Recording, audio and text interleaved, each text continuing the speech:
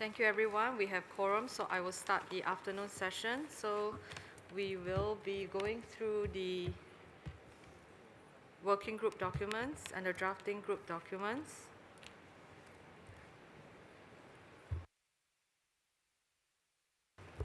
So you can see on the screen all the com docs that we will be going through and the sequence that we'll be taking them on. So I will first look at COM21, livelihoods. So the document was prepared by Canada, so I will give Canada the floor just for a 1 minute report back. Thank you. Thank you, Chair. I'm having troubles with my computer, so I will work this on memory.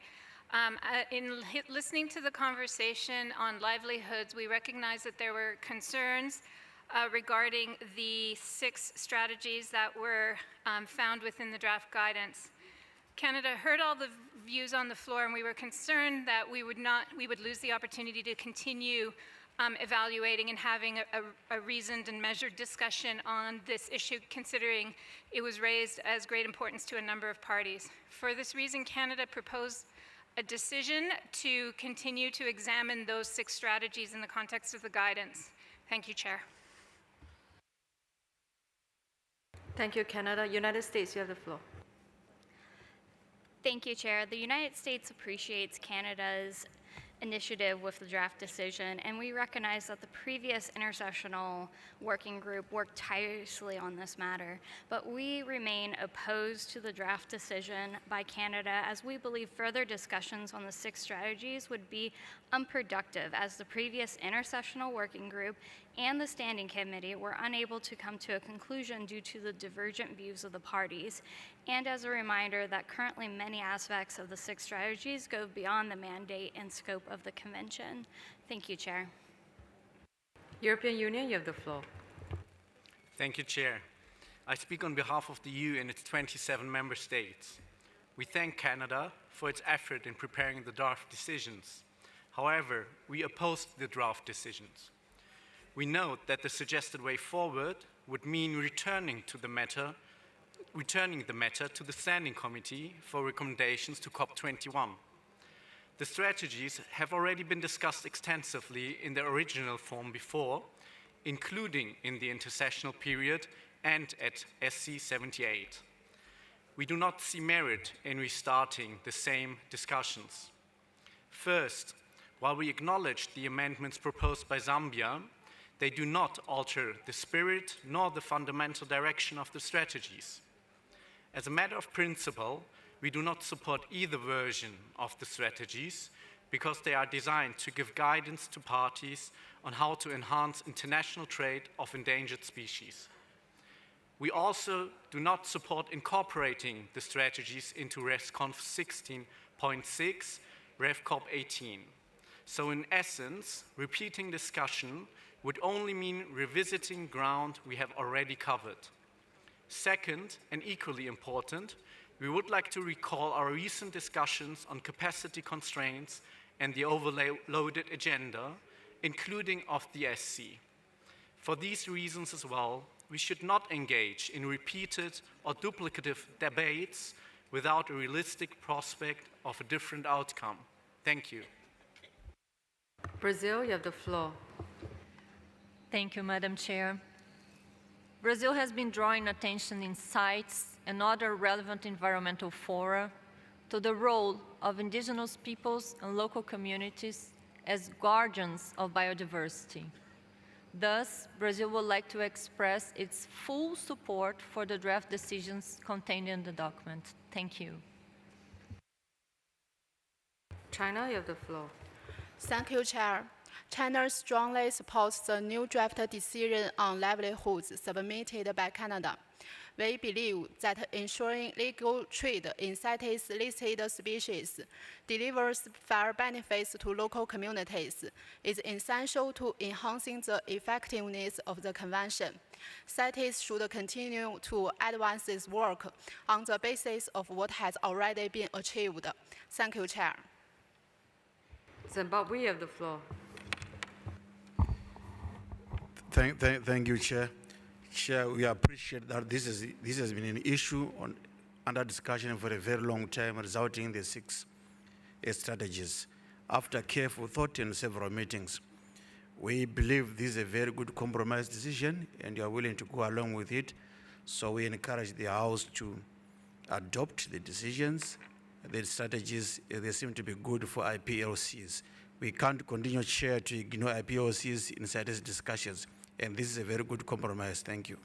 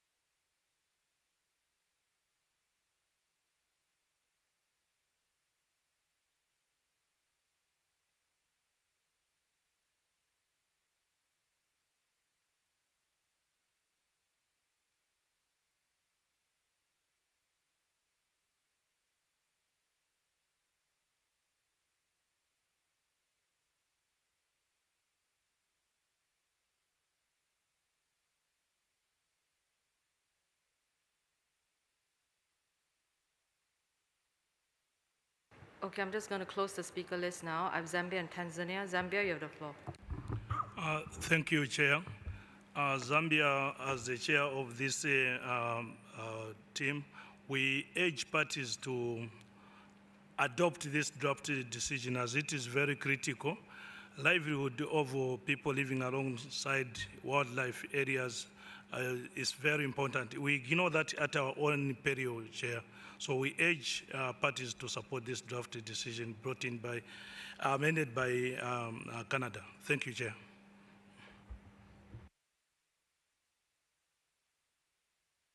Tanzania, you have the floor. Thank you, Madam Chair. The United Republic of Tanzania would like to align itself with the position of Zimbabwe and Zambia. Thank you. Thank you. Canada, I'm just going to come back to you because we did hear from European Union and its member states that they oppose to the draft decision. So I want to ask you on your way forward on this item. Canada, you have the floor. Thank you, Chair. Yes, I did hear from the EU and some others opposition, but I also heard some support. One point I heard in particular was that this issue has been discussed in the past, and indeed it has, as have many issues in CITES, and yet we have no problem continuing those decisions. So I would ask that we give that the same consideration to this issue. I would say that actually the discussion of livelihoods and of the engagement of Indigenous peoples as well as local communities is a fairly recent development in CITES. And as with all complex matters, it requires time to have a good and measured discussion. I would also suggest that because our agenda is overloaded in meetings, we did not actually have sufficient time either here or at CITES Standing Committee to really engage in the issue. I very much welcome the outcomes that came from the Peru working group where this matter was discussed in a bit more depth. So because of that, I don't personally feel that we as parties have been able to engage in the review of these strategies fulsomely, and I don't feel that we have yet to really give consideration to the very good faith attempt of Zambia to try to find an area where there could be consensus. So for this reason, I would like to keep this decision present, and I hope that we can adopt it by consensus. Thank you, Chair. European Union and United States, I just want to come back to you if your position is still to oppose the draft decision before I decide on the way forward. European Union, you have the floor. Thank you, Chair. And while we do understand the viewpoint of Canada, and we very much appreciate it, we do have to make a distinction. It is correct that we have a lot of agenda items that we keep on discussing, but we also have to be realistic about it, that we should only do that where there is actual actually a chance of an outcome. And we do not see it here. And we, in fact, had plenty of discussions on this topic. And to us, it feels that we have come to a time where we actually need to make a decision. So we stand by our position. Thank you. United States of America, you have the floor. Thank you, Chair. The United States supports the EU's views on this. We also feel that even though, yes, there's other items that we've discussed and they're still going to be in discussion for the next intersessional working period, that for this particular matter, the views are so divergent based on previous conversations that it's unlikely to produce any outcome. Thank you, Chair.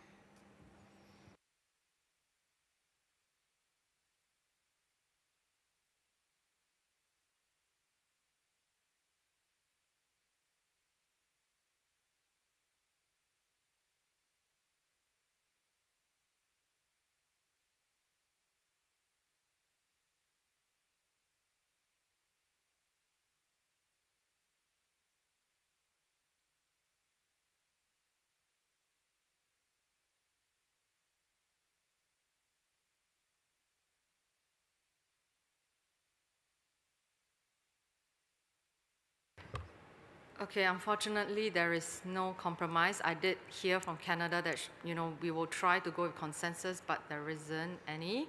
So my proposed way forward is to go for a vote on this because I do not want further debates on this anymore. We only have the afternoon to finish all the working documents. So I am going to put this matter to a vote. India, you have the floor. Thank you, Chair. I support China on this regard.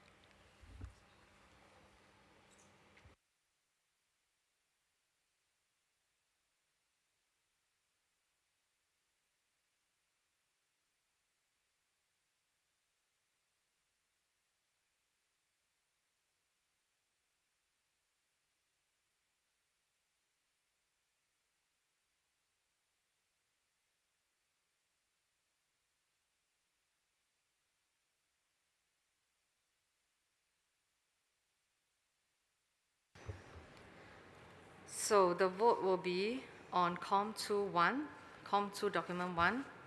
So if you vote yes, means you accept the draft decision in COM2-1. If you vote yes, means you accept the draft decision in COM2-1. If you vote no, means you do not accept the draft decision in COM2-1. If you vote no, means you do not accept the draft decision in COM2-1. Please ensure your cards are inserted properly now, and please sit down.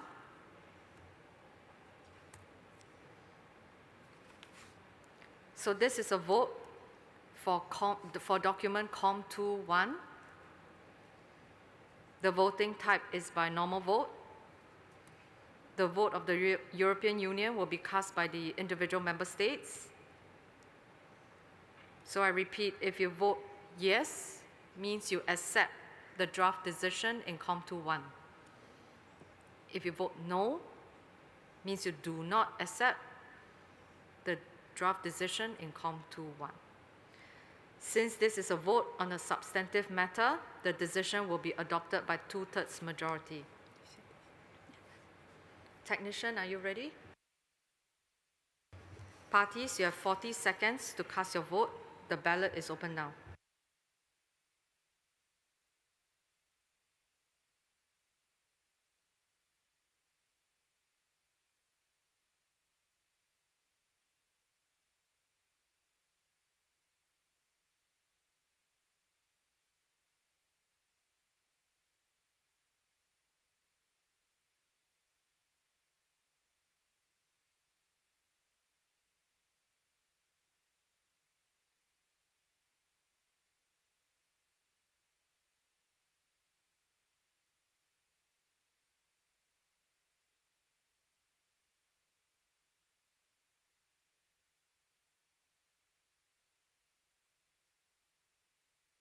40 seconds is up. The ballot is now closed.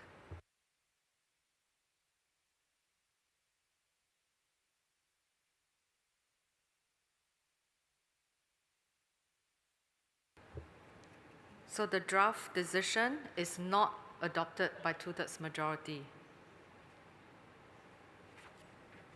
Technician, please show the result on the main screen.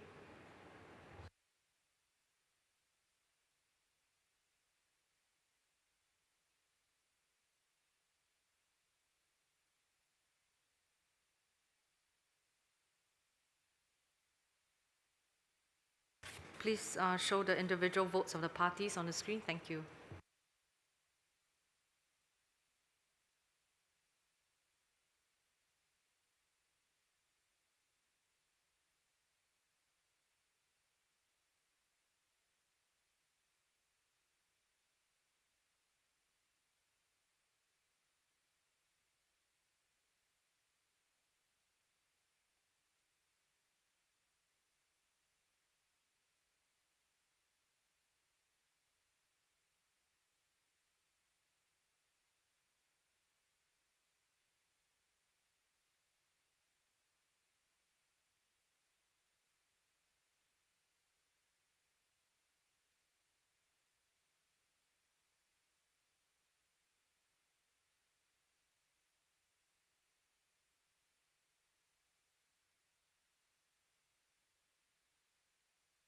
Thank you, everyone. So now we will go to COM23, document COM23, Sustainable Financing for the African Elephant Conservation and Management.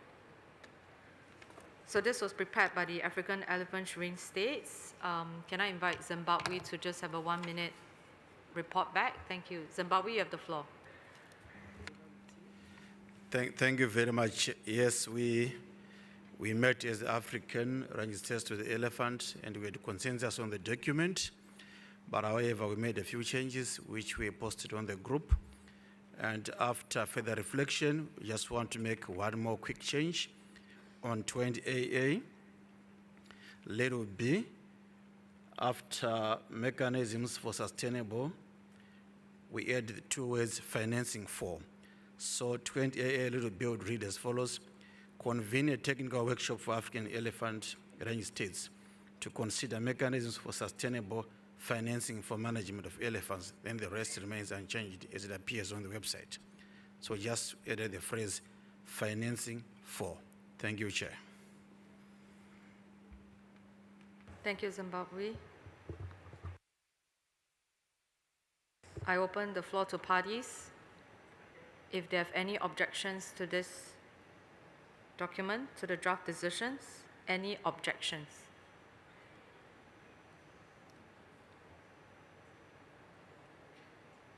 I do not see any requests from the floor.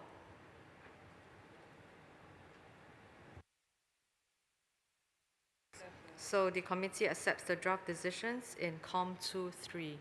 Thank you very much. As amended by Zimbabwe. Thank you.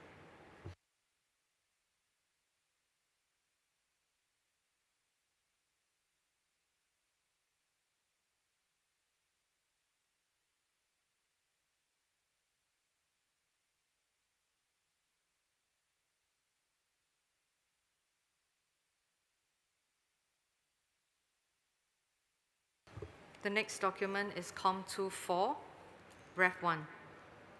Document COM24, Ref 1. The document has been prepared by the Secretariat, but I understand that UK has some edits, so I will pass the floor to UK. You have the floor. Thank you, Chair. Given different amendments were proposed in paragraph 1BI of Resolution Conf 16.5, we just wanted to try and find some text that would work for all the interventions that we heard. So after plant conservation, where it has UK in square brackets, we propose adding, and in the incorporation of these activities into relevant plans, programs, and initiatives, including, and then we would reinsert the phrase national biodiversity strategies and take out actions, just to reconcile the various comments that we heard when we had this in committee last time. So to read that whole paragraph, it would read, the involvement of CITES authorities in the development and implementation of activities contributing to the voluntary complementary actions related to plant conservation and in the incorporation of these activities into relevant plans, programs and initiatives, including national biodiversity strategies, particularly activities related to CITES listed species. And then secondly, just we can support the amendments to paragraph 2D, we just wanted to note that that wasn't a UK proposal. And then just lastly, in the amendment proposed by the EU to target 17 in the annex, we think that needs to be amended from targets 18 to target 17, just as a sort of technical update. Thank you.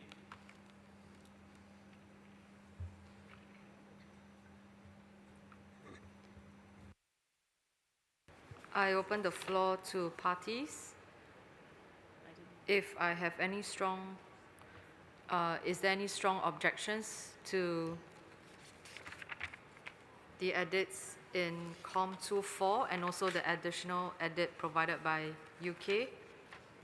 I can repeat again, if just to be clear. So, para 1B, little I,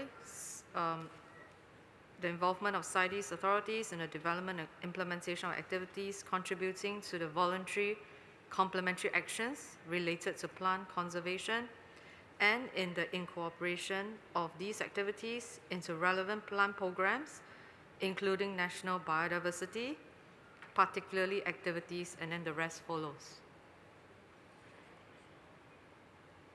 If you have strong objections, please press the button now. European Union, you have the floor.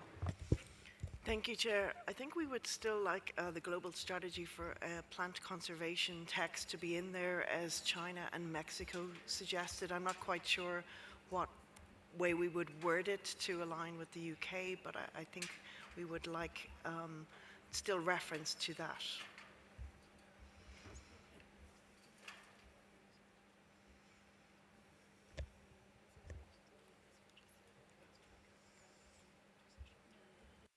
United Kingdom, you have the floor. Slightly wordsmithing on the fly. I wonder if saying including activities relating to GSPC and or something like that, just to distinguish the concepts, but it's still included in the list, might work. Can you repeat that again? So that where it says including, add something in that says including activities related to the GSPC or national biodiversity strategies. So both concepts are in there.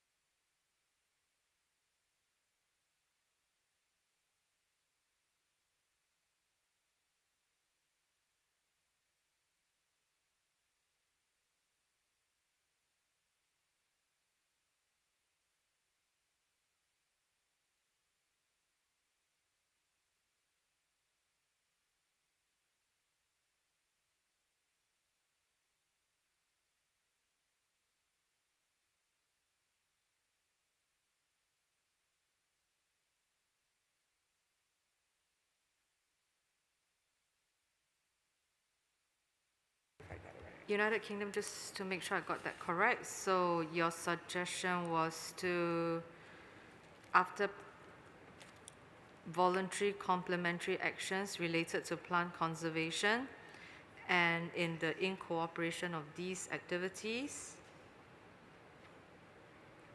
into relevant plant programs, including activities related to GSPC and other national biodiversity strategies. Is that correct?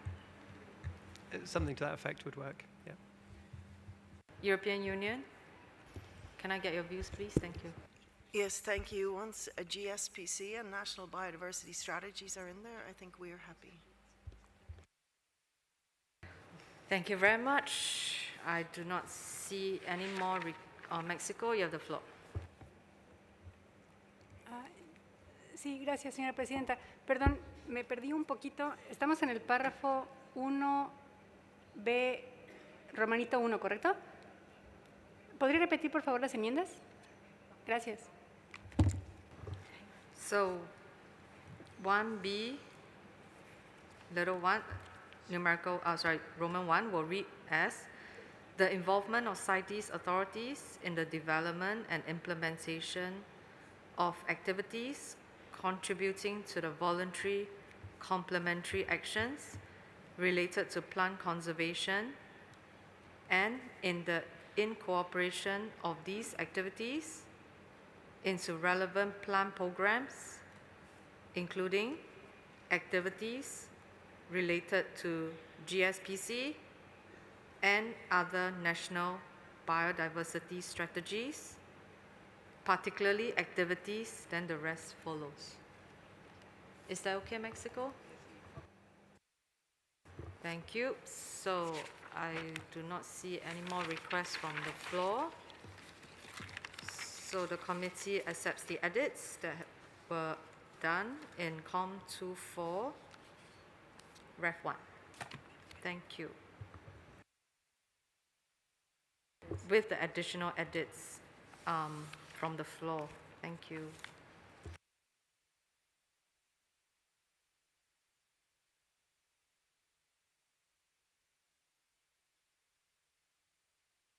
The next document is COM 25, document COM 25 on enhancing the work and efficiency of the convention through the permanent committees. So this was prepared by a working group. I would like to please get New Zealand to have a 1-minute report. Thank you.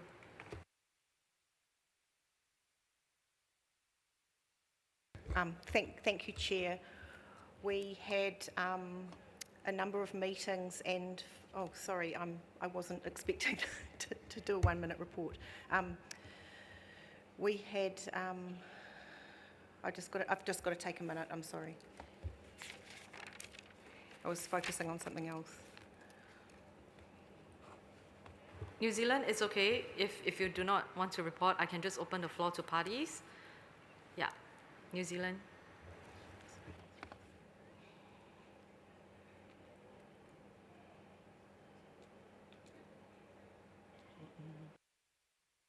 I will open the floor to parties then to see if there's any objections to this report by the working group in COM 25. Thank you.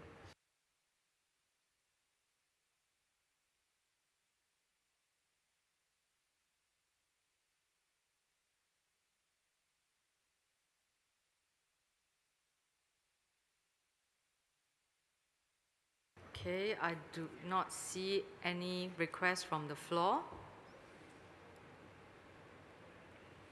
So the committee accepts the draft decisions in COM 25. Thank you.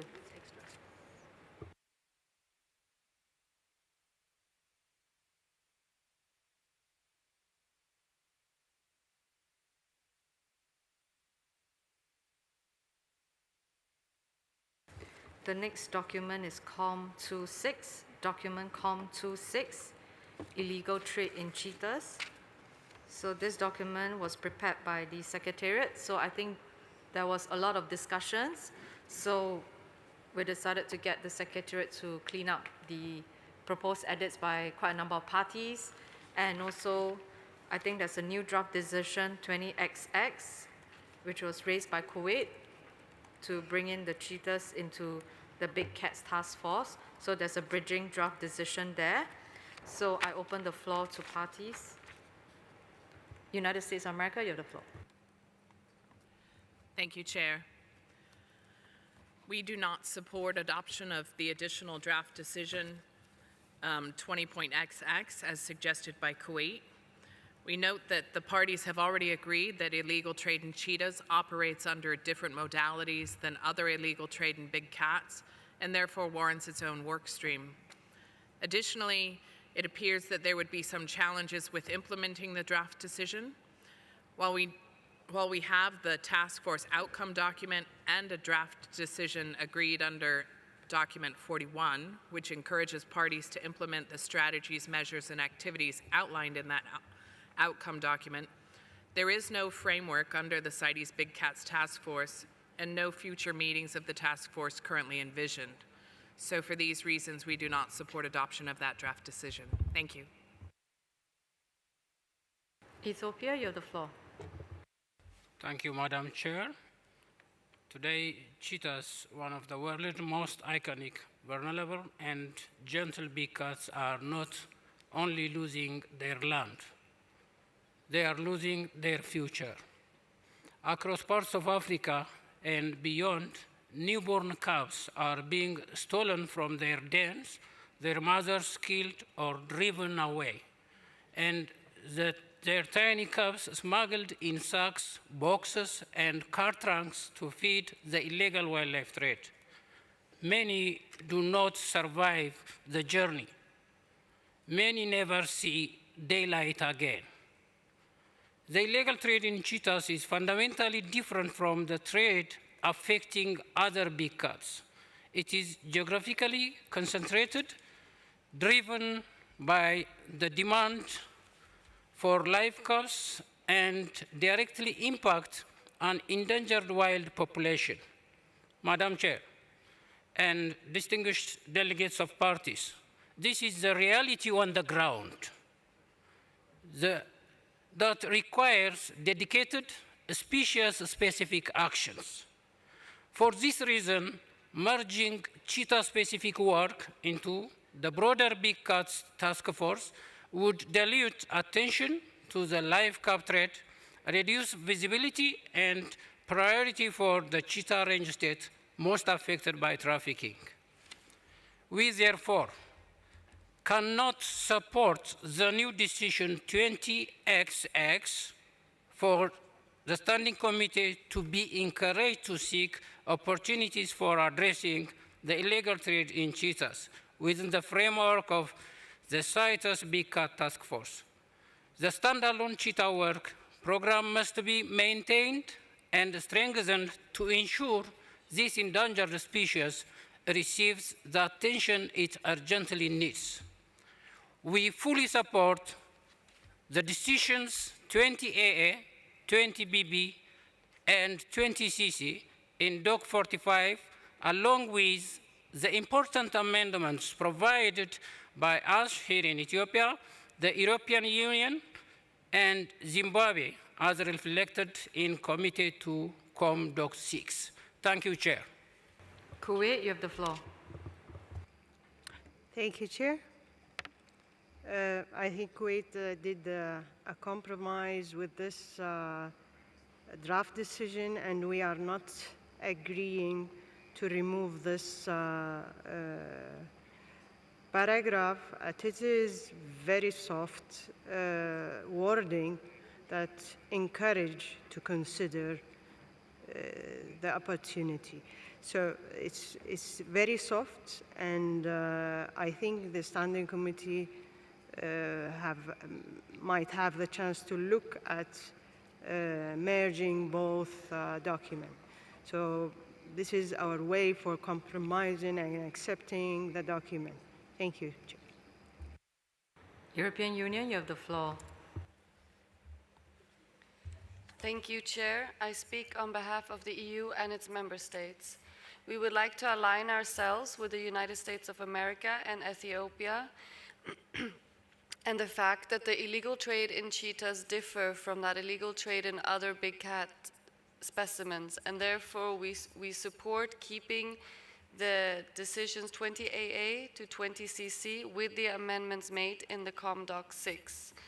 In the spirit of compromise, we could perhaps make an amendment to point F of decision 20AA, as we understand the aim of the decision as proposed to Kuwait, that to avoid duplication of work and reporting that will be done under the draft decisions adopted in Working Document 41. Such a language could read, in point F, decision 20AA, report to the Secretariat on the implementation of this decision, comma, and the new text would read, as part of the reporting done under decision 20XX concerning Big Cats Task Force. Thank you, Chair.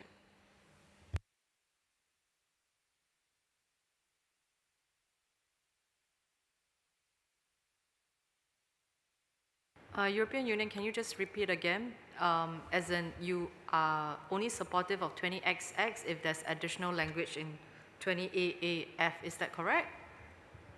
Sorry, Chair, if I was not clear. No, we do not support the new decision 20XX as proposed by Kuwait, but in the spirit of compromise to hopefully address the concerns expressed by Kuwait, we suggest adding language in decision 20AA.F to streamline the work and avoid duplication of work. Thank you, Chair. Could you repeat the language in 20AAF again? Thank you. Yes, so it would read, as it does now, report to the Secretariat on the implementation of this decision, comma, and the new text would read, as part of the reporting done under decision 20XX concerning CITES Big Cats Task Force. Thank you, Chair.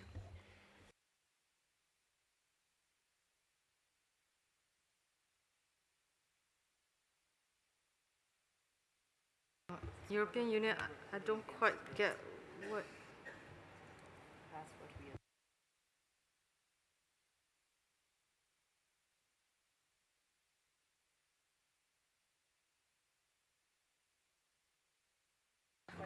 European Union, I don't quite understand. So your proposed text in 20AF is as part of the reporting done under decision 20XX concerning CITES Big Cats Task Force, but you said that you did not support the inclusion of 20XX.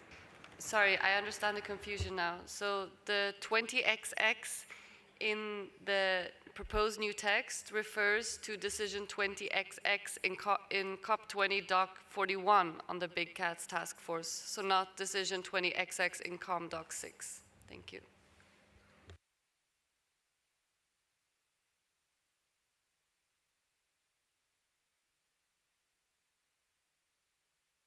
Kuwait, can I just come back to you then with EU's proposed amendment as a compromise? Would it be acceptable? That will be acceptable. Thank you, Chair.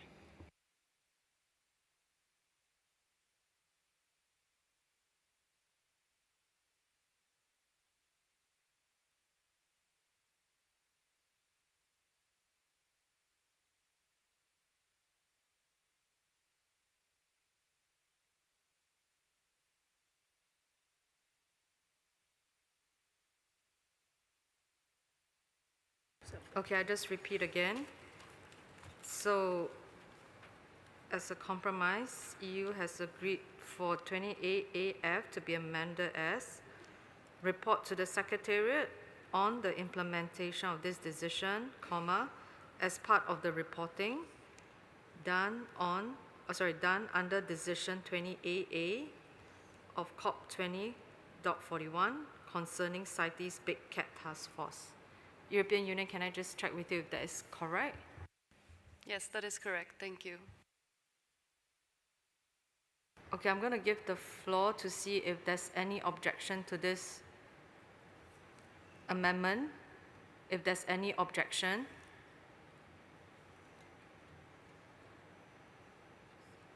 Senegal, you have the floor.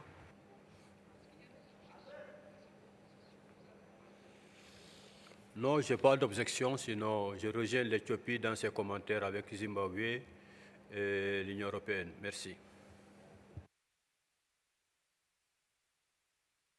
I'm only asking for objections. So Kenya and Mali, do you have objections to the additional amendments by European Union? If not, can you unpress your button?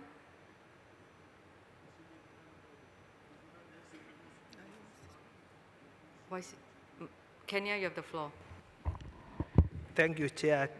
Kenya has no objection, but to highlight Kenya has no objection, it aligns itself with Ethiopia, Zimbabwe, EU, and the US, but would like to note that what is recommended as Annex 20XX can clearly be implemented under 20CC when the Standing Committee will be considering the reports from the Secretariat as reported in implementation of 20AA of this, so we consider it's not necessary to have the additional decision 20XX. Thank you, Chair.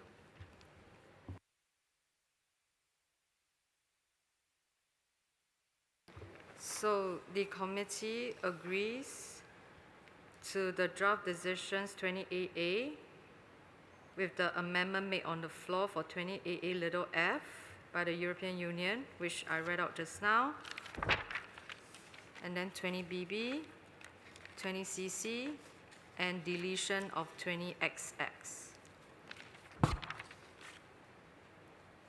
In COM26. Okay, so I will close this. Thank you.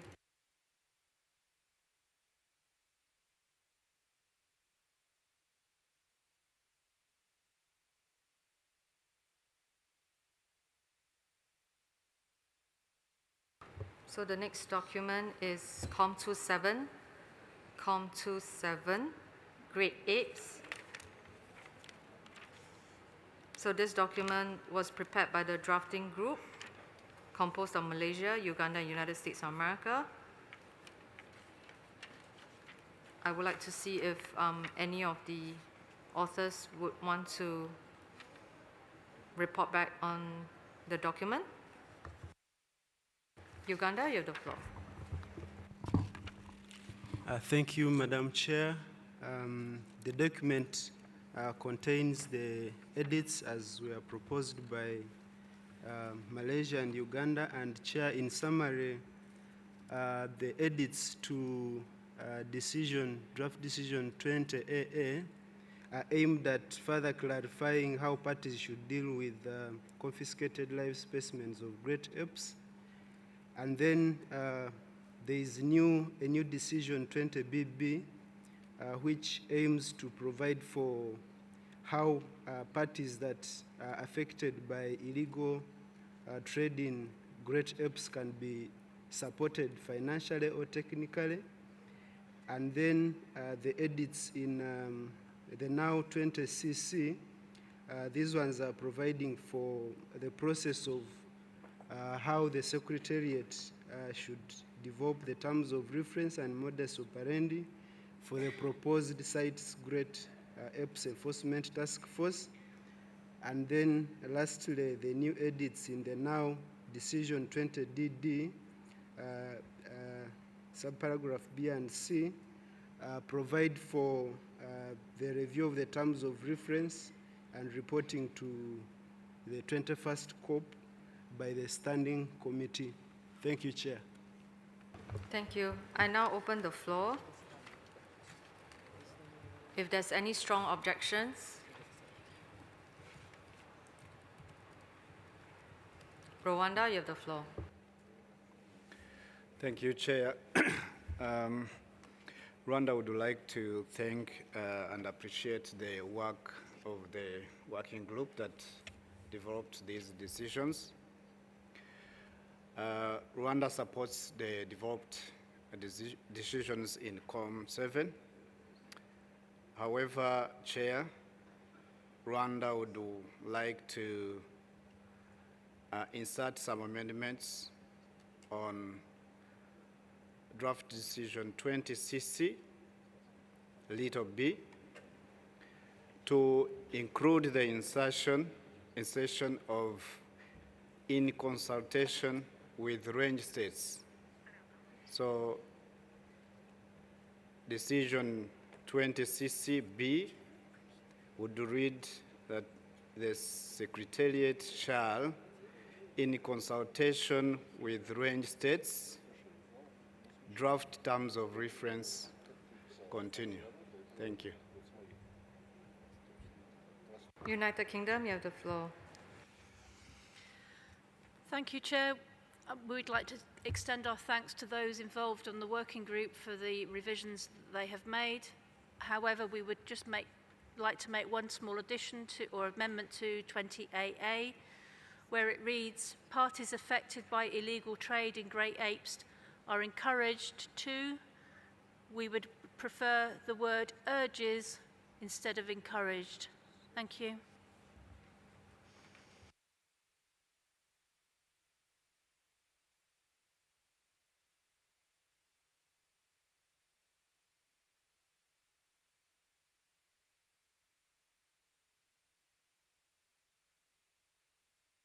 Japan, you have the floor. Thank you, Chair. We appreciate the revised recommendation made by the working groups. I just have a comment regarding subparagraph E of 20AA. We find it somewhat unexpected that source codes W, I, and U appear in the text without prior context. We believe that any proposal on this matter should be based on agreement among all range states.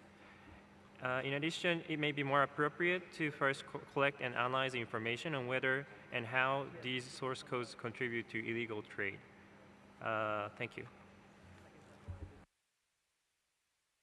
United States of America, you have the floor.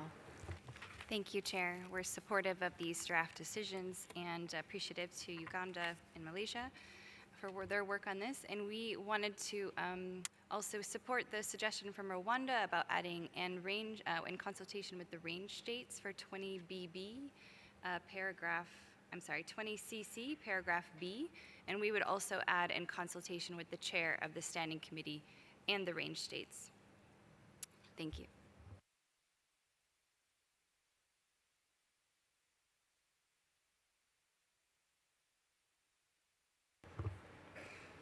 I would also want the drafting group to comment on the proposed amendment to 20AA by UK, changing encouraged to urged, and also Japan's comment on 20AAE on the use of the source codes. Can I get some comments from the group, please? United States of America, your floor. Thank you, Chair. We're supportive of the 20AA change to urged to. Thank you.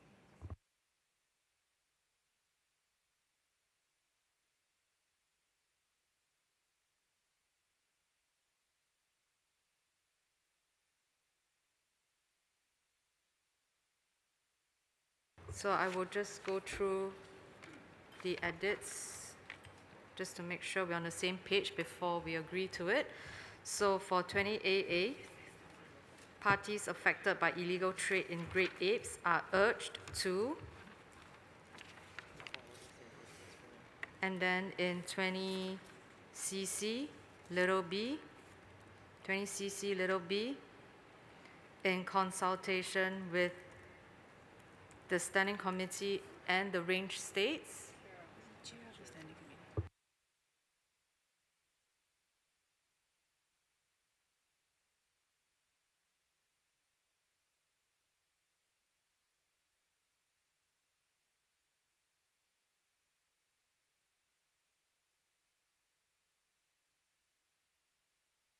Okay, apologies. So for 20CC little b, it will read, in consultation with the range states and the chair of the standing committee, draft terms of reference and modus operandi, and the rest follows. So I repeat again, in consultation with the range states and the chair of the standing committee, draft terms of reference, then the rest follows.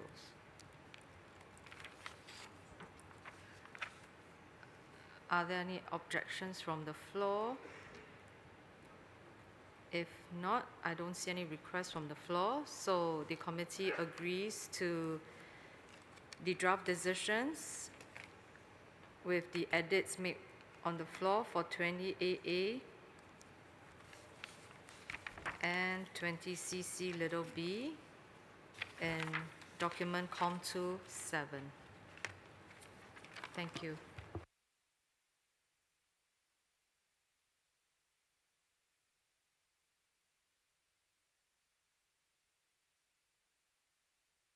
We are now at COM28, document COM28, pangolins. I would like to see if India, the chair of the working group, would like to give a 1-minute report back. India, you have the floor.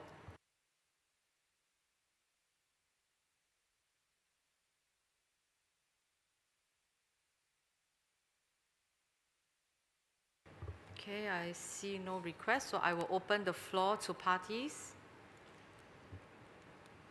If there's any objections to the document. China, you have the floor. Thank you, Madam Chair. China has two changes to this COM document. For 20DD, we insist that the sentence end after the phrase secure these stockpiles and that the phrase duly report to the Secretariat each year by 28 February on the status of the stockpiles be deleted. The reason is that we have already have that sentence in the resolution. So it's a longer term one than decision. So we do not need to repeat it here in a shorter term decision. And the second addition is 20EE. China is concerned with the turn of the words in 20EE letter C, which fails to consider that the implementation of CITES is a matter of progress. We prefer that letter C be reworded so that the words feasible and proportionate be added. Thank you, Madam Chair. China, can you clarify where you want to add that in 20 EEC? In 20 EEC, we want to add the words feasible and proportionate before timely and measurable. Time-bound and measurable, if needed.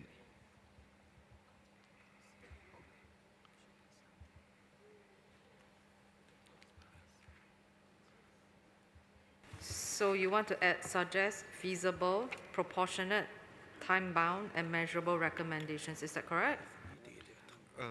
We would like also to add if needed after time-bound and measurable. Thank you, Madam Chair.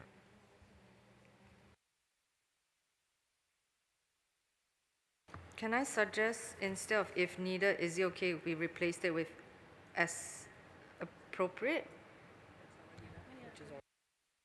Oh yeah, which is already there, because if you read measurable recommendations directed to parties as appropriate, because it's already there, so there is no need to include another if needed in front there. Madam Chair, we want to use if needed to address time-bound and measurable. United States of America, you have the floor. Thank you, Chair. We understand this, this concern, and we have a suggestion potentially for 20 EEC, and an alternate wording could be suggest time-bound and measurable recommendations, taking into consideration the capacity of a party. Perhaps that would account for feasible and proportionate. Thank you, Chair.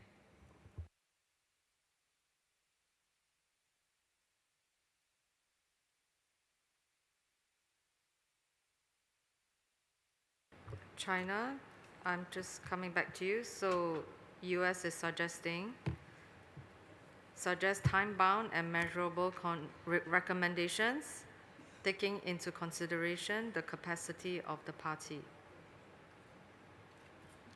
Just want to check if that is okay with you, but I'll come back to you. European Union, you have the floor. Thank you, Chair. I speak on behalf of the EU and its member states. We were part of this working group on working document 79.1 for pangolins, and we want to thank the chair and all parties and organizations that contributed to drafting these decisions. We think the working group had constructive and long discussions on these decisions, and that we were able to reach a compromise on these concerns that have been addressed on the floor here again. So we would very much like to keep the decisions as presented in COM Doc 8. The EU suggested that the text in 20DD to duly report to the Secretariat each year by 28th of February on the status of the stockpiles. We do prefer to keep this to clarify that this is the deadline that's also in the resolution. We could accept the added language by the US in Decision 20EE.C to take into consideration the capacity of a party, but we do really want to highlight here that Standing Committee 78 already decided that time-bound and measurable recommendations directed to parties are necessary and instructed the Secretariat to make such recommendations. So we think these are necessary and they should still be done. Thank you.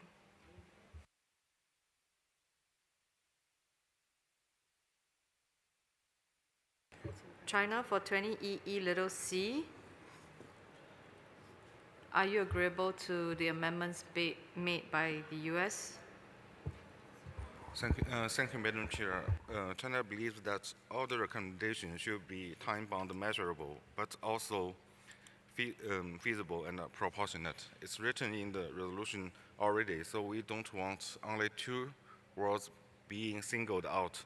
So that, we would like to suggest that we can delete time-bound and measurable. So we use none of these four wording.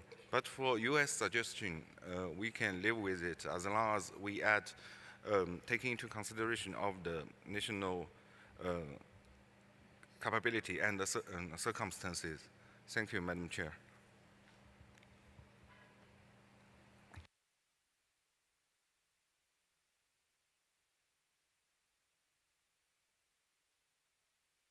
So China's suggested forward for 20EEC is suggest recommendations taking into consideration the capacity of the party, directed to parties as appropriate for consideration of SC82.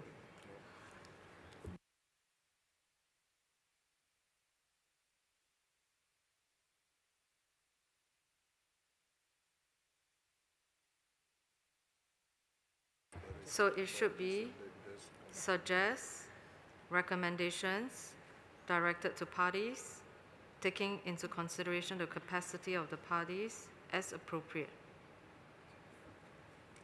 for consideration of SC82. European Union, you have the floor.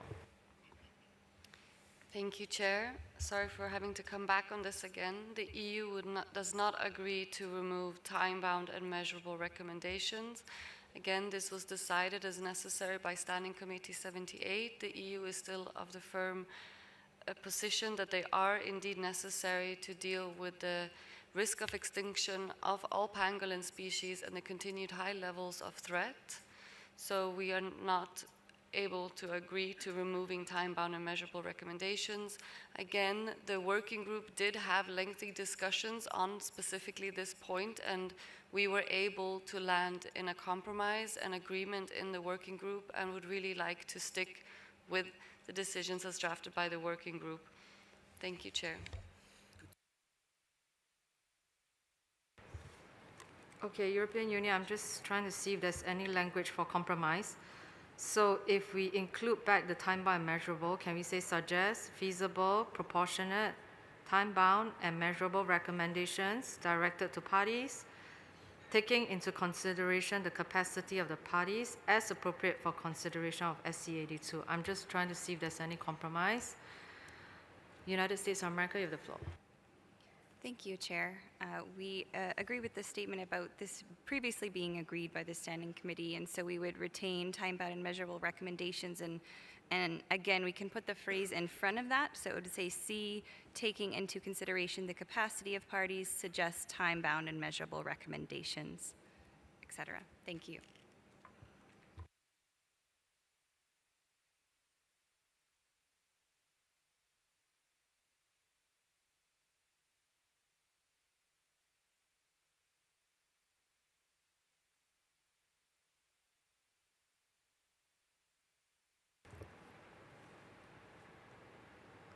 China, I'm just going back to you. So the compromise is we'll reword it to taking into consideration the capacity of the party concerned, suggest time-bound and measurable recommendations.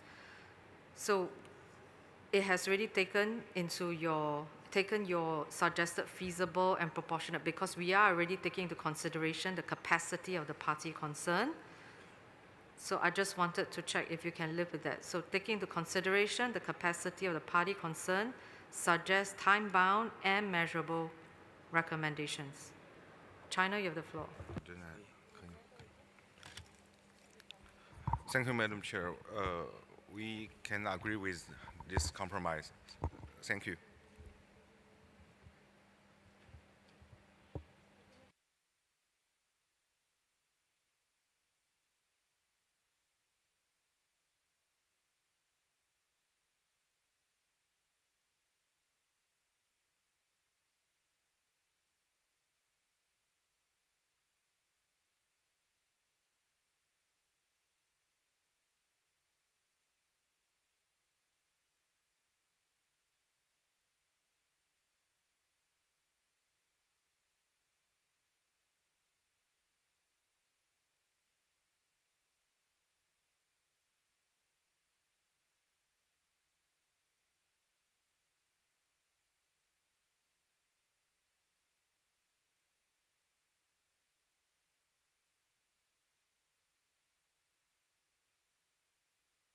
Okay, so I'm just going back to 20DD.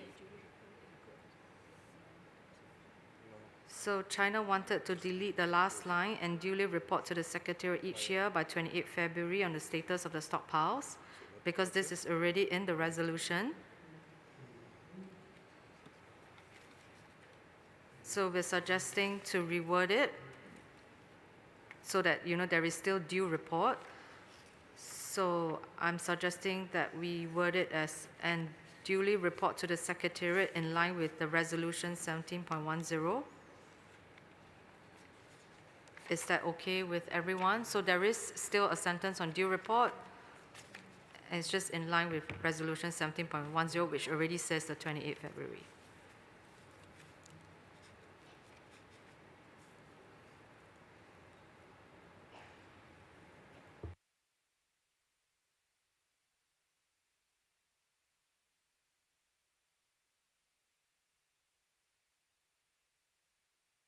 So is that okay with everyone? Any strong objections for 20DD?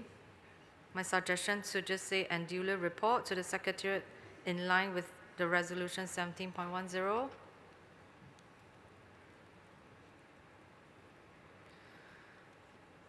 I see no request from the floor, but I will repeat again on 20EE. Little c, just making sure everyone's on the same page. Taking into consideration the capacity of the party concerned, suggest time-bound and measurable recommendations directed to parties, then range transit and consumer countries as appropriate for consideration of SC 82. Any objections? I do not see requests from the floor. So the committee accepts the draft decisions on pangolins with the proposed amendments made on the floor for 20EE and 20DD in Com.Doc 8. Thank you very much.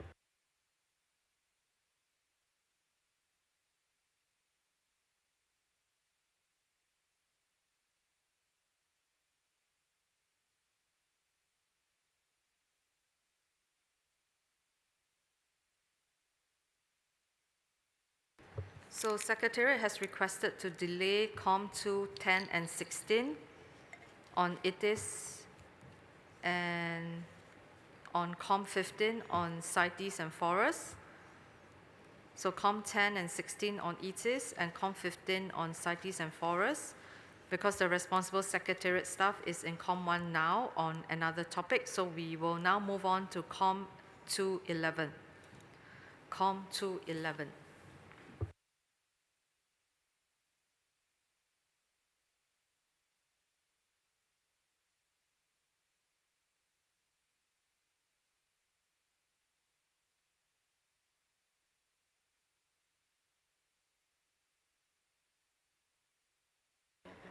So COM211 is on illegal trade in tortoises and freshwater turtles.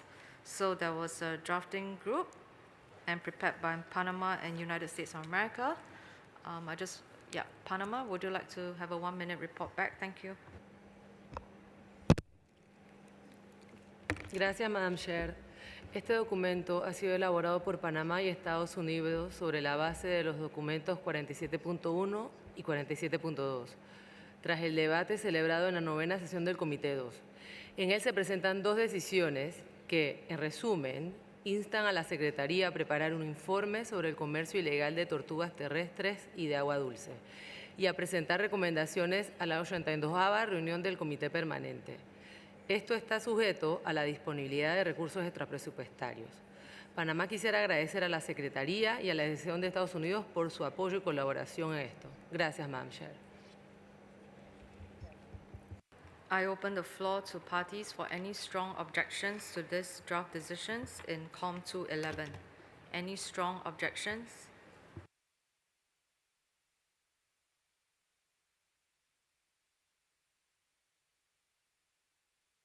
I see no requests from the floor, so the committee accepts the draft decisions in COM211. Thank you.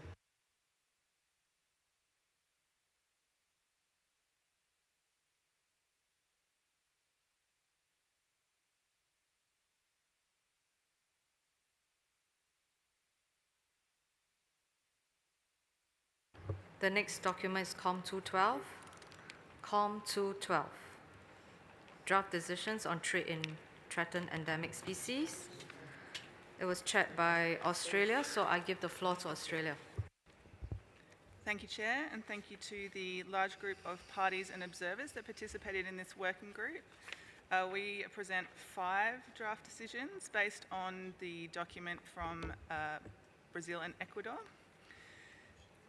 In 20AA, I apologise, Chair, but we have unfortunately found ourselves in the space of some square brackets on the inclusion of language related to the legal origin of specimens, including parental and founder stock, so my apologies for that. But as you know, this is a matter that's come to quite some discussion in this committee. That decision encourages parties to consult with parties of endemism when they're making decisions about permitting. We then asked the Secretariat to issue an annual notification to parties to share information about their endemic species in trade, particularly those species of concern, and provide additional contextual information. We then asked the Secretariat, subject to extra budgetary funding, to make that information available on the website and, if feasible, integrated into existing tools, and there's also an interest in some searchability there if possible. We then asked the Secretariat to develop a terms of reference for a series of case studies in consultation with the Standing Committee to look at some of the diverse range of scenarios, regions, species groups and specimens traded, and present those to the Standing Committee. And then we asked the Standing Committee to advise on those terms of reference, assess the case studies and identify any resolutions that may warrant review as appropriate, and make recommendations to COP21. Thank you, Chair. Thank you. I give the floor to Brazil. Brazil, you have the floor.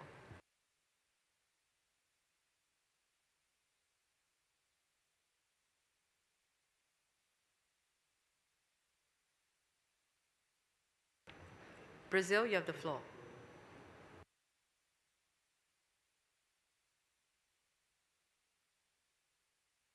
United States of America, you have the floor. Okay. Thank you, Madam Chair. The United States appreciates the work and the discussion that took place in the working group and generally supports the draft decisions that came out. We believe that this work is very important and appreciate Brazil and Ecuador for continuing to bring this issue forward for discussion. We support the draft decisions as in the COMDOC, with the exception of draft decision 20DD.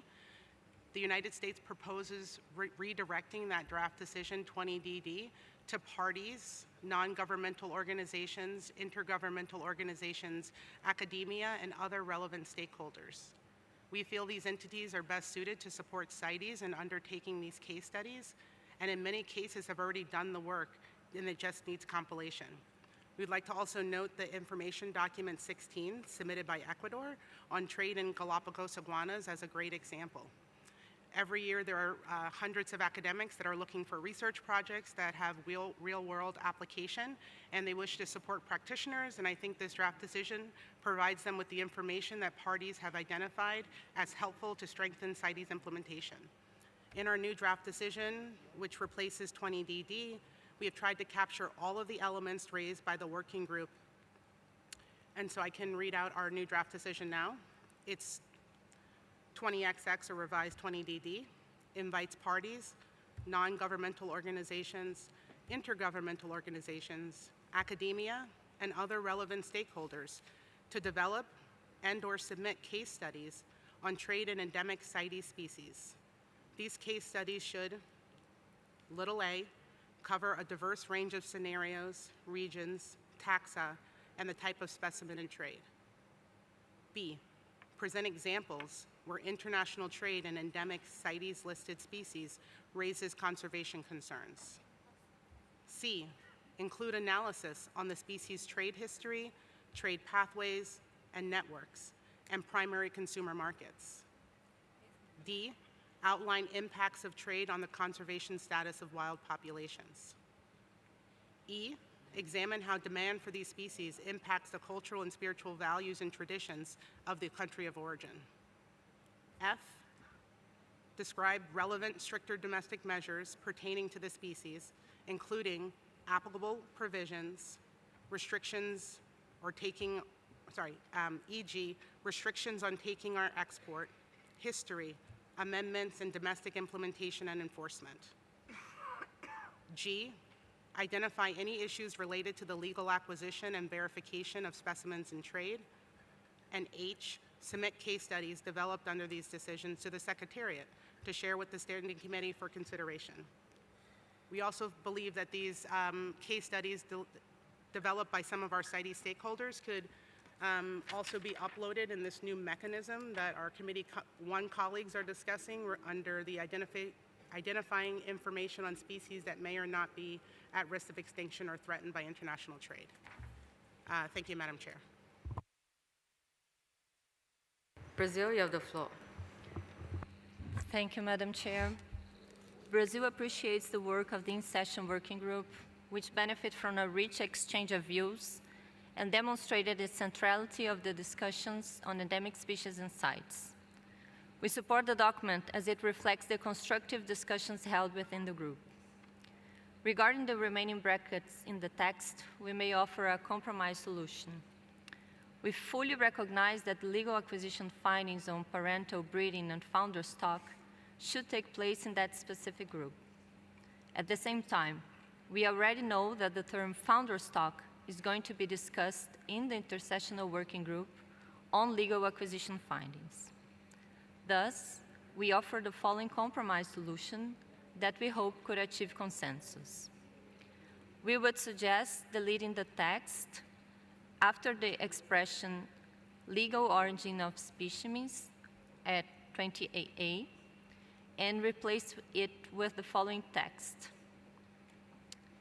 So the text goes such as the legal origin of specimens, comma, and then we would include such as the breeding stock, comma, parental stock, comma, or founder stock, comma, as appropriate, comma, and taking into account the results of relevant intersessional work and COP decisions, comma, to consult with the country of origin before issuing import, export, or re-export permits or certificates for specimens of CITES-listed endemic species. Thank you.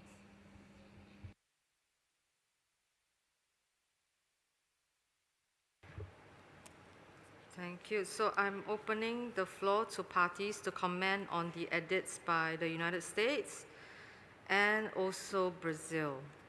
Fiji, you have the floor. Thank you, Chair. Firstly, in terms of the edits made by Brazil on 20AA, we believe it's a good compromise, and we accept the revised iteration that has been proposed by Brazil. In terms of 20EE, can I seek clarity that the suggestion by the United States is the complete removal of 20EE in its entirety to be only focused on case studies? If that is so, while we welcome the suggestions on the case study, I think it's really important to also have the other components on C and D, which is really important as well. United States of America, can I get you to respond to Fiji's query? Thank you. So in terms of what's being directed to the Standing Committee, the new 20EE, so we would take out little a and little b, and little c and little d would remain. Is that the question? Okay. Yes, so little c and little d will remain, right? Only a and b will be replaced. Yeah, thank you. Brazil, you have the floor. Thank you, Madam Chair. Regarding the amendments made by the USA, I believe that the text that we have in front of us is already a compromise. It was thoroughly discussed in the working group. Some of those suggestions were already made by the floor, and we heard the opinions of the party. So we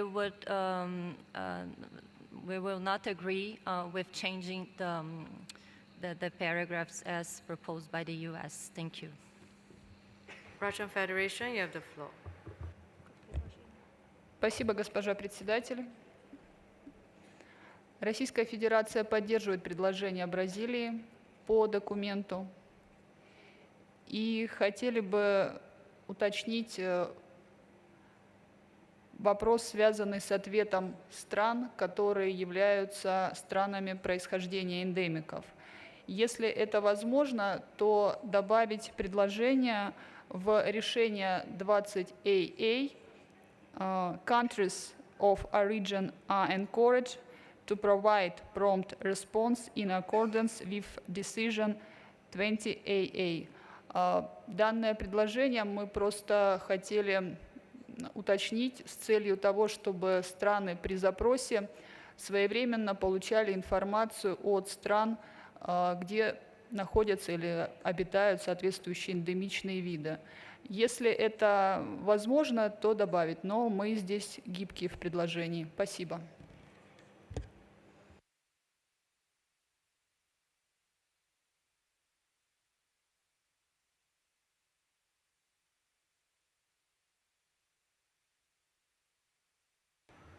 Russia Federation, can you just repeat again? Countries of origin are encouraged to provide prompt response in accordance with the decision 20AA.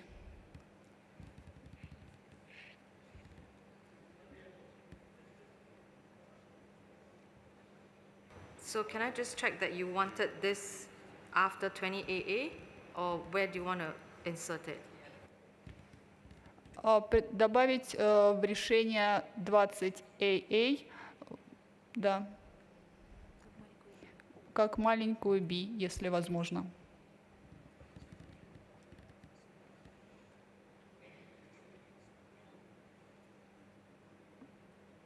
Panama, you have the floor. Sí, gracias, señora presidenta. Panamá quisiera apoyar la declaración hecha por la delegación de Brasil y no los cambios hechos por la delegación de Estados Unidos, pues ya habíamos trabajado este documento en los grupos de trabajo. Muchas gracias.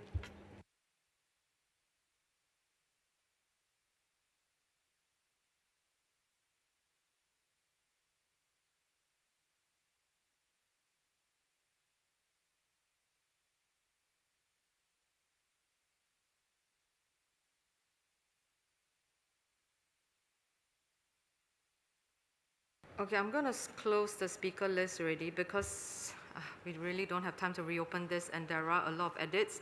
So I will just go with the edits one by one, and then I will just ask parties if they have any strong objections, and if yes, please press the button.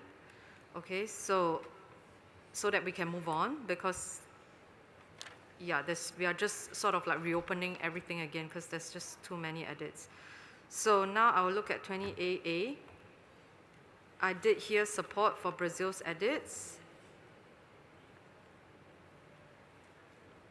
and also opposing their edits. So I just want to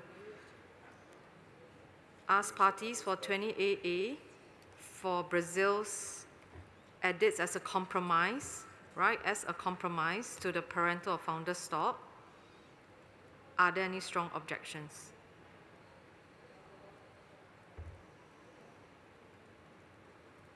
I'm asking if there's any strong objections to Brazil's edits as a compromise for the parental or founder stock.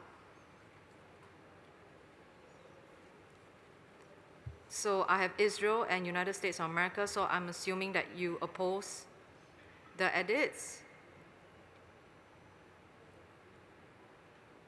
United States of America, you have the floor.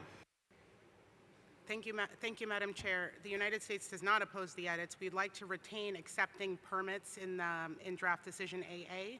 It seemed when you read it, when you took the edits from Brazil, that they struck before issuing or accepting permits. We'd like to retain accepting permits, as this is an issue on import as well as export and re-export. Israel, you have the floor. Yes, thank you, Chair. On AA, we are not in favor, start again. In AA, we support the amendments by Brazil and also what the US has just said, and we could support also the addition by the Russian Federation.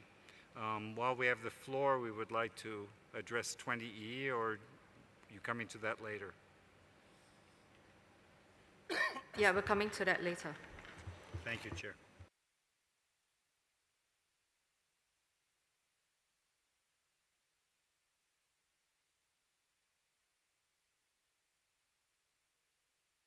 So now I'm asking for any strong objections to the addition by Russia Federation.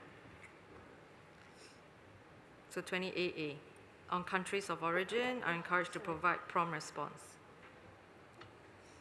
Okay, I do not see any objection to that, so I think I will just hang on.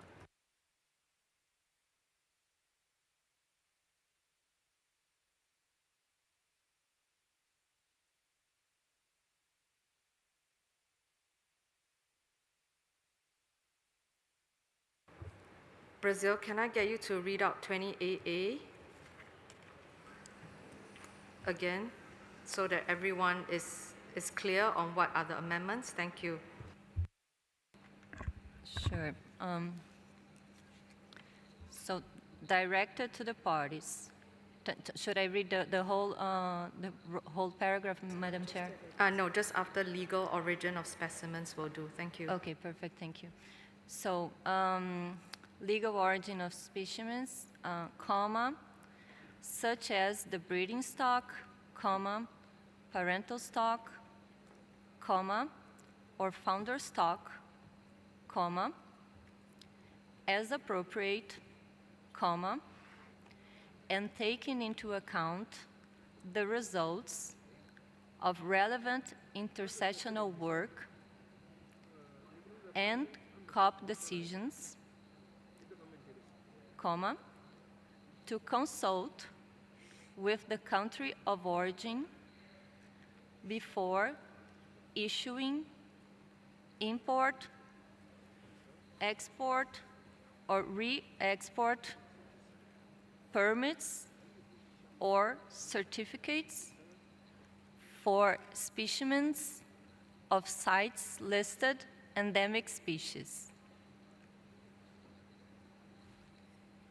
Thank you.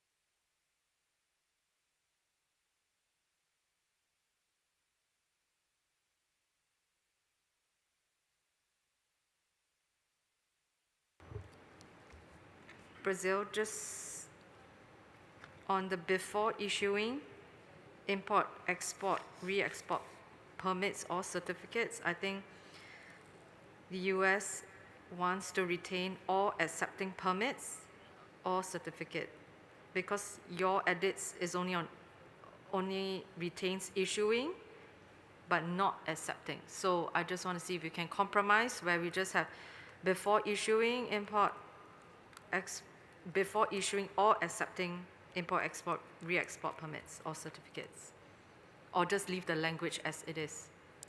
Can I get a compromise on that? Brazil, you have the floor. Yes, Madam Chair, we would go along with the suggestion with the USA. Thank you. Then after the edits by Brazil, we have the additional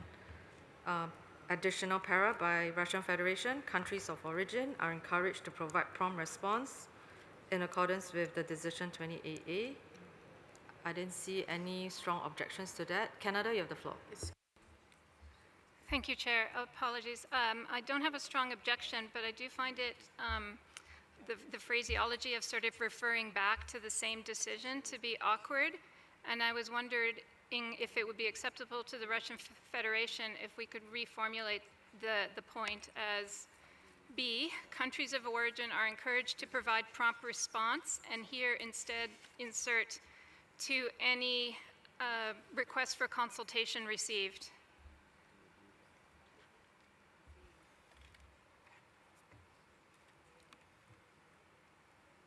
Thanks, Canada. Russian Federation, are you okay with that? Спасибо, госпожа председатель. Мы хотели бы попросить Канаду повторить, если возможно. Просто не услышали до конца. Спасибо. Canada, you have the floor.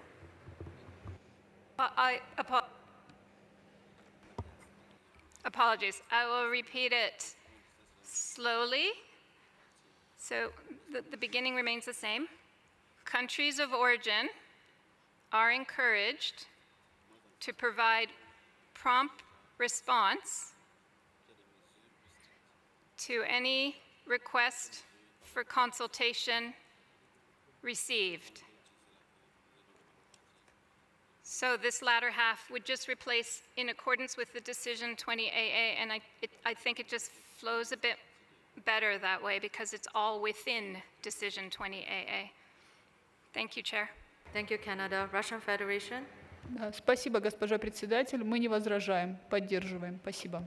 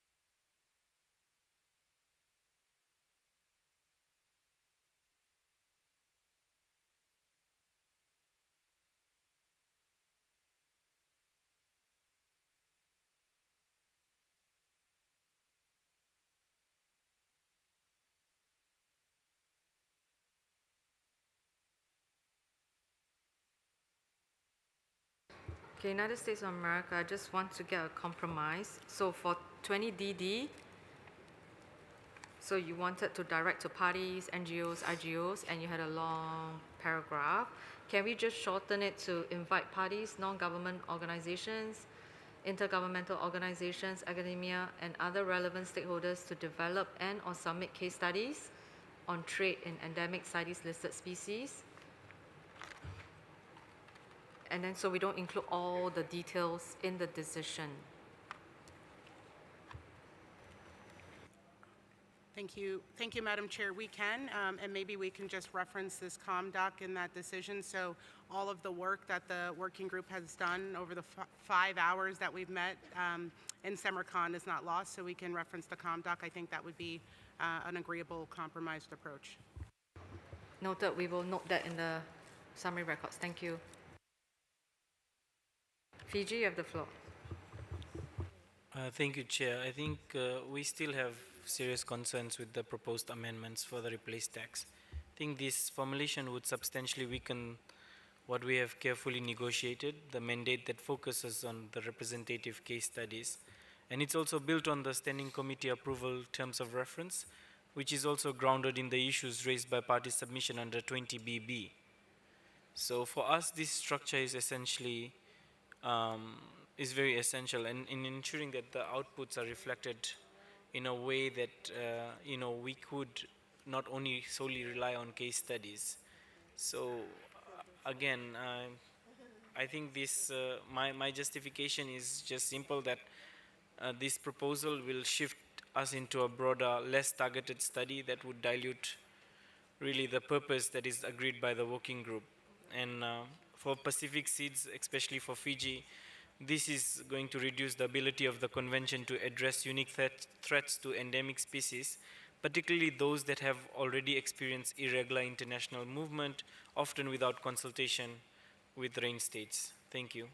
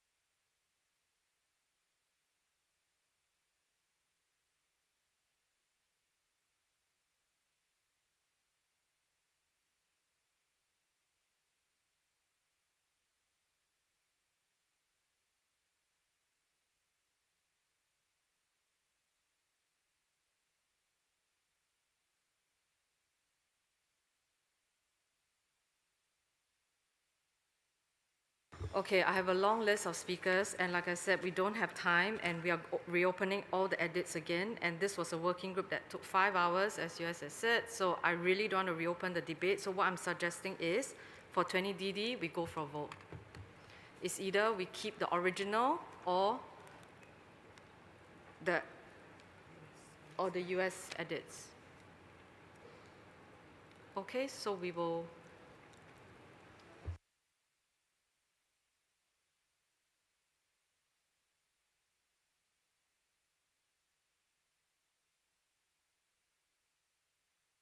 United States of America, you have the floor.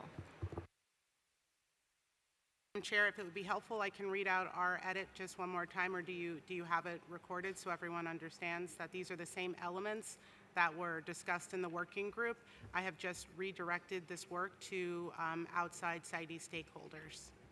And then also asked for the Secretariat to compile these and present them to the Standing Committee for consideration.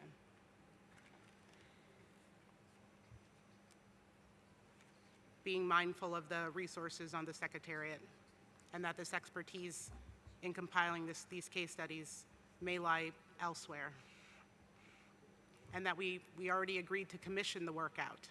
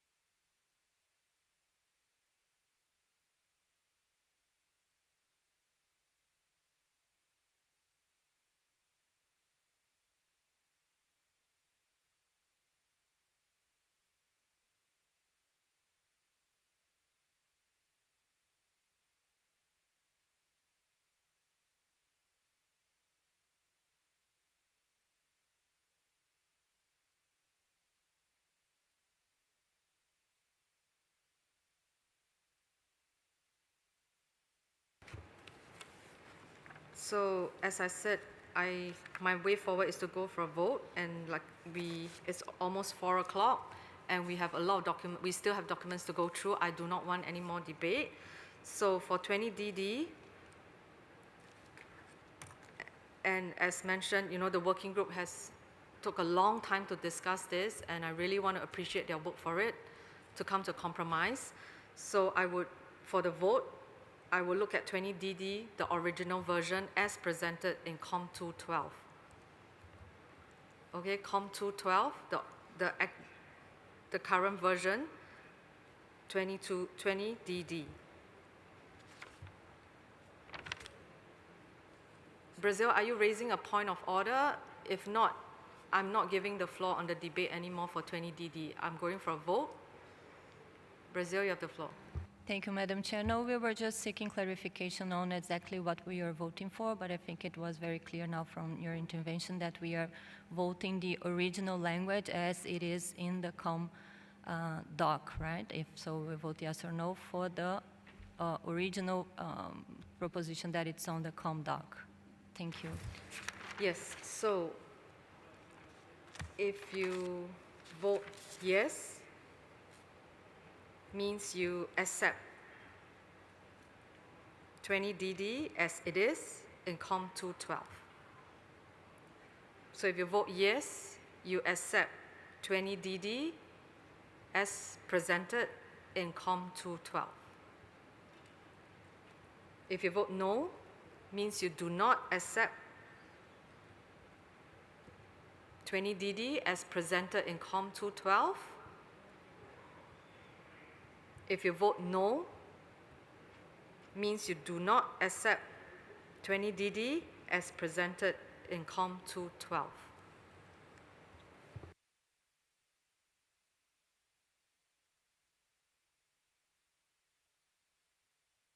So this is a vote for COM 212. The voting type is by normal vote. The vote of the European Union will be cast by the individual member states. So if you vote yes, you accept 20DD as presented in COM 212. If you vote no, means you do not accept 20DD as presented in COM 212. Since this is a vote on a substantive matter, the decision will be adopted by 2/3 majority. Please ensure your cards are inserted properly. Technicians, are you ready? Okay, parties, you have 40 seconds to cast your vote. The ballot is open now.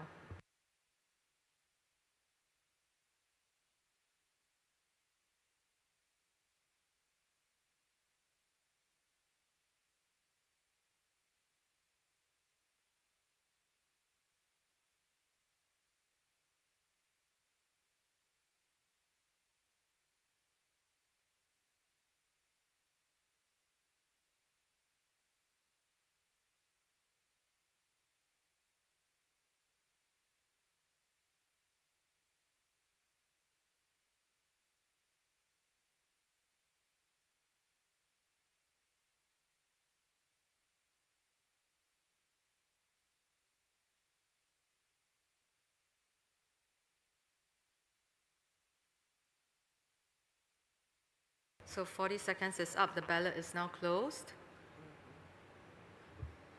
So the version of 20DD presented in COM 212 is adopted by 2/3 majority.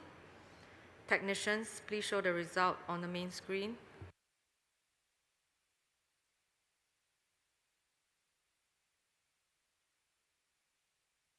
Please show the individual votes of the parties on the screen now. Thank you.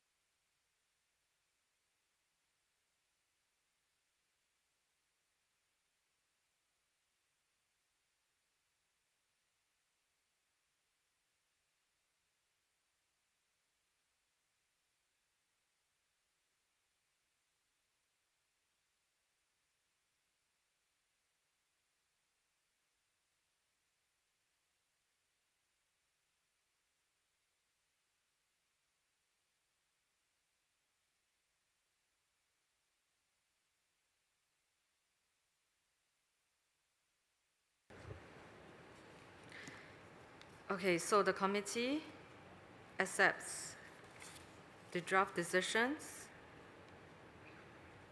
in 20AA with the proposed amendments from the floor. Accepts the draft decision 20BB, 20CC, 20DD, and 20EE as presented in COM 212. And I close. Thank you.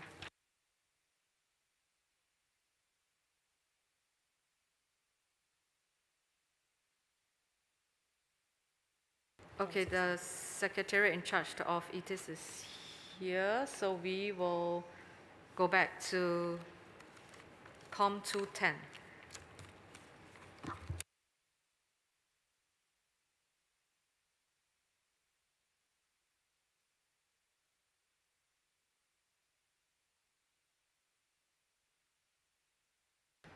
So COM 210 on report on elephant trade information system, chaired by Singapore. Singapore, would you want to have a 1-minute report back? Thank you. Thank you, Chair. The working group discussed Draft Decision 20AA from document 76.5, addressing concerns raised on the floor regarding the CITES network analysis and compliance measures. Document COM 210, which proposes draft decision to address these concerns, has achieved consensus amongst all working group members. Thank you, Madam Chair. I open the floor to any parties for strong objections to COM 210. I'm looking for strong objections to COM 210.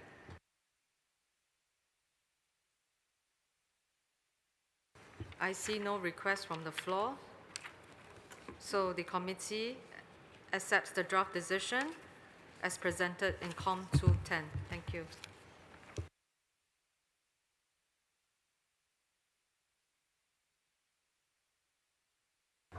Now COM 216.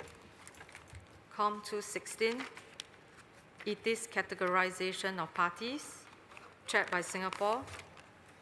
Singapore, would you like to have a 1-minute report back? Thank you. Thank you, Chair. The working group held extensive discussions on CITES categorization. After thorough deliberation and multiple rounds of edits, I'm pleased to report that this document has reached consensus through compromise amongst all working group members.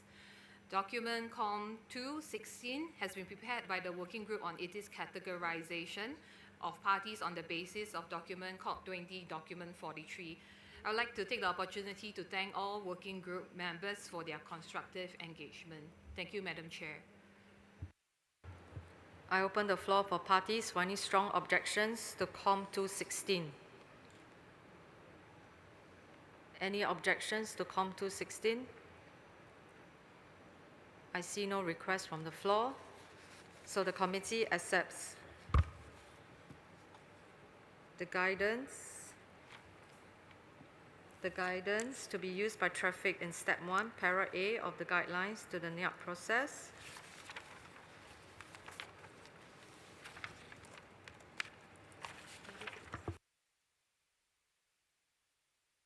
And support information including corruption perception index, organized crime index, and published literature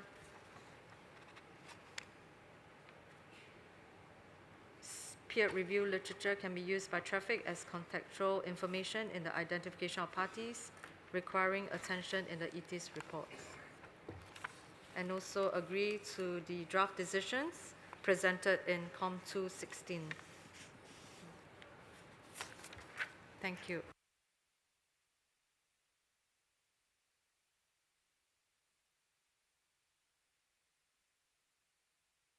And also to delete decisions 19.97 and 19.98.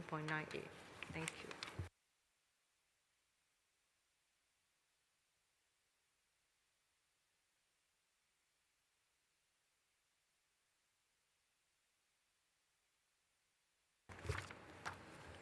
Now we are at COM 215.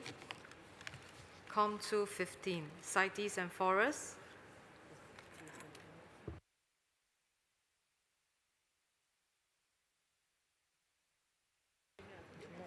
This was prepared by the drafting group. European Union, would you like to report back on this item? European Union, you have the floor. Thank you, Chair. The European Union and I think Brazil, China, Canada and US all went off to the drafting group because we had varying sort of deletes and additions. So we reached a very nice compromise with our draft decisions here on CITES and forests. So yeah, the version is up for your comment. We just have one editorial when you're ready. Thank you. Yeah, you can just say out the editorial now. Okay, in 20 BB, Part C, at the end, submit a report on the implementation of Decision 20 BB for the consideration by the Plants Committee after the Plants Committee has reviewed the reports, it has an S, referred to in subparagraph 20 CCA. Oh, sorry, in 20 CCA, we would remove subparagraph. Okay, thank you. I open the floor now. If there's any strong objections to the draft decisions in COM 215 with the edits by EU. Any strong objections?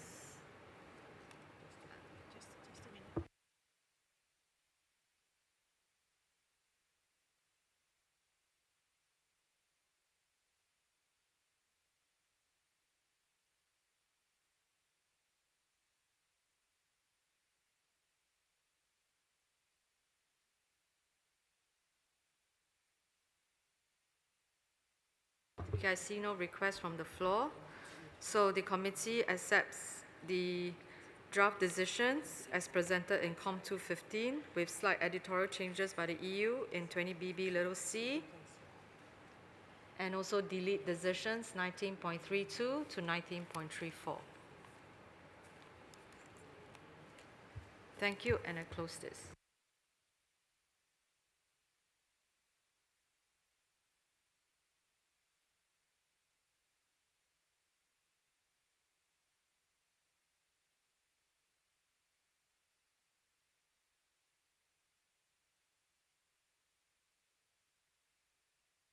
Now we are at COM 213. COM 213, prepared by the working group on amendments to Resolution Conference 12.3. I will now give the floor to United States of America to report back. Thank you.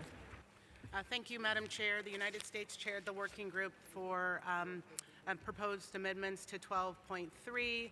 We met on Saturday afternoon, evening. We had a very lively discussion. We had about 18 parties sign up for the working group, as well as 11 observers. We were tasked with reviewing the proposed amendments to paragraph 24H and paragraph 24N as reflected in the Secretariat's documents, but the Secretariat changed them to paragraphs 3A, B of Resolution 12.3, and we came up with a compromised approach, which I think was generally supported in the working group, and then we also came up with a draft decision to address some of the issues that were revealed during the working group regarding stricter domestic measures. Thank you. I now open the floor to parties if they have strong objections to COM 213.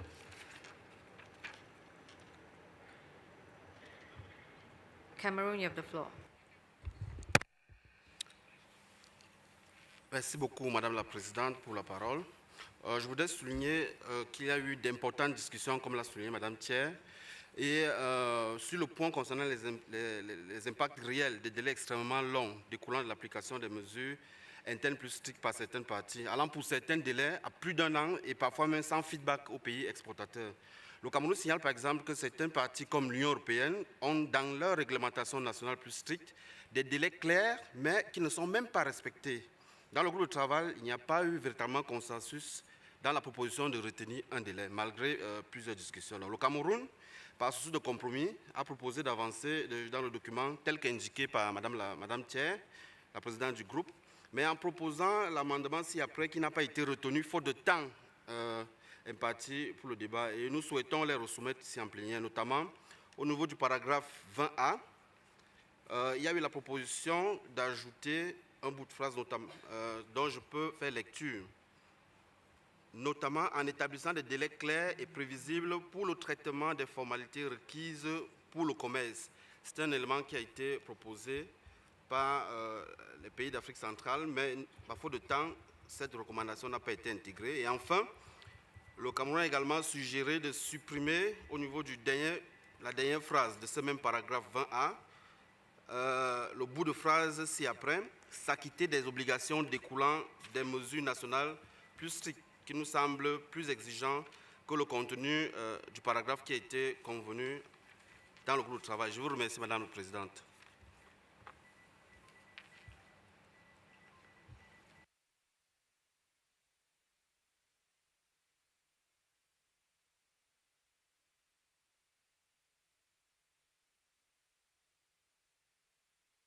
Cameron, can you just repeat your amendment again?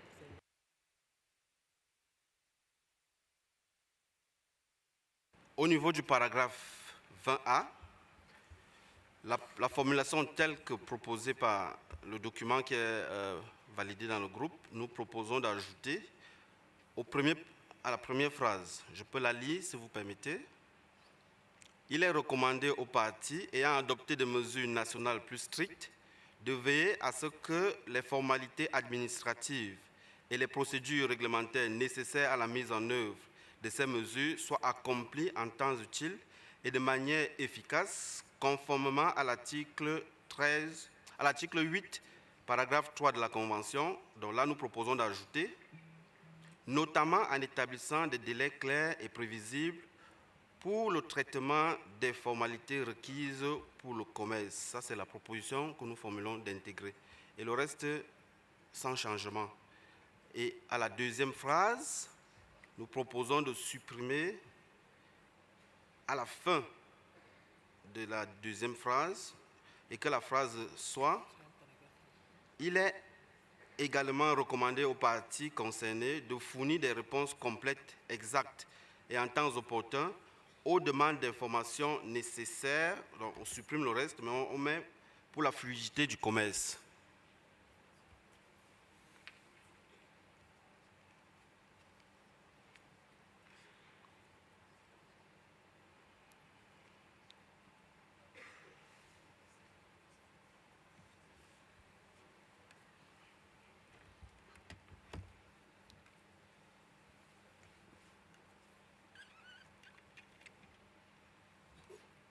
United States of America, you have the floor.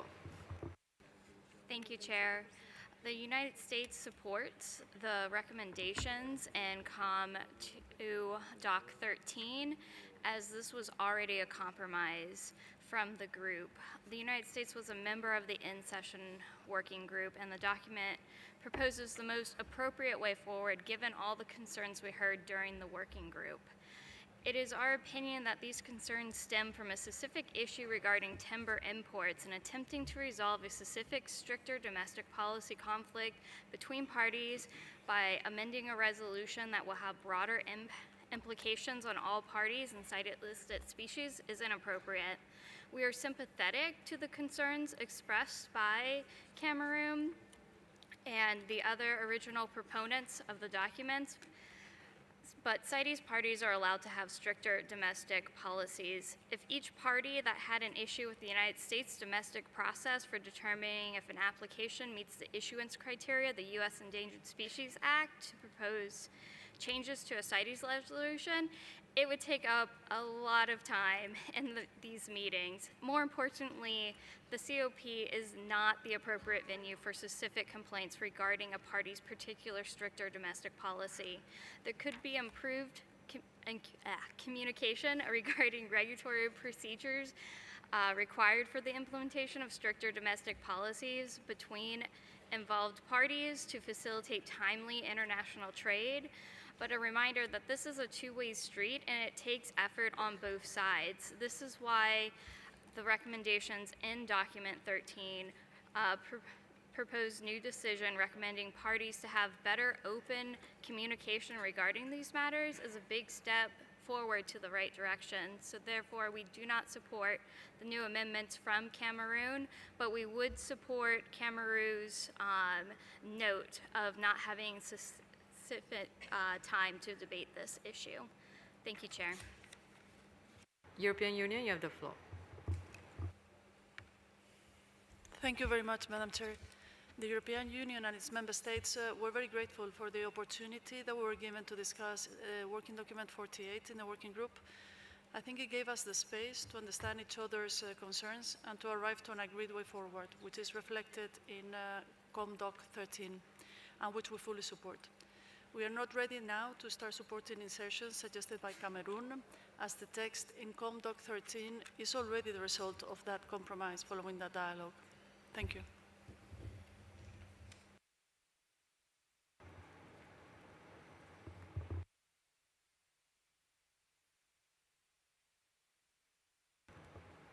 Gabon, you have the floor. Merci, Madame la Présidente. Le Gabon remercie sincèrement la présidente du groupe de travail et l'ensemble des délégations pour les efforts déployés, ainsi que les différents points de vue.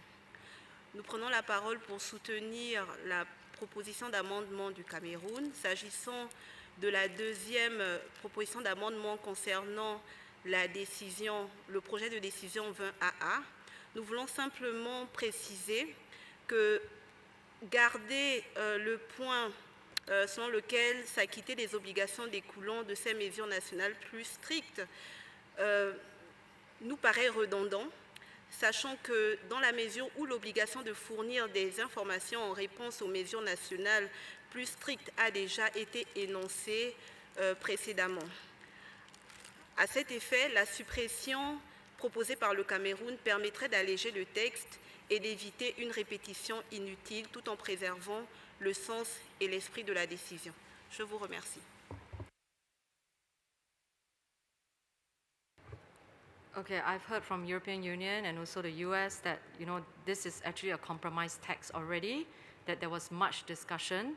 So I do not want to open for discussion again, because at a working group, everyone would have a chance for discussion. And I think US also noted that we can put in the summary record that there was not enough time for discussion, or we can put the concerns as noted in the summary record. So I'm going back to Cameroon.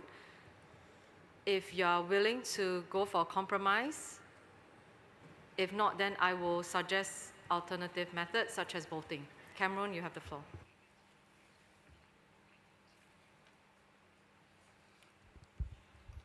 Merci Madame la Présidente de nous passer la parole. Effectivement, ce point fait l'objet de beaucoup de discussions.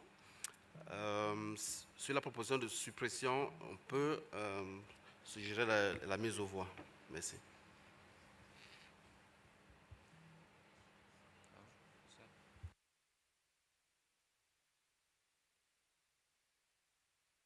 Okay, so I will go for a vote now.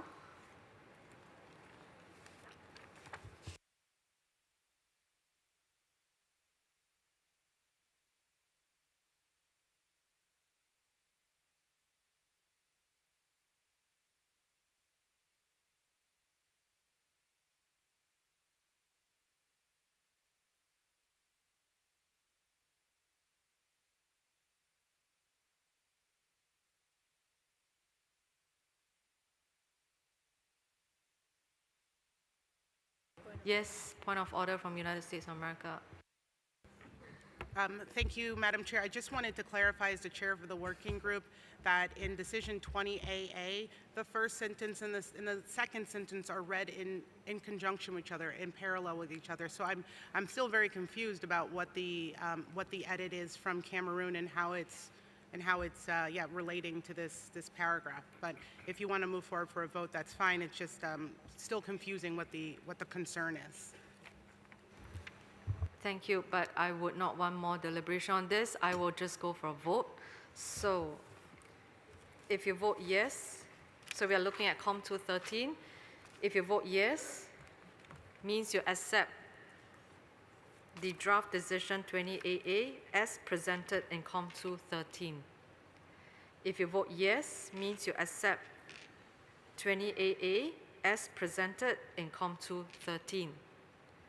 If you vote no, means you do not accept the 20AA presented in COP213.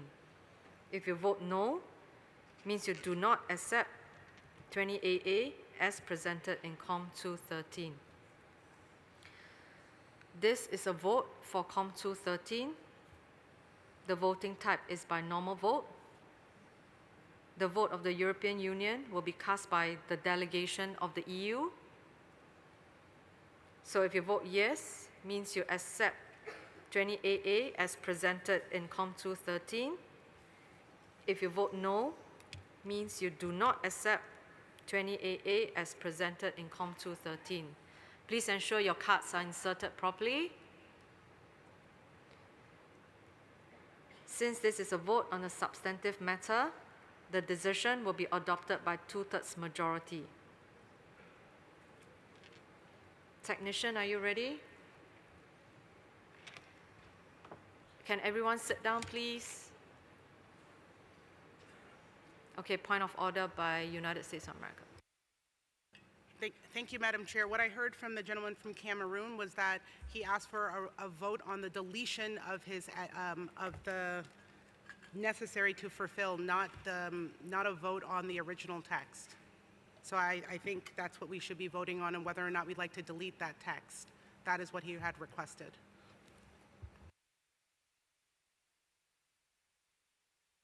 Okay, my sense is that parties may not have enough time to understand the deletion and the rationale behind the deletion as what you have also asked.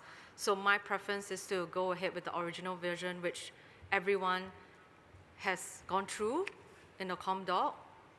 I thought that would be easier for parties because I don't think they have time to understand the deletion and what will happen because of the deletion.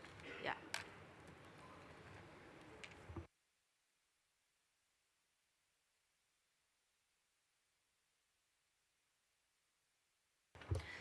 So I will just repeat the yes and no again. So yes, you accept the original 20AA as presented in COP213. If you press no, means you do not accept 20AA as presented in COP213. So parties, you have 40 seconds to cast your vote. The ballot is open now.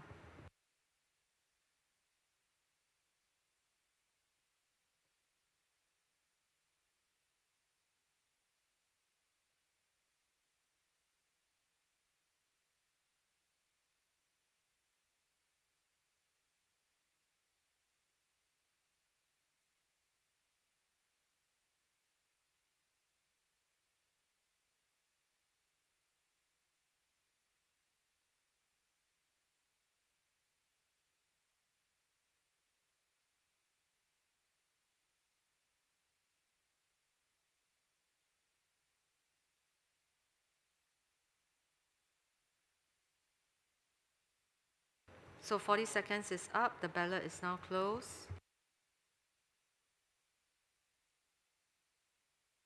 So 20AA, as presented in COP213, is adopted by 2/3 majority.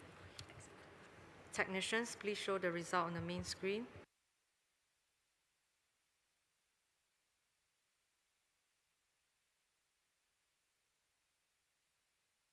Please show the individual votes of the parties on the screen. Thank you.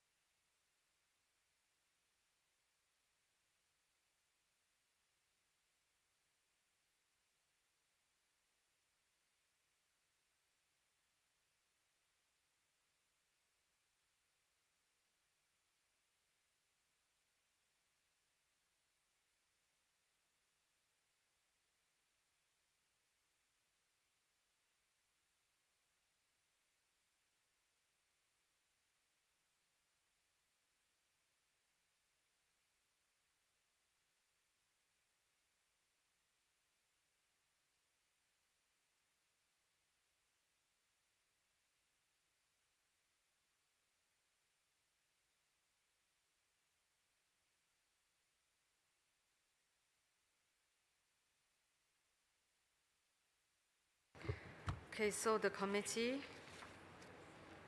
agrees on the proposed amendments to Resolution Conference 12.3 and the proposed amendments to Resolution Conference 12.3 and the draft decision on Agenda Item 48 as presented in COM 213. Thank you, and I close this. Thank you.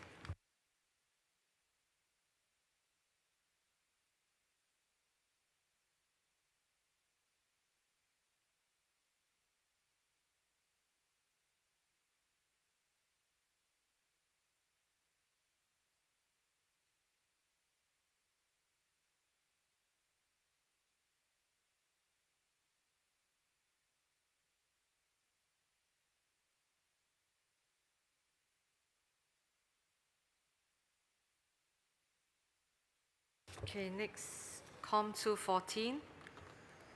COM 214, definition of stockpiles, prepared by the drafting group. And United Kingdom, you have the floor to report back. Thank you. Thank you, Chair. In my excitement to finally have a definition for stockpiles, I made a slight mistake in the ComDoc, so can I correct that now? It doesn't have a substantive impact, but in, well, it shouldn't do, sorry. In the first bullet in the list of exemptions, I copied the text the wrong way around, and so the terms aren't in the right order. So the bullet is intended to include the two concepts. So one is the museums accessible to the public, and the other is scientific and educational institutions for non-commercial purposes. Where we ended up in the drafting group was to have museums accessible to the public at the end of this line so that this distinction is clearer. So with this reordering, the bullet would then read, specimens included in collections held for non-commercial purposes by scientific institutions, educational institutions, and museums accessible to the public. This reflects the wording that was agreed via email following the drafting group. Also, the drafting group wanted to note for the record that specific actions relating to the management of stockpiles can be set out in resolutions and decisions. And finally, just to note that not all parties who indicated they were interested in this topic were able to join the drafting group due to clashes, but hopefully we can find a workable definition. I think there was a lot of support for coming to a conclusion on this item here at COP. Thank you. Thank you. I now open the floor for any objections to COM 214. Benin, you have the floor. Merci, Madame la Présidente. Le Bénin remercie tout le groupe qui a fait le travail et nous sommes sûrs qu'ici, nous arriverons à une définition consensuelle qui sera utilisée par les parties. Nous voulons cependant attirer l'attention de toutes les parties ici sur la spécificité qu'on voudrait quand même amener sur le troisième alinéa. Il s'agit de ce qui est exclu de la définition de stock. Nous l'avons dit que dans les pays africains, très souvent, les procédures judiciaires peuvent durer pendant longtemps. Et c'est pour cela que spécifiquement pour ce qui concerne les stocks d'ivoire, nous aimerons que les stocks d'ivoire qui sont sous juridiction soient dans un parti, donc soient enregistrés. Et pour cela, nous aimerons que le troisième alinéa ne soit pas dans la définition. Et si cela devait être, nous proposons qu'il y ait quand même un seuil acceptable. Et sur ce seuil, nous voulons que le consensus soit quand même retenu sur le poids qui pourrait être accepté, exclu, et nous proposons un poids de 100 kg pour les stocks d'ivoire confisqués qui sont sous le coup d'une procédure judiciaire. Merci, Madame la Présidente.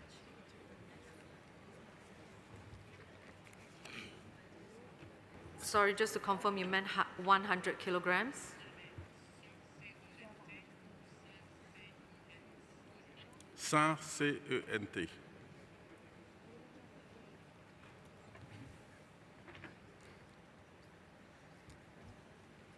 Australia, you have the floor.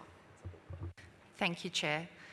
After considering the addition by Benin, Australia opposes the late addition to the stockpile definition. The addition is not workable for the size and range of all CITES species that may end up in stockpiles, which range from seedlings, small lizards, all the way through to heavy rhino horns and timber. Having to report on a stockpile under an investigation could undermine the enforcement action for any weight level. Once the enforcement action is complete, reporting occurs, which it should. The working group deliberately included the words "unless otherwise specified" in a CITES resolution or decision to allow for specifics, which would seem to be a more appropriate outcome for what Benin is seeking. Thank you, Chair. Kenya, you have the floor. Thank you, Chair. Our main concern aligns with Benin, that excluding specimen under ongoing law enforcement procedures may create regulatory gaps that could allow wildlife specimen to remain unaccounted for. Sometimes, and especially in many African countries, for many years, while cases proceed. This may weaken transparency and hamper national inventory management during prolonged investigations. Upon reviewing the reporting requirements on stockpiles, the case for ivory, rhino horn, and CoP20 Doc 79.1 on pangolins, which requires special reporting by the 28th of every February, if such specimens and enforcement procedures are excluded without qualifying what needs to be reported on, we will not be compliant with resolutions and decisions that require the status of stockpiles to be reported. To help parties report on requirements, Kenya proposes the addition of the text as provided for by Benin. Thank you, Chair. European Union, you have the floor. Thank you, Chair. I speak for the European Union and its member states. We would like to thank the United Kingdom for the excellent chairing of the working group and all members of the group for their constructive engagement. We would like to highlight that the group reached overall agreement on the definition as it currently stands in the ComDoc. We think the definition is good and we should adopt it here and now.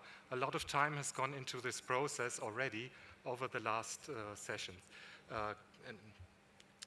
We also wish to underline that it is of utmost importance to us that the phrase seized or confiscated specimens still under an enforcement procedure remains part of the definition. Removing this element could have unintended consequences for our enforcement processes. We firmly believe that effective enforcement and prosecution of illegal trade must remain our priority, and we must secure that these procedures are not hindered in any way. In addition, we have a serious concern that evidence, and particularly live animals as evidence, could be unintentionally disclosed if treated as stockpiles. Documentation and protection of evidence in ongoing criminal procedures are already safeguarded in the context of the rules of criminal procedures. Therefore, we also oppose the proposal to go for a 100 kilogram limit. Thank you very much.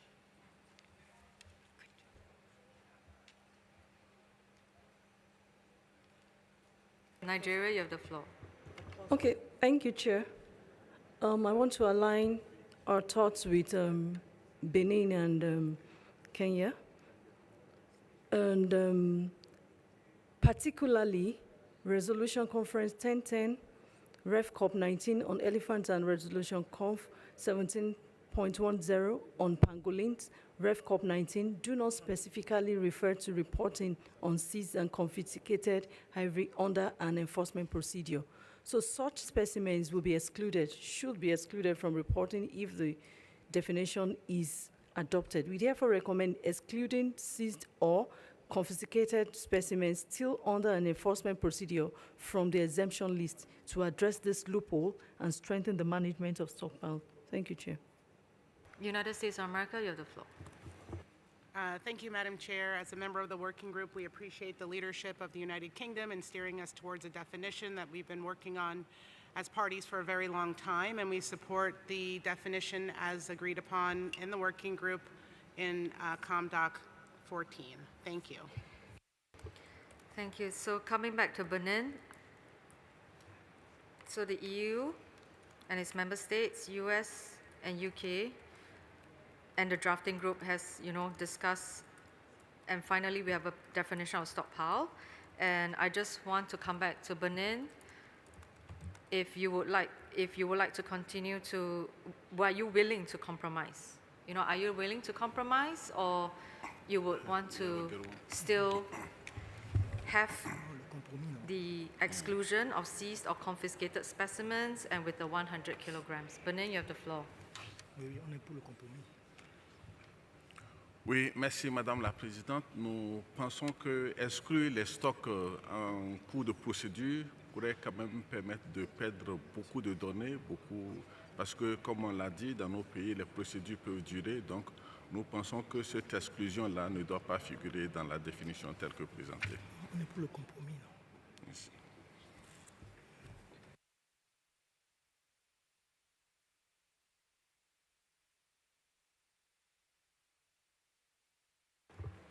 Okay, so my decision will be to go to a vote for this as well. Because I do see a list of speakers and I do not want to take comments anymore. So I will go for a vote. So if you vote yes, means you agree to the current definition of stockpiles presented in COM 214. If you vote yes, means you agree to the current definition of stockpiles presented in COM 214. If you vote no, as amended by the UK. Sorry, I'll just repeat again. If you vote yes, you agree to the definition of stockpiles as amended by the UK in COM 214. So if you vote yes, means you agree to the definition of stockpiles as amended by the UK in COM 214. If you vote no, means you do not agree to the definition of stockpiles as amended by the UK in COM 214. If you vote no, means you do not agree to the definition of stockpiles amended by the UK in COM 214.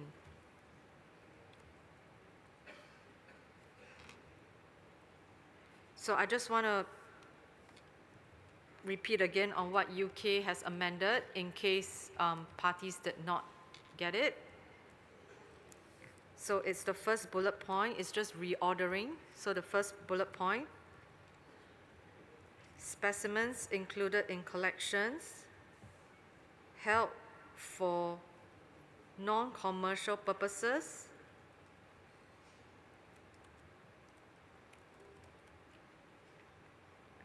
scientific and educational institutions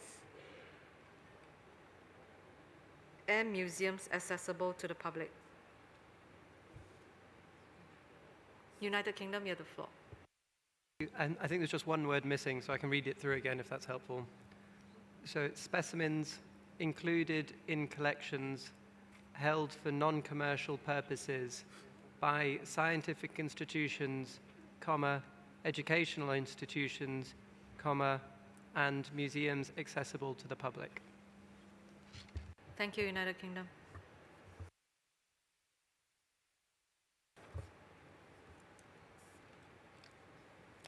Okay. Brazil, you have the floor. Thank you. This is just for clarification. I understand that we are discussing just one of the bullet points. This was something that I sensed there was disagreement. Just to make sure that exactly what we are voting for, the whole text that starts with stockpile, with the definition, with the 3 bullets, or are we just voting for the one single bullet, just to make very sure what we are voting for. Thank you. Brazil, I I said that it was definition of stockpiles as presented in COM 214, so it's for the entire version. Yeah. So I'll just repeat again in case parties are not, I can't see who is the.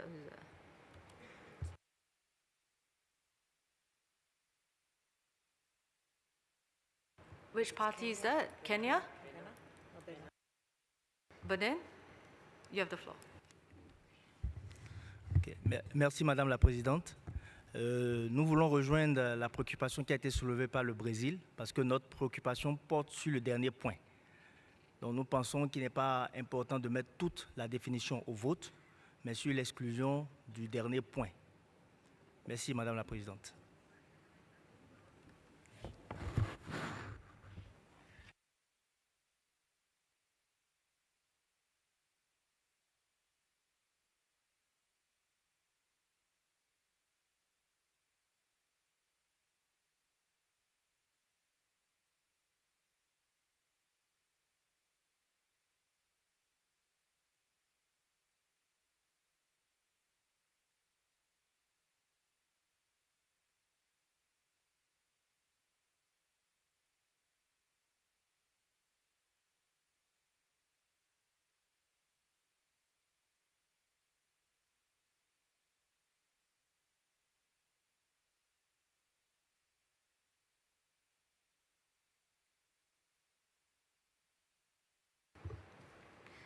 Yeah, so I did explain previously, just now, that the drafting group had gone to, long discussions, and finally we have come into definition of stockpiles.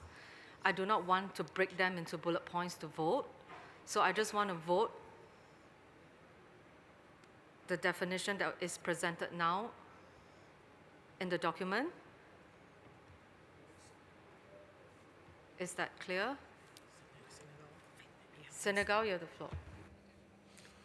Oui, merci Madame. Je m'excuse de revenir sur une décision que vous êtes en train de prendre.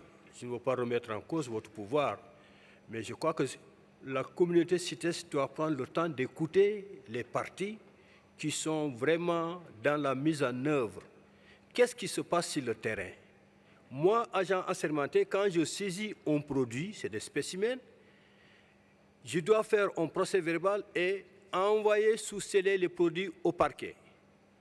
En ce moment, il y a une procédure, la saisie est procédurale. C'est après jugement que la procédure est judiciaire. Et ce n'est qu'après jugement que le juge peut prononcer la confiscation et indiquer la garde des produits. Donc, tant que le juge ne s'est pas prononcé, le produit-là ne peut pas être versé dans les stocks. Voilà la réalité que nous vivons sur le terrain. Merci.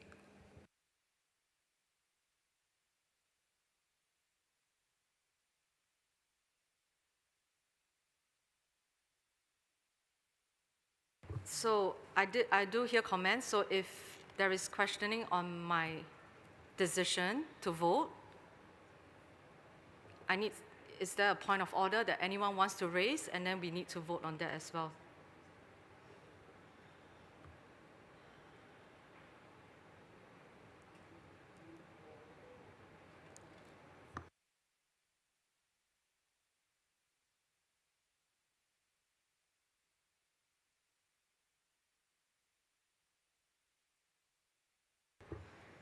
So I have Benin, Kenya, Australia, European Union, and Israel. So I just want to get clarification that you are against my ruling to vote.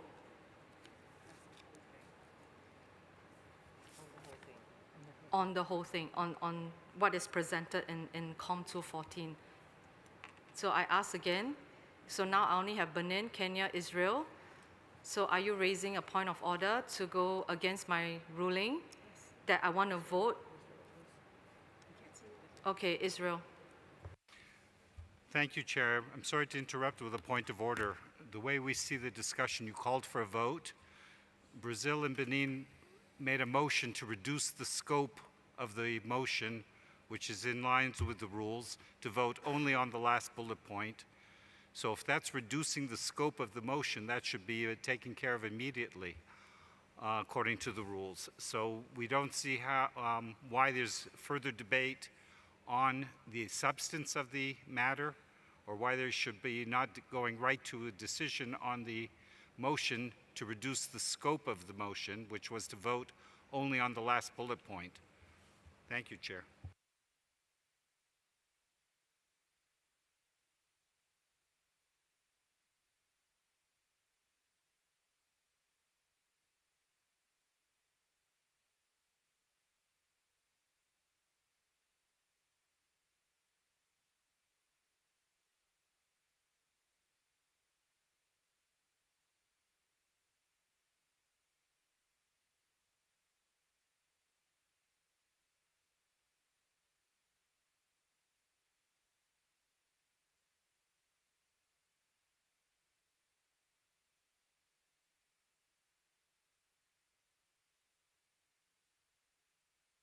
Brazil, you have the floor. Thank you, Madam Chair. It's just to react to the comment from the Israel. Brazil has not asked for a motion. We just asked for clarification. Thank you.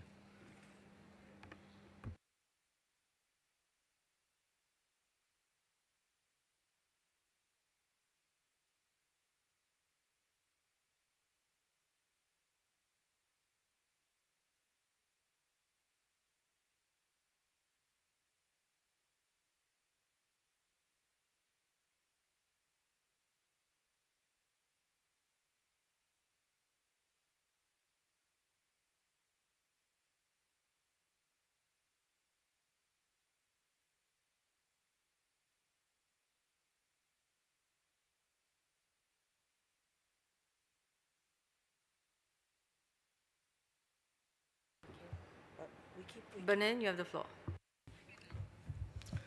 Ok, merci Madame la Présidente. En effet, dans les débats, les partis ne se sont pas opposés sur les deux premiers points. Et c'est sur le dernier point que le Bénin a fait une objection. Et oui, nous faisons une motion pour que nous ne votions que sur ce dernier point que nous suggérons d'enlever. Merci Madame la Présidente.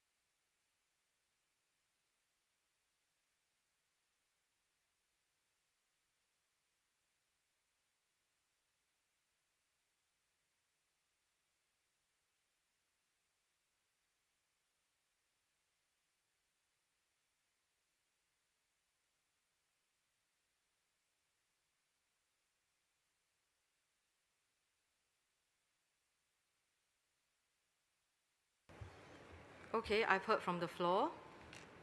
So I think parties want to narrow the scope to only the last point. So I will focus the vote to the last point, which is the seized or confiscated specimens still under an enforcement procedure. So we'll only vote for bullet point 3. So I will just let you know what you're voting for, but we are focusing on the third bullet, the last bullet. Okay, so if you vote yes, means we will retain seized or confiscated specimens still under an enforcement procedure. So if you vote yes, means the third bullet will remain as it is. If you vote no, then we will remove seized or confiscated specimens still under an enforcement procedure. So if you vote no, means this third bullet will be removed. South Africa, you have the floor. Thank you, Chair. South Africa was part of the working group. And my understanding is the definition does not have two parts, it's one part. I think it's Look, just... South Africa, I just want to go for a vote now. So I think parties have spoken. I do understand, Chair. It's just that my understanding is the definition is one part. So why are we voting on the last bullet? Because we're changing the whole definition now. I will let the Secretary explain. Thank you. Thank you, Madam Chair. According to the Rule 23, paragraph 6 of your Rules of Procedure, when there is an amendment is moved to a draft document, the amendment shall be decided on first. So you will first decide on this amendment as to whether or not to include this bullet point, and depending on the result of that vote, you will then decide on the full definition, whether with or without the last bullet point, depending on the first vote. I hope this is clear.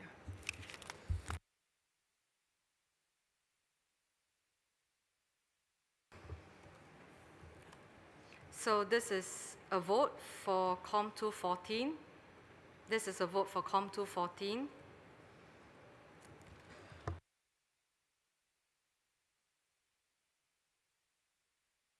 European Union, you have the floor. Thank you very much. I'm very sorry to prolong this further, but I've carefully listened to what the Secretariat has explained, and my impression is if we go down that route, it would be correct to vote for the bullet with the proposed amendment by Benin, which I have to say is not completely clear to me, so that would have to be read out again. But I think we would have to start with that before we before we go on the rest. Thanks. Yes, thank you, EU. So I repeat again, if you vote yes, means we will retain the third bullet. Seized or confiscated specimens still under an enforcement procedure, means this bullet will be retained in COM 214. This bullet will be retained in a definition of stockpiles. If you vote no, means the seized or confiscated specimens still under an enforcement procedure will be removed from the definition of stockpiles. Is that clear, European Union? Sorry, I'm clear on the yes, but I'm not clear on the no. My impression is the no alternative should be retaining the bullet on the enforcement procedure with a qualification proposed by Benin.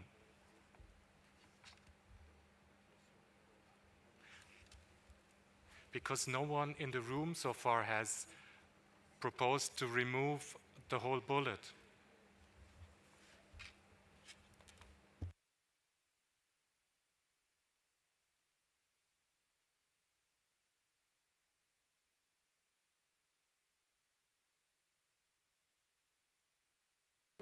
Benin, can I get the amendment from you again? Vas-y. Comment ça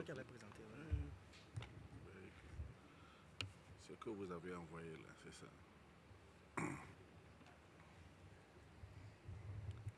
Oui, merci Madame la Présidente. Donc, ce que le Bénin voudrait, c'est qu'au niveau du troisième alinéa, on puisse augmenter les spécimens dont le poids est inférieur à 100 kg.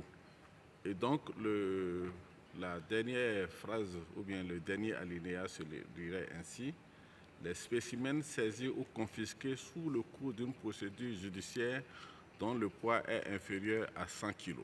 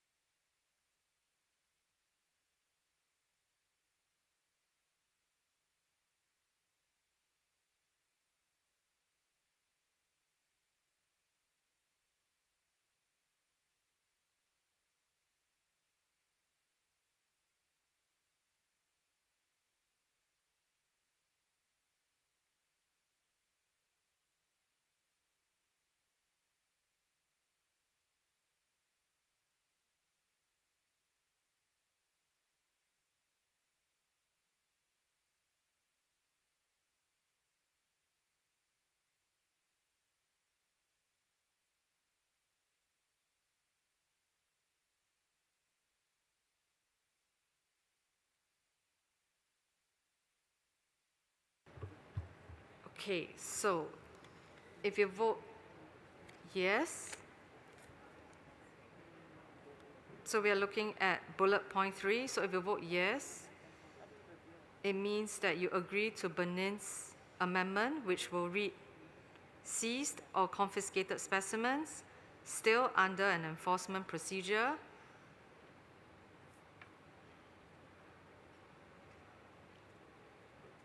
to which the weight of which is 100 kilograms. The weight of which is less than 100 kilograms. So I repeat again. So if you vote yes, you agree to Benin's amendment to the last bullet point, which will read, seized or confiscated specimens still under an enforcement procedure of which the weight is less than 100 kilograms.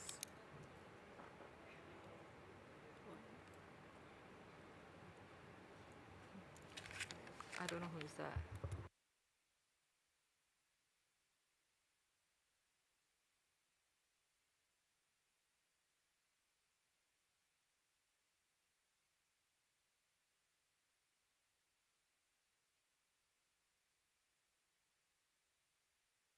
Benin, you have the floor. Tu avais demandé la parole? Non, non. Je pense que ce que vous avez proposé, c'est bien, Madame la Présidente. On peut aller au vote. Okay, so I repeat again. Yes. If you vote yes, means you agree to Benin's amendment. And the sentence will read, seized or confiscated specimens still under an enforcement procedure of which the weight is less than 100 kilograms. Okay, if you vote no, means we will stick to the original text as presented in COM 214. So it will be seized or confiscated specimens still under an enforcement procedure.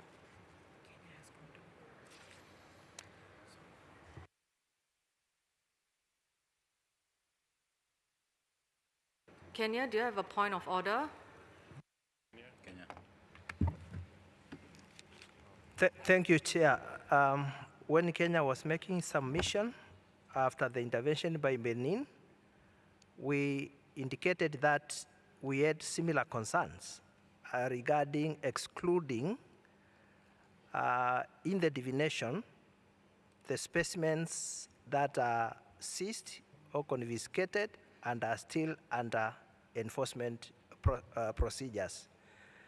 We consider that just like explained by Benin, Kenya, we I'm had only added looking a for rider, point of order. Chair, we had included a rider in the event. If that cannot change, then a rider is specifically on purposes of reporting on stockpiles. And that's why we have the statement. Yeah, Kenya, we are going to already go for the vote. So unless you are raising a point of order. Senegal, are you raising a point of order? Oui, non, bon, je ne sais pas qu'est-ce que vous appelez motion d'ordre, mais les juristes sont dans cette salle. Quand un dossier est au tribunal dans une procédure, vous ne pouvez pas la comptabiliser. Parce que si le trafiquant gagne le procès, vous êtes obligé de lui restituer ces spécimens. Donc, je crois que les spécimens sous procédure judiciaire ne peuvent pas faire partie de la définition. C'est ça la réalité sur le terrain. Senegal, that is not a point of order. Sorry, I'm going for a vote already. Thank you.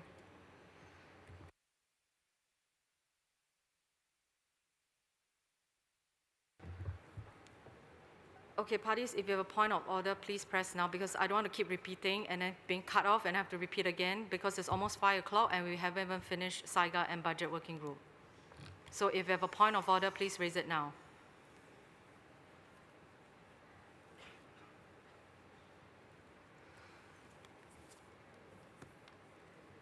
Okay, so I'll repeat the one last time. If you vote yes, means you agree to Benin's amendment to the last bullet point, seized or confiscated specimens still under an enforcement procedure of which the weight is less than 100 kilograms. If you vote no, means we stick to the original text, seized or confiscated specimens still under an enforcement procedure. So this is a vote for COM 214. The voting is by normal vote. The vote of the European Union will be cast by the individual member states. So if you vote yes, you agree to Benin's amendment, and it will read seized or confiscated specimens still under an enforcement procedure of which the weight is less than 100 kilograms. If you vote no, we stick to the original text.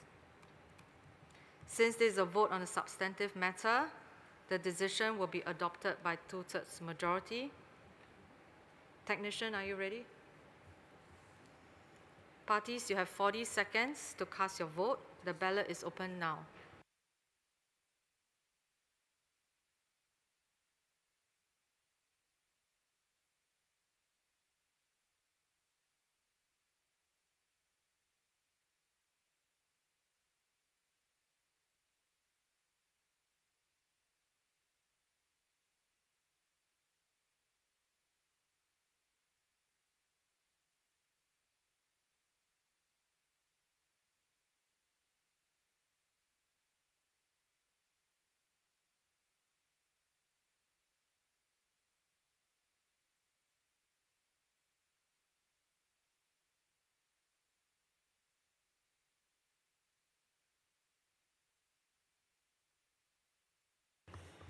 Okay. 40 seconds is up. The ballot is now closed.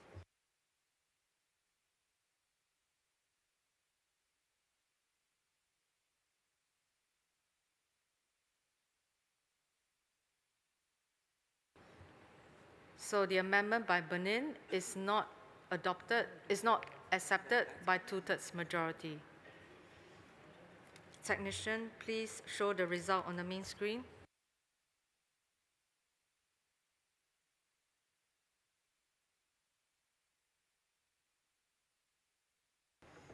Please show the individual results of the parties on the screen. Thank you.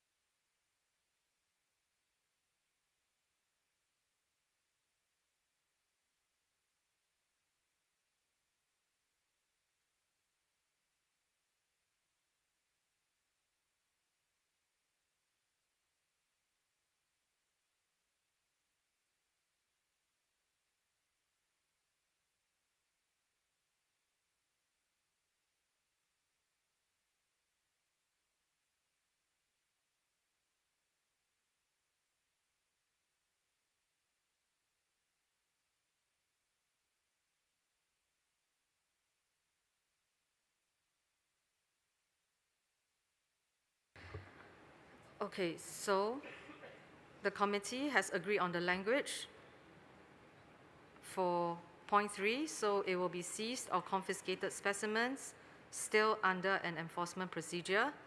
So the committee agreed to stick to the original text.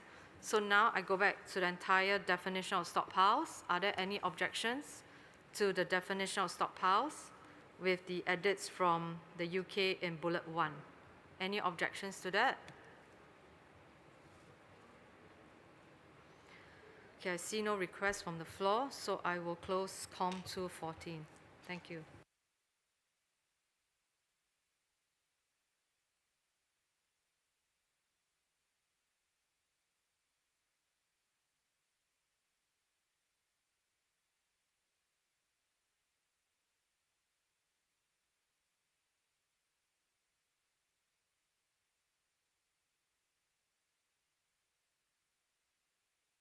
Thank you, interpreters, but I need to ask for an extra 30 minutes because we still have 2 documents to go through. I'm so sorry, but yeah, interpreters, thank you. Thank you very much.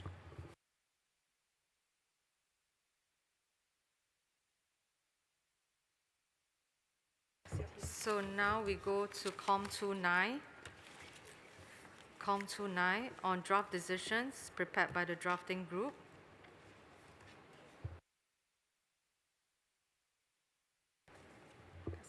Kazakhstan, I'll give you the floor to report on this.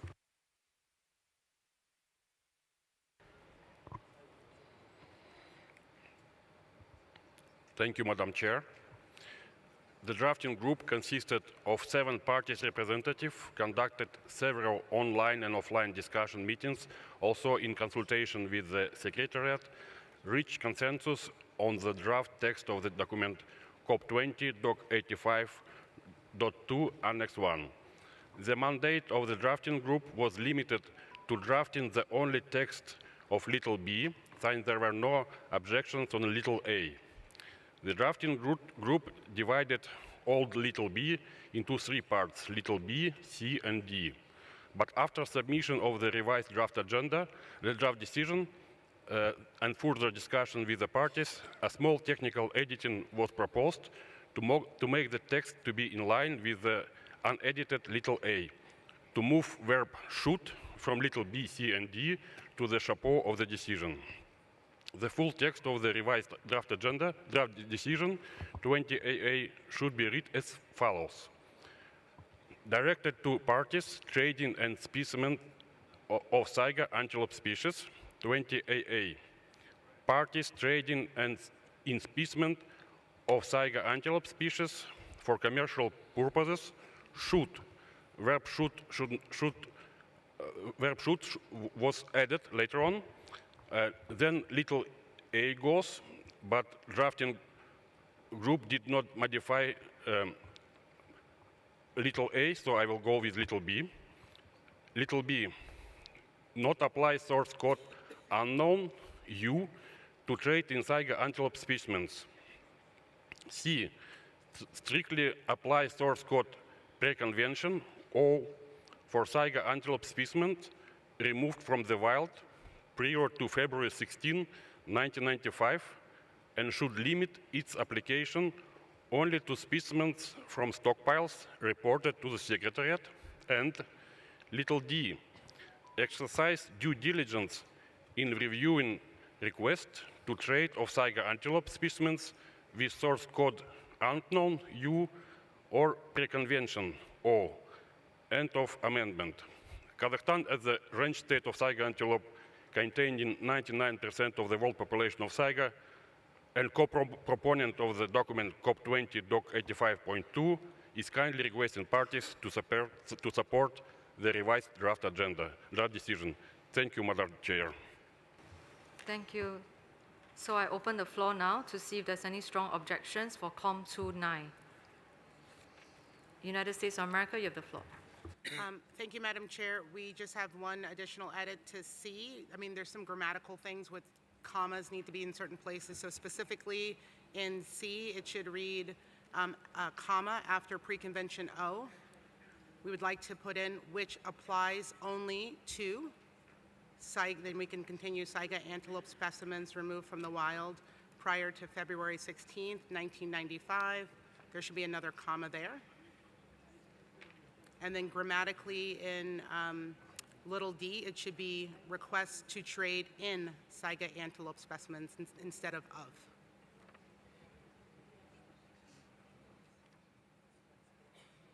So strictly apply source code preconvention O, comma, which applies only to Saiga antelope specimens removed from the wild prior to February 16th, 1995, comma, and the rest. And then just for D, trade in Saiga antelope specimens. Just some grammatical stuff. Thank you. Russian Federation, you have the floor. Спасибо, госпожа председатель. Российская Федерация поддерживает проект документа. Спасибо.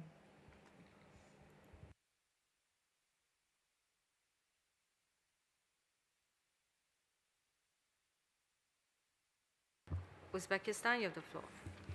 Thank you, Chair. Uzbekistan thanks the drafting group for its work and supports the proposed decision. Thank you.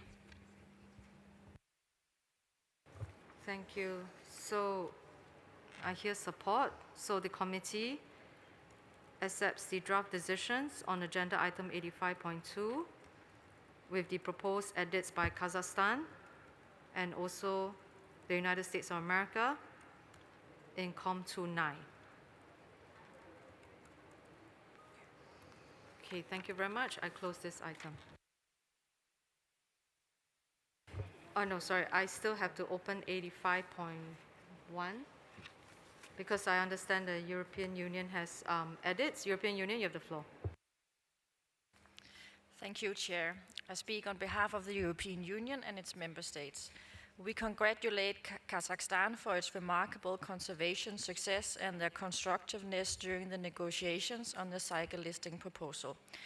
To complement the listing proposal that was adopted and fully supported by the EU, we propose amendments to the draft decision in VW 85.1 to support the implementation of the condition and safeguards in the annotation of LP3. We are of the view these amendments will be able to demonstrate that the controlled mechanisms in Kazakhstan and consumer countries are robust enough to prevent laundering and loopholes for illegal trade of specimens illegally acquired from other populations, including S. borealis. Therefore, we suggest amending draft decision 19.213, Rev CoP20, directed to Saiga range states and important consumer and trading countries of Saiga parts and derivatives. I would like to read our amended text. In the chapeau, it would read, the range states of the Saiga antelope, Saiga SPP, and we delete important. So it says, and consumer and trading countries of Saiga parts and derivatives, and then the sentence continue as it is. Then we amend B, so it reads, are requested to establish internal market controls for Saiga. It previously said parts, now we suggest horns, so it says for Saiga horns, including registration of number of stockpiles, volume of stockpiles, and provenance of Saiga. It previously said specimens. We suggest horns. Of Saiga horns held in stockpiles, labeling of, it previously said parts. We suggest horns. So labeling of horns and products, recording of sources of Saiga. It previously said specimens. We suggest horns, so it says of sources of Saiga horns contained in stockpiles, monitoring and control measures, and registration of exporters and manufacturers. It previously said and traders, but we suggest deleting that. We also propose to introduce a new point C, so it says are encouraged to exchange information and enhance regional cooperation on Saiga conservation efforts, trade controls and enforcement measures to combat poaching and illegal trade. Finally, we propose a new set of decisions directed to range states of Saiga antelope. 20.XX range states of Saiga antelope, Saiga SPP, trading in Saiga should evaluate the impact of the trade on the wild Saiga population following the change in annotation at COP20 and report to COP21. B, report on the effectiveness of the established monitoring and reporting system of Saiga horn trade at SC82. C, report on how revenue from legal trade in Saiga horns is utilized and contributes to Saiga conservation and benefits relevant local communities at SC82. And D, conduct regular monitoring of wild saiga populations, and report information and development on the population status to the Secretariat for consideration by AC34 and AC35. We know that this new set of decisions will require work at SC82 and AC34 and 35, so ideally decisions 19.215 and 19.216 should be amended accordingly, which were actually adjourned at the previous session. We can also provide our suggested amendments in writing. Thank you, Madam Chair.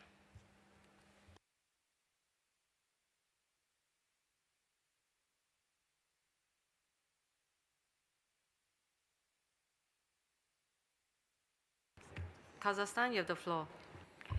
Thank you, Madam Chair. Kazakhstan supports the proposal of EU. United States of America, you have the floor. Thank you, Chair. We support the majority of the amendments just read out, although with regard to changing the word traders to exporters, we have some concern with that and would suggest that it be amended to read importers, exporters, and re-exporters, or something that encompasses the entire trade chain. Thank you, Madam Chair.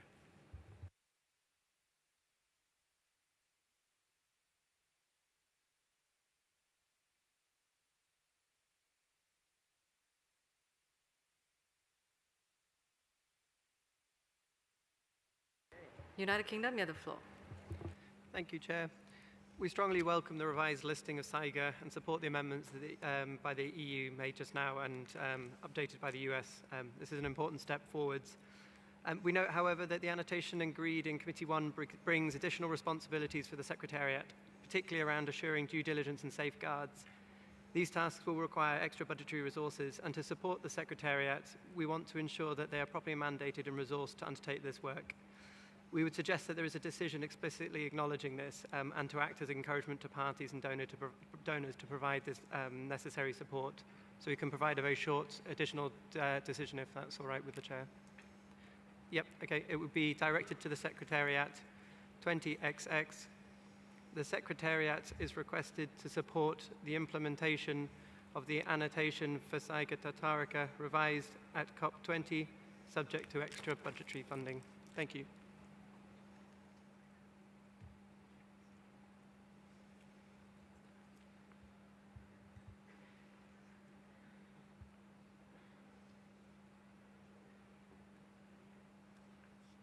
Can you repeat again, please?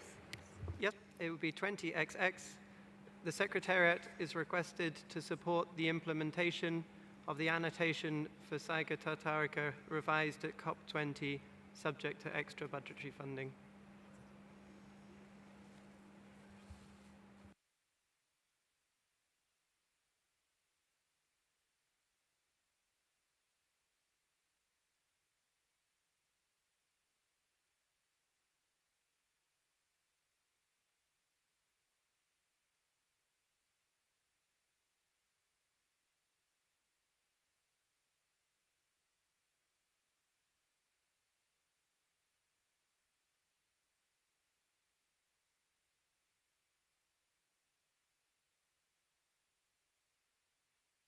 Russia Federation, you have the floor. Спасибо, госпожа председатель.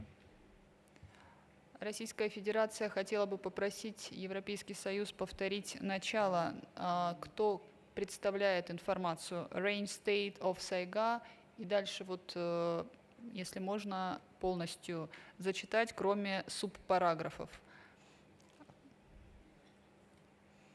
I think European Union, can you just repeat all your edits again slowly so that all the parties understand? Thank you. Yes. 20XX range states of saiga antelope trading in saiga should A. Evaluate the impact of the trade on the wild saiga population following the change in annotation at COP20 and report to COP21.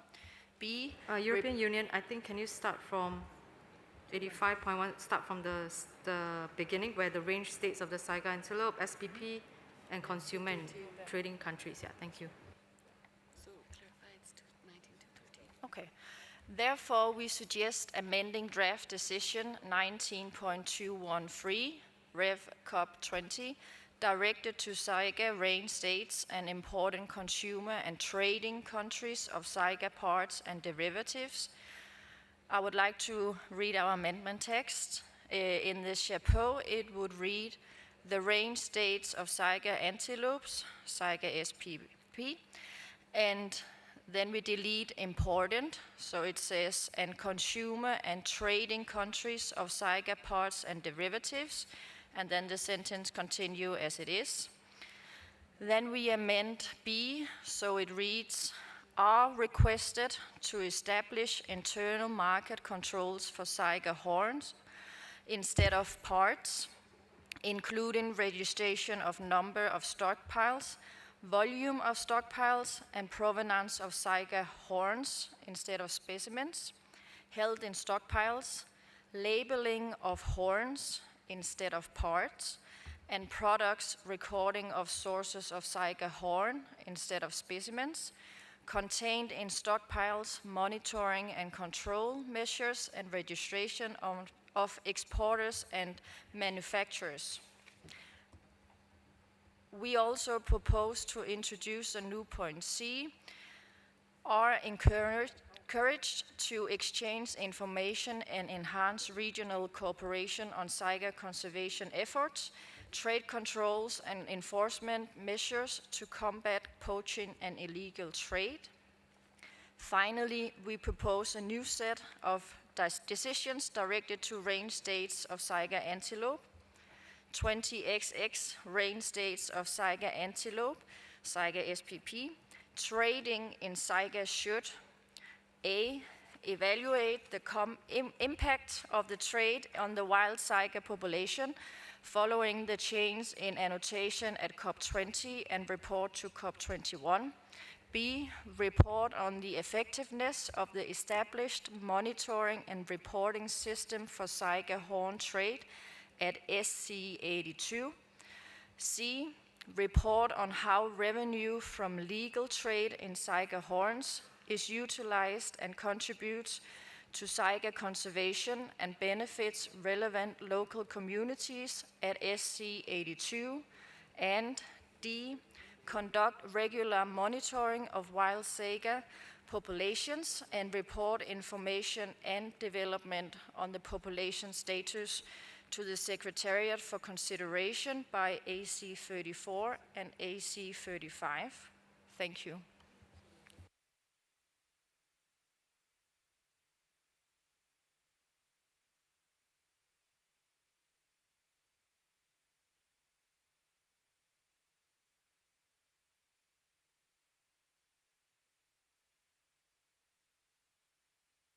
Uzbekistan, you have the floor. Thank you, Chair. We support amendments proposed by the EU. Thank you.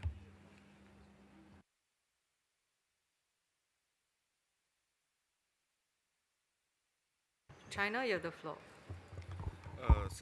Thank you, Madam Chair. For the request to establish internal market control, we want to retain it as or written in letter B. So we want to retain it as are encouraged to, rather than are requested to.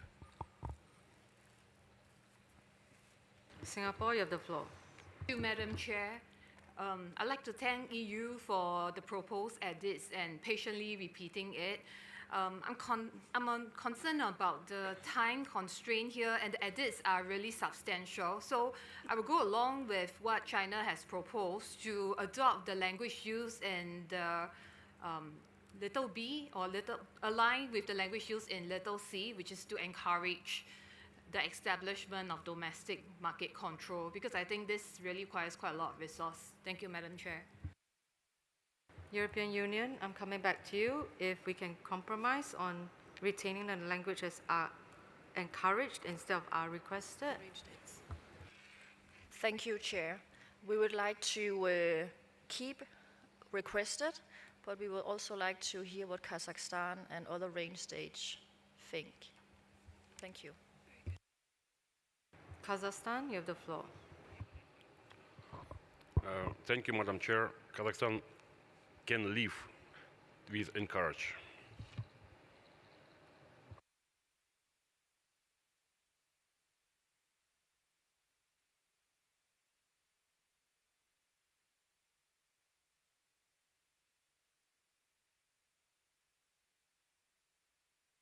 Russia Federation. Спасибо, госпожа председатель. Российская Федерация также поддерживает слово encourage. Спасибо.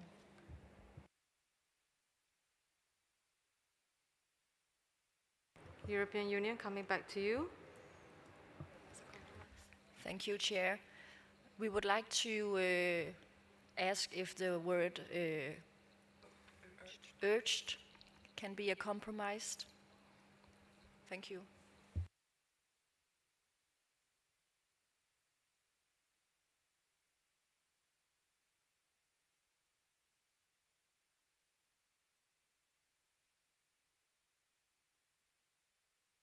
China and Singapore, is that okay as a compromise?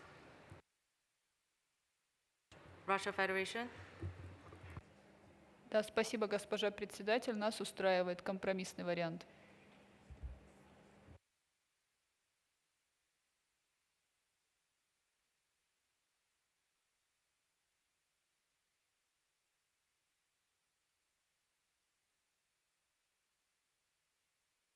Kazakhstan, you have the floor. Thank you, Madam Chair. If China and Singapore will be satisfied, we can live with this also, urged. Thank you. China, you have the floor. Thank you. May I ask EU to repeat the compromise wording? So instead of requested, they have changed it to urged. So it will be urged to establish internal market control, so it's a softer language.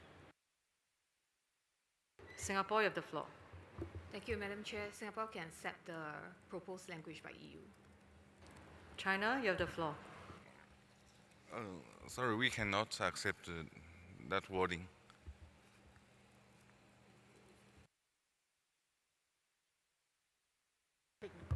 Okay, so I've heard support for the language urged from most of the range states and also the trading countries. So I will go ahead to make a decision on this. But I will take note of China's concerns.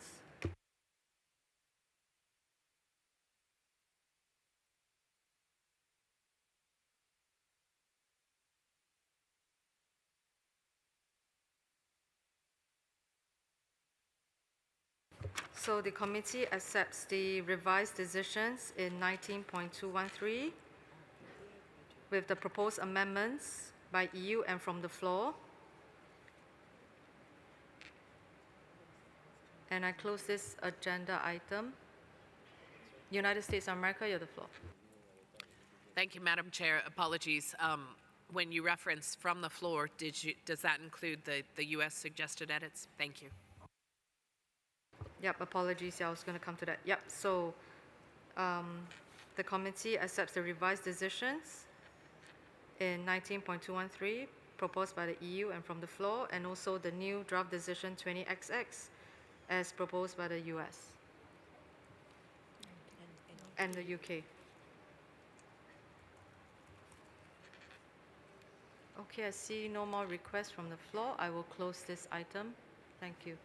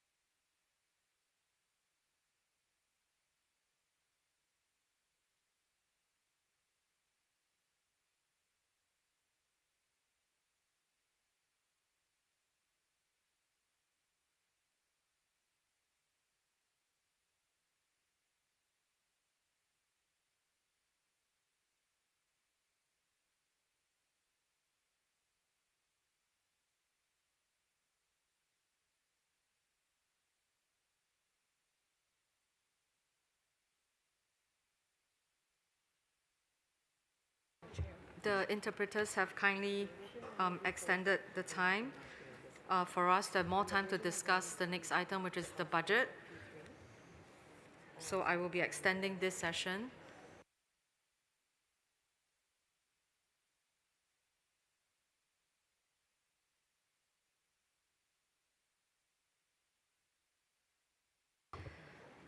So we're looking at COM 217, Budget and Work Program.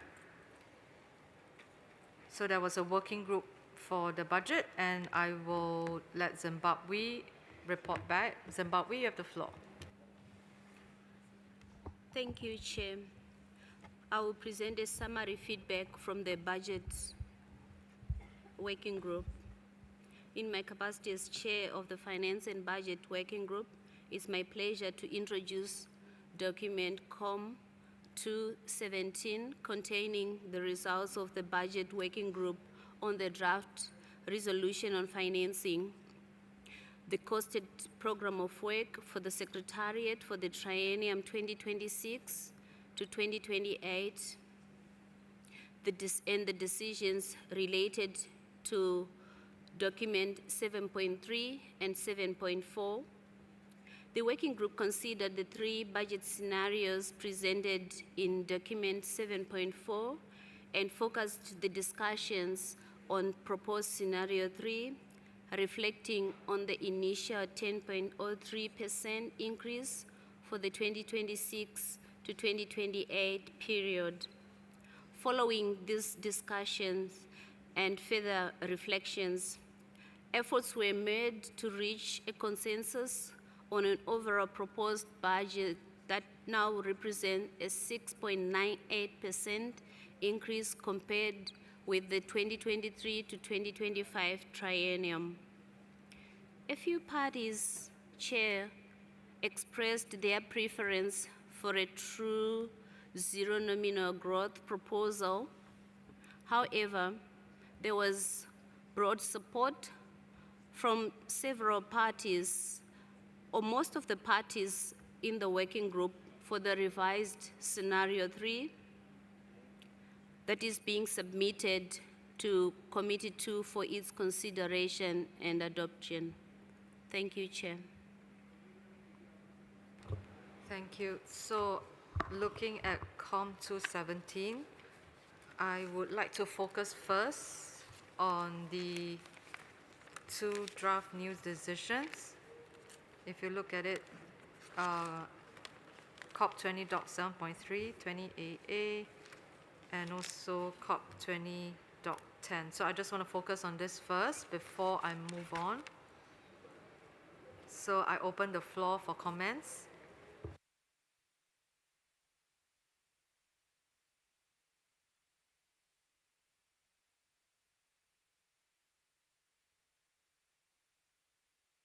So I see no comments from the floor. So the committee accepts the two new draft decisions.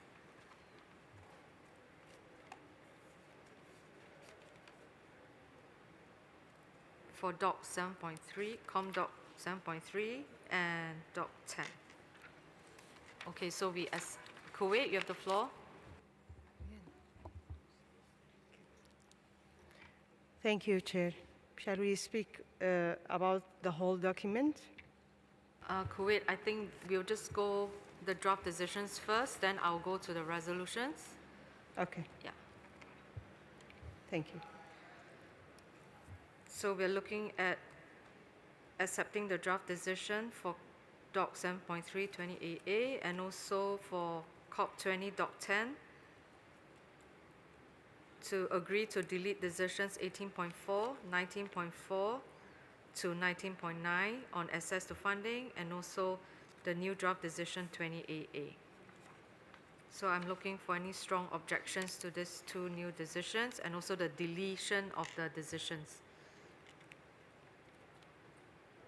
Okay, I see no request from the floor, so the committee agrees on the new draft decision for COP20.7.3, delete decisions 18.4, 19.4 to 19.9, and also accept draft decision 20AA for COP20.10. Okay, so now we come to the resolution itself. So for the resolution, I am proposing that we look at all the amendments made except paragraph 9. So I would like to get comments on the draft resolution amendments except paragraph 9. We'll do paragraph 9 at the end. Okay, so I open the floor to parties for comments for resolution amendments except paragraph 9.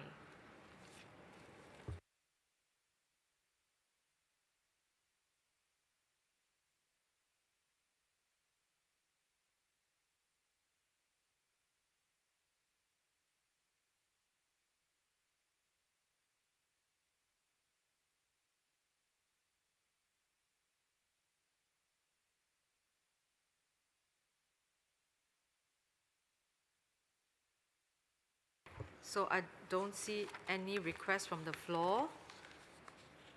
So the committee agrees to the proposed amendments in the resolution except paragraph 9. Okay, so as of now, we have not done paragraph 9, but the committee accepts the amendments to the resolution. Okay, so now we are on paragraph 9. Kuwait, you have the floor. Thank you, Chair. Speaking on behalf of Algeria, Jordan, Iraq, Qatar, Bahrain, Kuwait, United Arab Emirates, Saudi Arabia, we share concern and cannot support the proposal budget increase reflected in the paragraph 8. According to committee, the Committee 2 document, the Secretariat is requesting a 6.98% growth scenario for the 2026 to 2028, another sharp raise after the 6.18% increase already approved at CoP19. The same document shows that staff costs dominate the budget, exceeding 5 million annually and formulating the overwhelming majority of expenditure. Nearly 80% of the core budget is absorbed by personnel, including further salary escalation for senior posts. Yet, there is no clear justification for expanding staff costs at this scale, especially when parties are already struggling with areas. We consider it's most appropriate to adopt scenario 1, which is maintain the budget at its current level.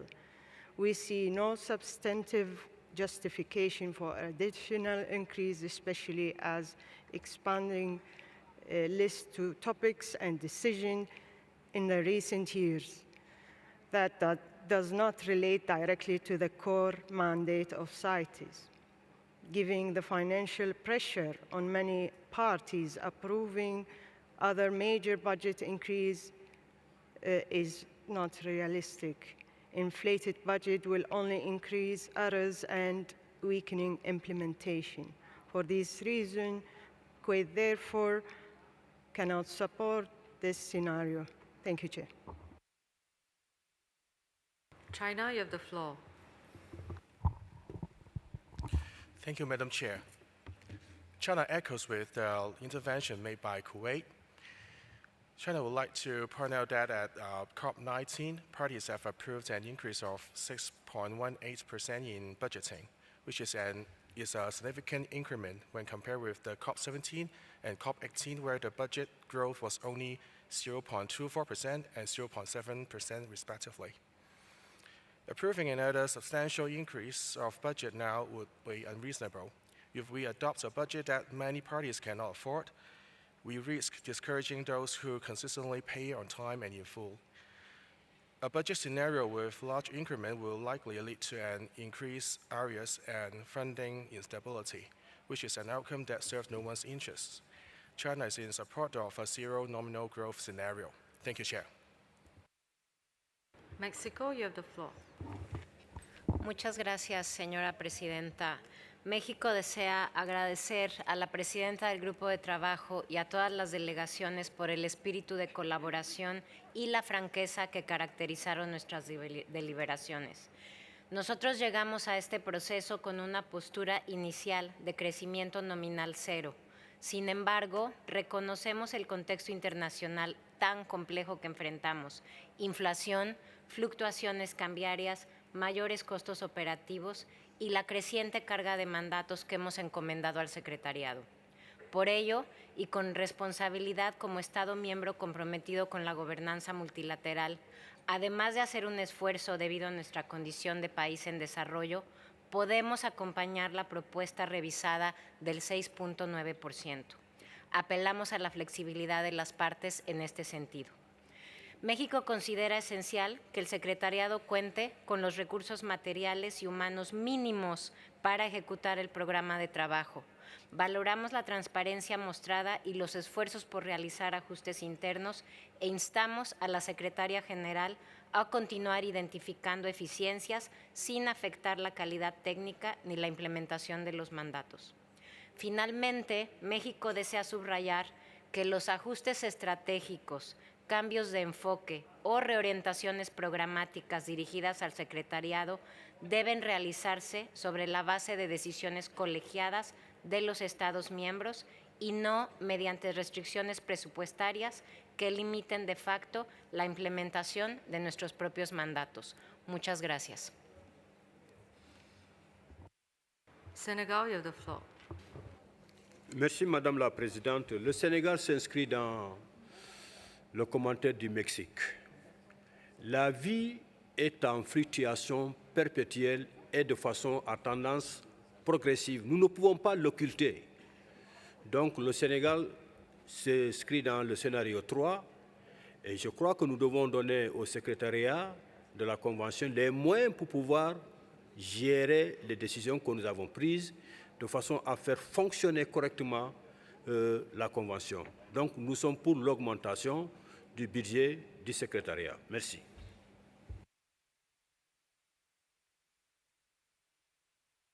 United States of America, you have the floor. Thank you, Chair. The Trump administration has made clear that the United States will no longer support work that does not benefit the American taxpayer. And a main objective of the United States at this COP has been to guide this convention to return to its core mandate, pushing back on expansive activities and proposals outside of CITES scope, which overburden the Secretariat and harm the effectiveness of the convention implementation.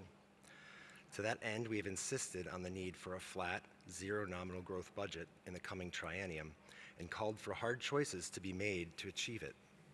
Despite our efforts, the budget presented in Annex 2 in the Annex to COP 17 represents an increase over the last triennium. And as mentioned, there was no consensus on the draft resolution in the Budget Working Group. The United States therefore rejects this resolution in its entirety and calls for a vote for parties to reject it also. Thank you.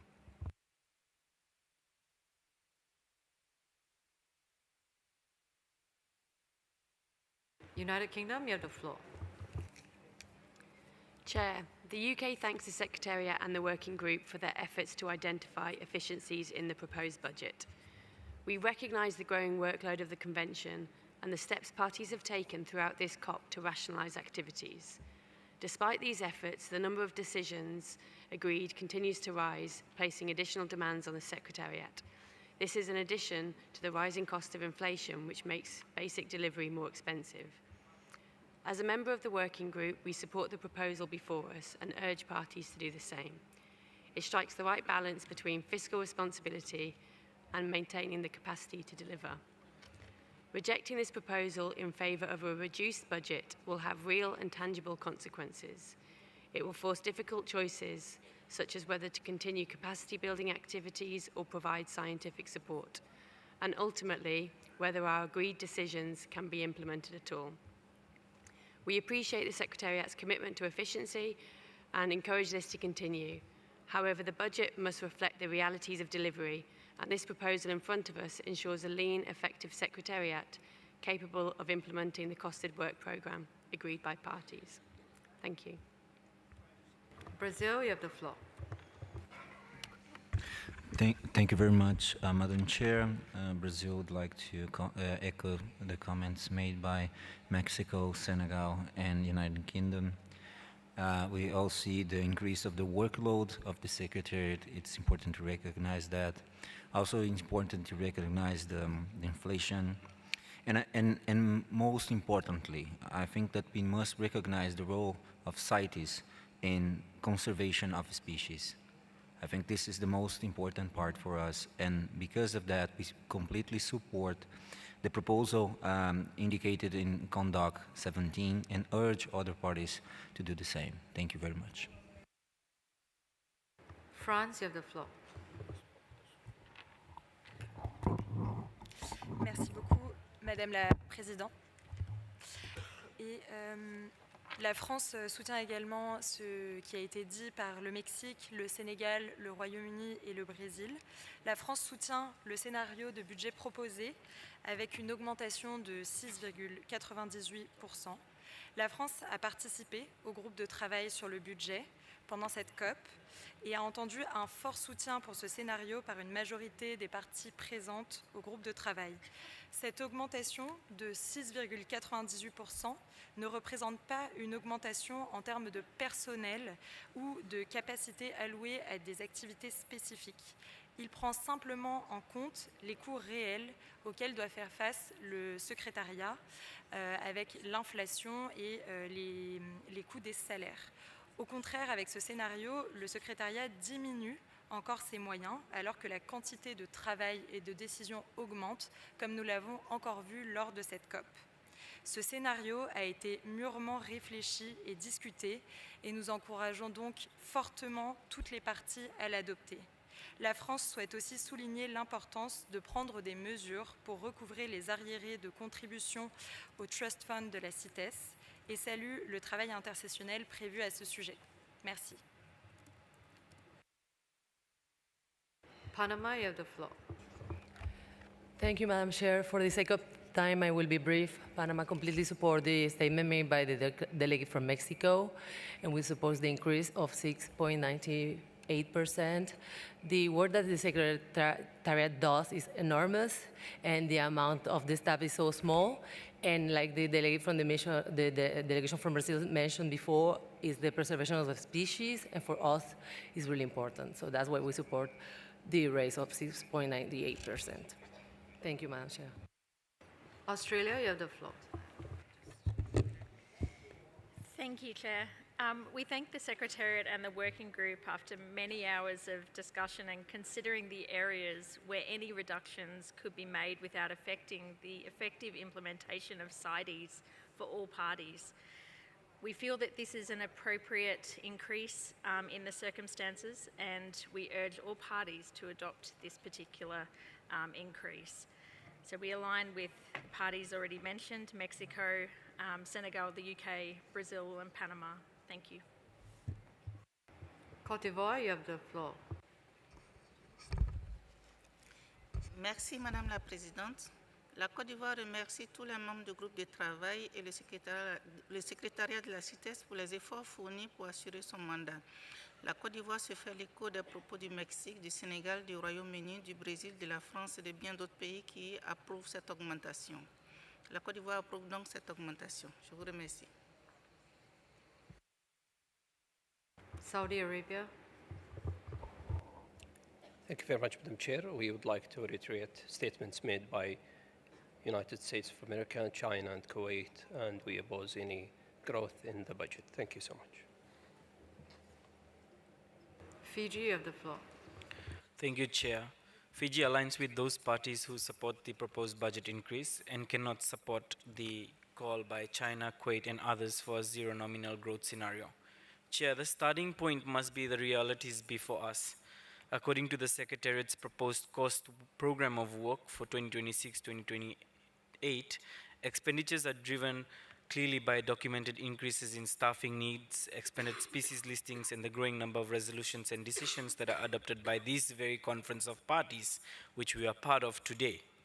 For smaller and developing countries like Fiji, implementation is already carried out with very limited human and financial capacity. In fact, for context, we are only a 5-member team in the country that implements CITES. We rely heavily on the Secretariat for technical support, legal guidance, scientific advice, and training. Freezing the budget when demands on the convention continue to rise will disproportionately hurt those parties with the least capacity and also deepen the implementation gap instead of closing it. Chair, we also recall that the current draft text notes the growing number of parties and the increases on the need for greater assistance for effective implementation. Moreover, we also note, Chair, respectfully, that every party's domestic budgets have constraints. But let us be honest, a zero nominal growth budget is, in practical terms, a budget cut. It erodes the Secretariat's ability to support countries like ours, CITES that have the least capacity, least ability for enforcement, as well as the least access to scientific assessments. And these are the very activities that sustain this convention. To wrap up, I'll ask us to be pragmatic in this approach. We see many other multilateral environmental agreements that have increases in budget to support its implementation. The stability and credibility of CITES cannot rest on a budget framework that ignores these real operational needs.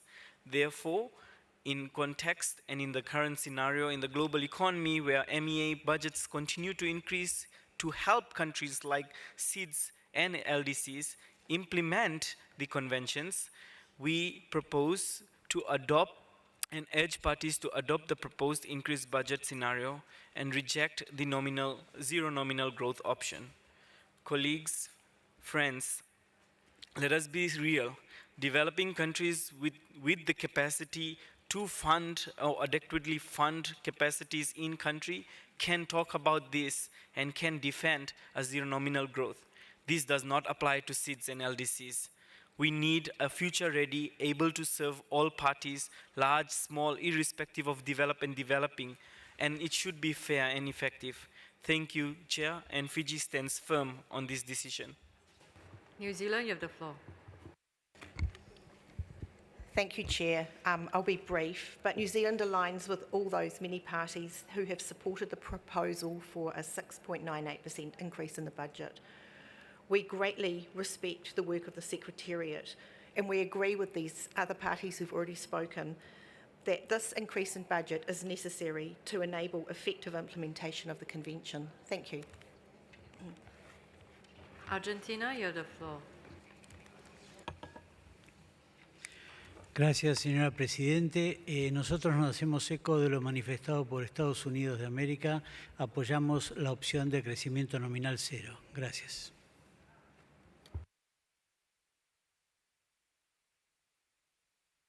Kenya, you have the floor. Thank you, Chair. Kenya aligns itself with the parties that have spoken in support of the budget with an increment of 6.98%. Madam Chair, in the discussion of the working group, the Secretariat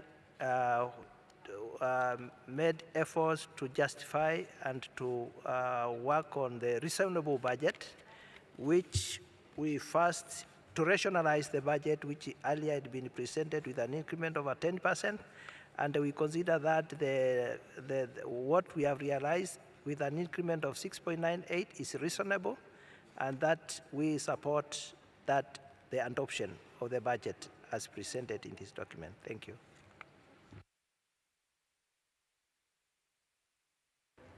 Liberia, you have the floor. Thank you, Madam Chair. Although I have spoken, so I will be brief. Liberia supports the increase in budget. Thank you, Madam Chair.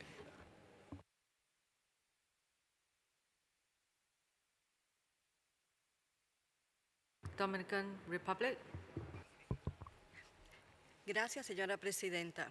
La delegación de la República Dominicana apoya las delegaciones de México, Francia, Brasil, Panamá y las demás delegaciones que nos han presidido apoyando el aumento del 6.98%. Gracias. Norway, you have the floor.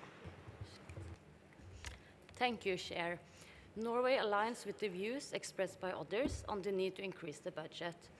Norway supports scenario 3, the Secretariat's proposal, but we can also support the revised scenario 3 on an increase of 6.98% as proposed by the working group. Thank you. UAE, you have the floor. Thank you, Chair. We will be brief. The UAE align with Kuwait, US, China, and KSA, and other in supporting zero nominal growth. Thank you, Chair. Zambia, you have the floor. Thank you, Chair. Zambia supports the proposed budget increase of 6.98% as presented by the drafting team. This will help the Secretariat execute its mandate adequately. Thank you, Chair. Chile, you have the floor. Muchas gracias, señora presidenta. Chile se alinea con lo expresado por México, Brasil, República Dominicana, Panamá y otros al aumento del 6,98%. Muchas gracias. Switzerland, you have the floor. Thank you, Madam Chair. Switzerland would have preferred the increase of 10%, but of course we are also supportive of the 6.98%. If we are talking about increase, that's not correct, because what we're deciding on is just the minimum to guarantee that the Secretariat will be able in the future to do their work, and that means to support all the parties present in this room. Thank you. Bahrain, you have the floor. Thank you, Chair. We are concerned that the Secretariat workloads has expanded beyond its core mandate, creating unnecessary new structures and activities that drive cost ups for parties. For that, Bahrain cannot support the third scenario. We are only for the first scenario, zero increment. Thank you. Denmark, you have the floor. Thank you, Chair. Denmark aligns with all the parties who support the proposal of a budget increase of 6.98%. Thank you. Netherlands, you have the floor. Thank you, Chair. The Kingdom of the Netherlands wholeheartedly supports the proposed 6.98% increase of the budget. Thank you. Sierra Leone, you have the floor. Thank you, Madam Chair. Sierra Leone supports the increase of 6.9% based on the argument by Switzerland. Thank you. Mali, you have the floor. Merci, Madame la Présidente. Le Mali s'est joint à ceux qui soutiennent l'augmentation du budget. Merci. Japan, you have the floor. Thank you. Japan supports zero nominal growth. Thank you. Nigeria, you have the floor. Thank you, Madam Chair. Nigeria supports the increase of 6.98% by the drafting committee. Thank you. Pakistan, you have the floor. Madam, we endorse the perspective of Kuwait, China, Saudi Arabia, and other such countries and cannot adopt increase of 6.18% in the budget. Rather, we will go with zero nominal budget. Thank you. Belgium, you have the floor. Thank you, Madam Chair. Belgium supports the outcome of the drafting group of an increase of 6.9%. Thank you.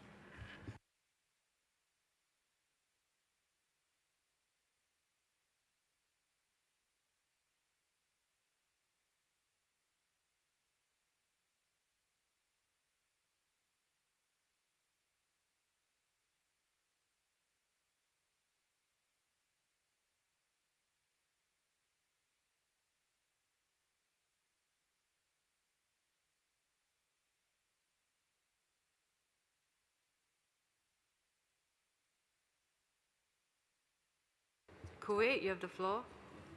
Thank you, Chair. We would like to support the statement made by the US and ask for a vote.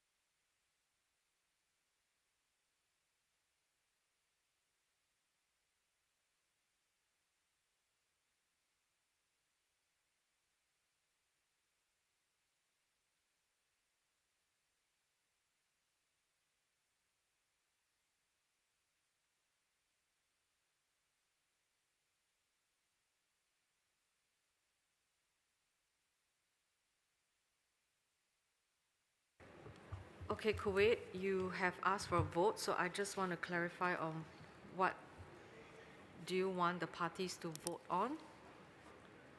Kuwait, you have the floor. Thank you, Chair, for not accepting the COM 217, document COM 217. Can I clarify, Kuwait, it would be the resolution, the conference resolution 20.1, because for COM 217, we have accepted the draft decision, so I just Paragraph want 8. paragraph 9? 9. 9, right? So I confirm that is conference resolution 20.1, paragraph 9. Is that right? Is that what you want to vote for? Yes, Chair.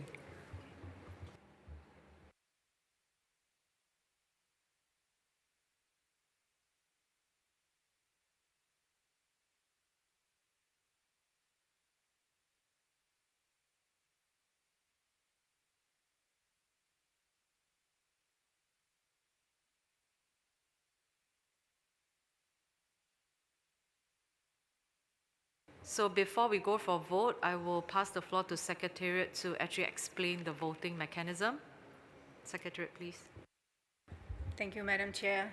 Just because I don't think this room is familiar with voting on the budget, I don't think that has happened in the past couple of conferences of the parties, so we thought it's important to explain what is entailed when the committee is voting on the budget. So first of all, the rules of procedure paragraph or rule 28 establishes that there is a two-thirds majority on substantive decisions unless otherwise decided in the terms of reference for the administration of the trust fund, the CITES trust fund. And if you look at those terms of references in Annex 1, they're contained in Annex 1 of resolution, or in the Annex of Resolution 9.1, paragraph 6. And here it states, the costed program of work shall be adopted by a 3/4 majority of the parties present at voting at the meeting.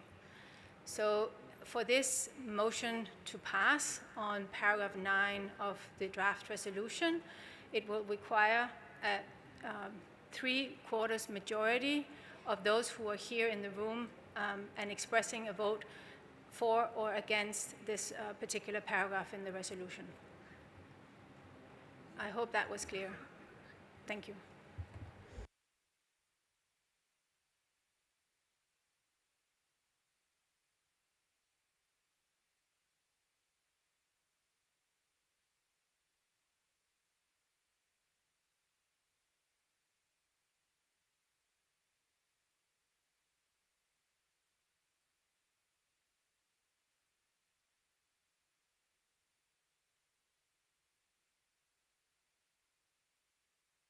Okay, I hope everyone is clear. If you're not clear about the voting, you can press the button now for Secretariat to clarify again. I hope it's clear to everyone. Okay. So we are voting on, okay, European Union, you have the floor. Thank you very much. Could you repeat what we are voting on? It's not clear to us. Thank you. Yeah, I haven't said what we're voting for. I was just asking clarity on Secretariat on the voting mechanism. So we are only, so if you vote yes, means you accept para 9 of the Resolution Conference 20.1 as contained in COM 217. So if you vote yes, means you accept paragraph 9 of Resolution Conference 20.1 contained in COM 217. Brazil, you have the floor. Thank you very much, Madam Chair. I just want some clarification from the Secretariat in the rules of procedure on how we should proceed in the voting sequence. As I understand, there is an amendment proposed by Kuwait, and from my understanding, that amendment that should be voted on. But I would like to ask the Secretariat for clarification on what is the order of voting in that case? Thank you very much.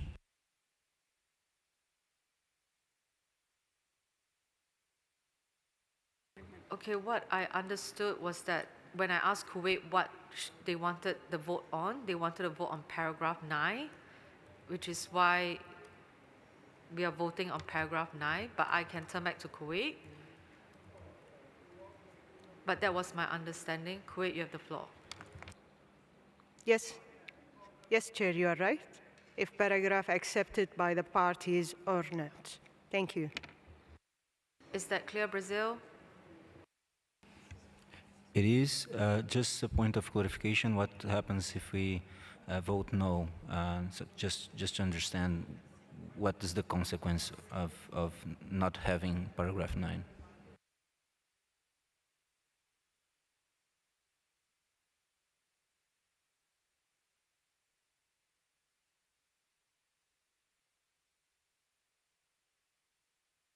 I'll pass the floor to Secretary General for clarifications.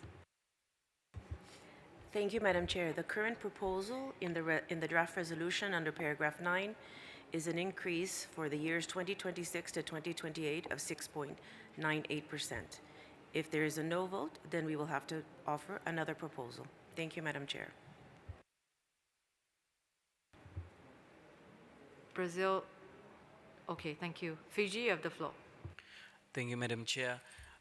Just adding on to the point that Brazil has raised in terms of what if we don't get 3/4 of a majority, depending on what the scenario is, and the Secretary General's explanation that we will have to bring in another proposal. Just in the consideration of time, where would we be discussing this? Would this be moved to the plenary tomorrow, or do we?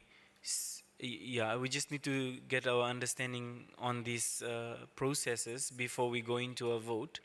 And also, I just wanted to clarify as well, while you have gone back to Kuwait to ask on para 9, it is our understanding that the specifics of the interventions that were made was on a increase of 6 which was proposed by the working group, and the opposing, which is a nominal growth. And I believe that is what we should be voting on, instead of on the entirety of para 9. I mean, that is my understanding, and I recall, based on the conversation, based on the interventions in the room, that it was specifically no to increase budget and go to nominal growth, zero nominal growth, and yes to increase budget. So can I please seek Secretariat and your clarity on this regard?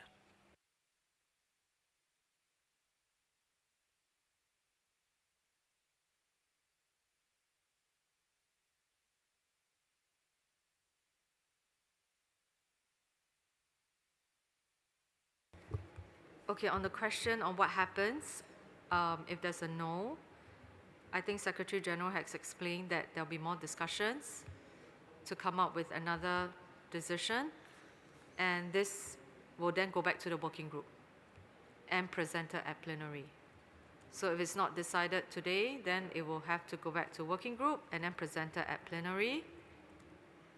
And on the voting, again, I have clarified with Kuwait, and Kuwait has said that she has asked for a vote on paragraph 9, whether parties accept or not accept paragraph 9.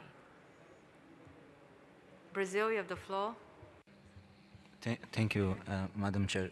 And sorry for taking the floor again. It's just to be absolutely sure, according to the rules of procedure, because there is two interpretation here. If we're going to vote for the paragraph as is, or if you're going to vote for the deletion of the paragraph. So I'm not sure what according to the rules of procedure, what's the, because then we would have a different type of interpretation on what we are voting for.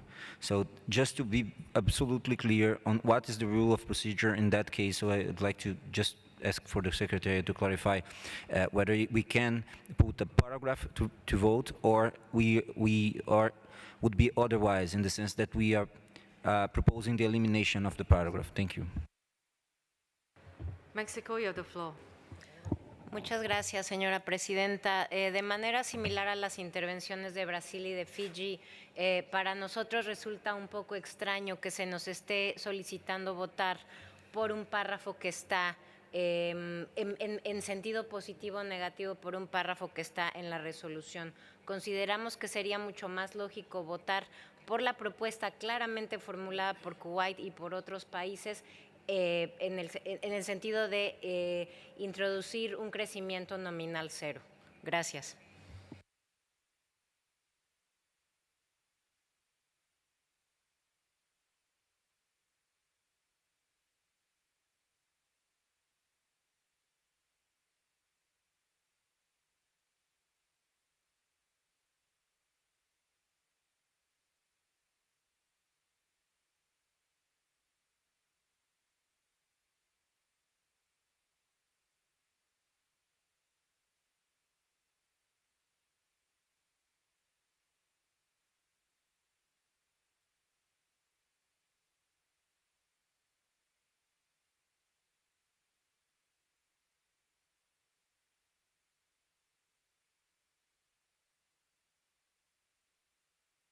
United States of America, you have the floor. Thank you, Chair. The United States would just like to remind that before Kuwait made their intervention calling for a vote on this particular paragraph, the United States called for a vote to reject the entire resolution. I defer to the Secretariat and the Chair to proceed as they see fit, particularly with this paragraph, but subsequent to that, we'd like to raise our requests. Thank you.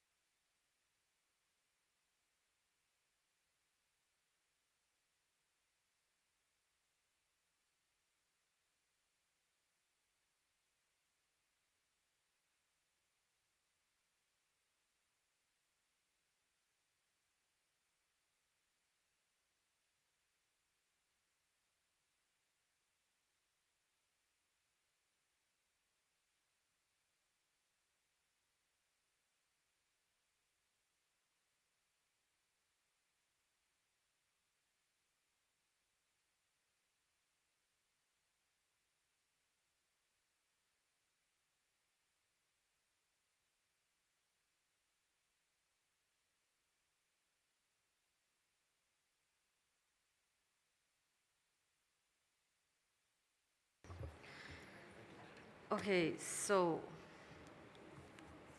what we're voting on, from my understanding, is that Kuwait has asked for the vote on paragraph 9, and paragraph 9 says, based on the proposed scenario 3, reflecting an increase in 6.98%. So my understanding is that we are voting whether parties agree to this or not, which means that the paragraph will still remain in here. So if parties vote, for example, like they vote no, it's just that they don't agree on the increase, but the paragraph will still be here. And then we go back to the working group to work on what's the increase in percentage. Is that clear? Fiji, you have the floor. That is absolutely clear, Madam Chair, because we were exactly talking about this. So I think the percentage and the zero nominal growth is what we should be voting on. Thank you for that clarification. Brazil, are you clear? Thank you very much, Madam Chair. Yes, it's clear.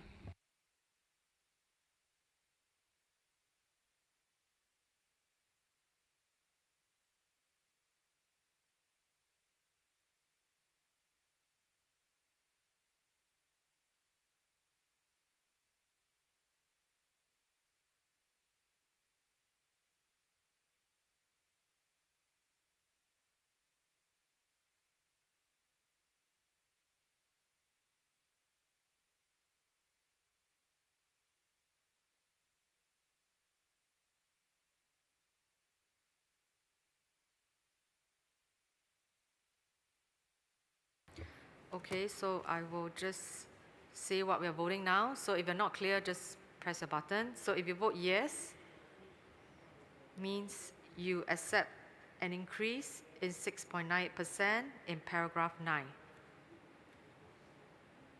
So if you vote yes, means you accept an increase in 6.98% in paragraph 9.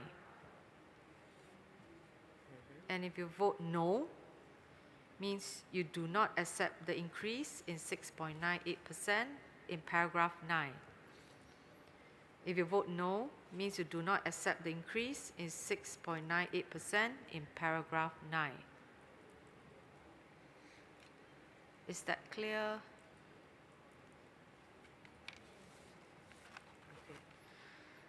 Okay, so this is a vote for COM 217.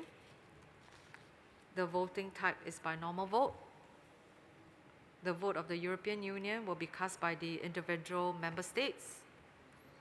If you vote yes, means you accept an increase in 6.98% in paragraph 9.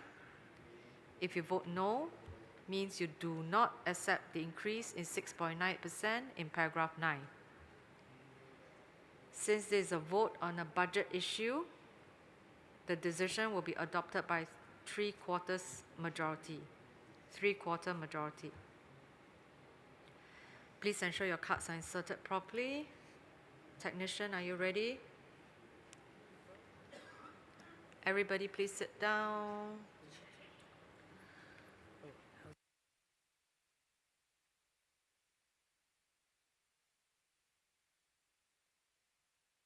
Parties, you have 40 seconds to cast your vote. The ballot is open now.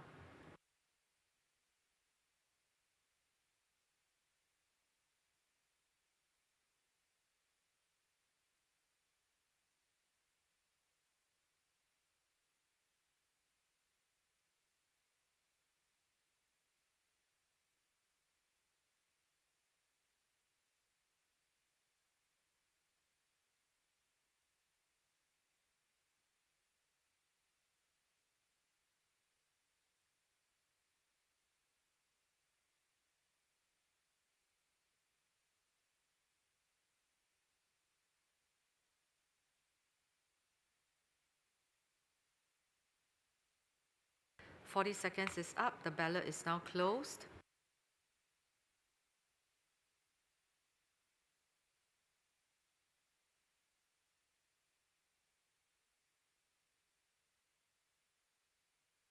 Okay, so the increase in 6.98% is accepted by 3/4 majority. Technicians, please show the result on the main screen.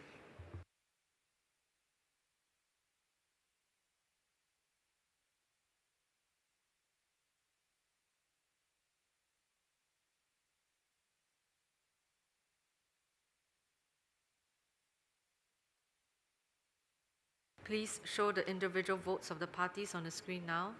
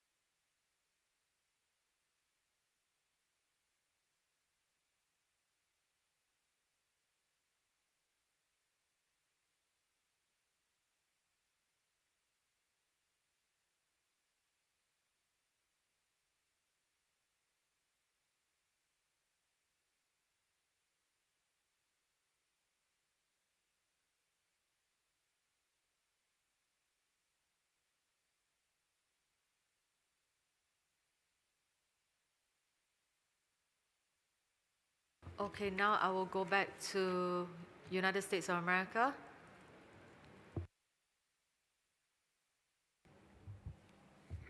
Thank you, Chair. So the United States will just reiterate the call for a vote to reject the resolution in its entirety. Thank you.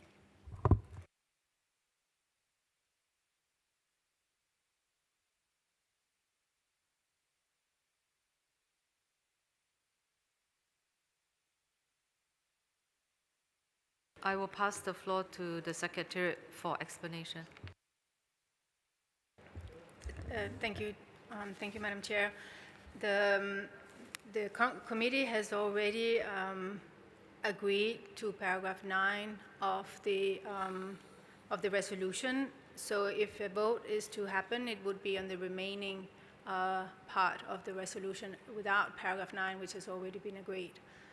Thank you.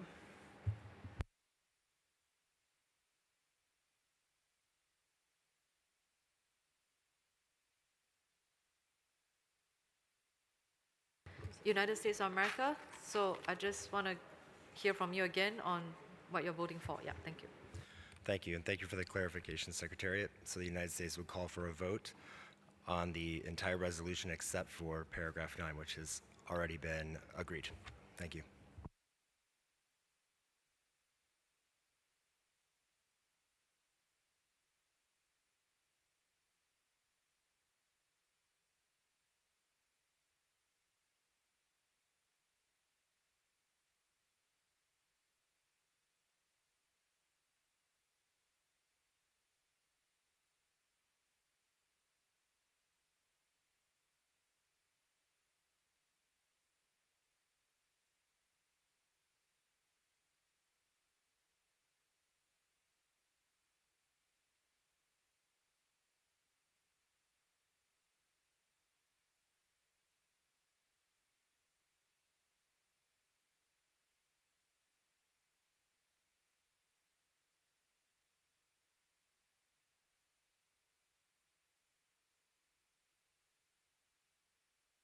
I will pass the floor to Secretariat to explain on what we are voting for. Thank you, Madam Chair.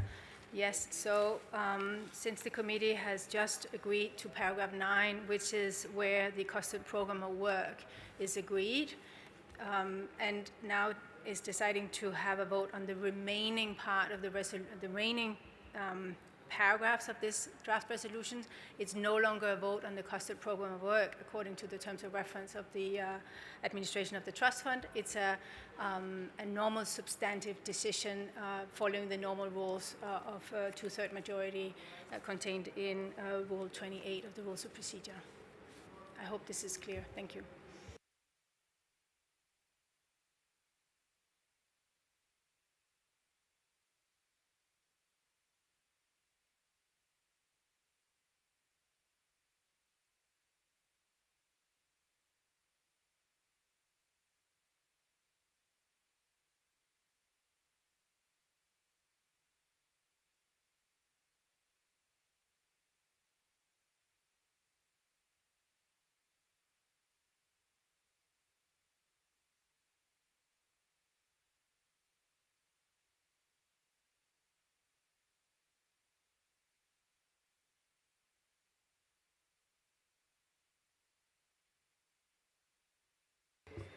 Okay, thank you, Secretariat, for the explanation. So if you vote yes, it means that you agree to Resolution 20.1 as contained in COM 217. Canada, you have the floor. Apologies, Chair. I know you're in the middle of a vote, but I really need a point of clarification. It was our understanding in the debate that we had to this moment, so it's a point of order, that you had closed debate and we had adopted the remainder of the resolution by consensus, and that the only open item was 9, which we just voted on. So I'm a little unclear as to why we're having a vote now when it was called after you closed this item. Thank you, Chair.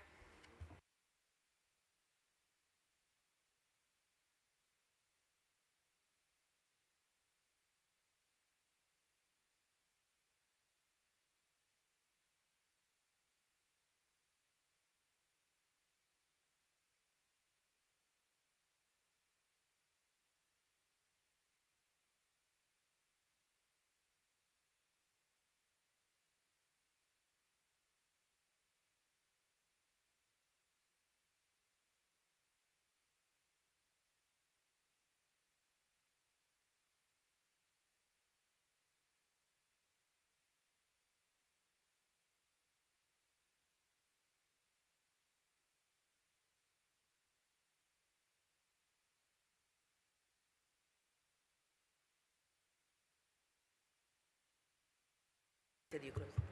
Thank you, Canada. Yes, I did say that the committee accepts the remaining resolution, except paragraph 9, but I did not close the entire document. I think that is why US is still proposing for a vote. Yeah, so that's my understanding. So I wouldn't see it as US asking for a motion to reopen the agenda item because I have not closed the entire document yet. I hope that clarifies. Senegal, you have the floor. Oui, merci Madame la Présidente. Je crois que les deux premiers paragraphes ont été acceptés. C'est le paragraphe 9 qui nous a mené à un vote et on a vu les résultats. Ce que je demande aux partis qui n'ont pas accepté, il n'y a pas un gagnant ici, un perdant. Faites preuve de conciliabile, qu'on avance, car la majorité s'est exprimée. Merci.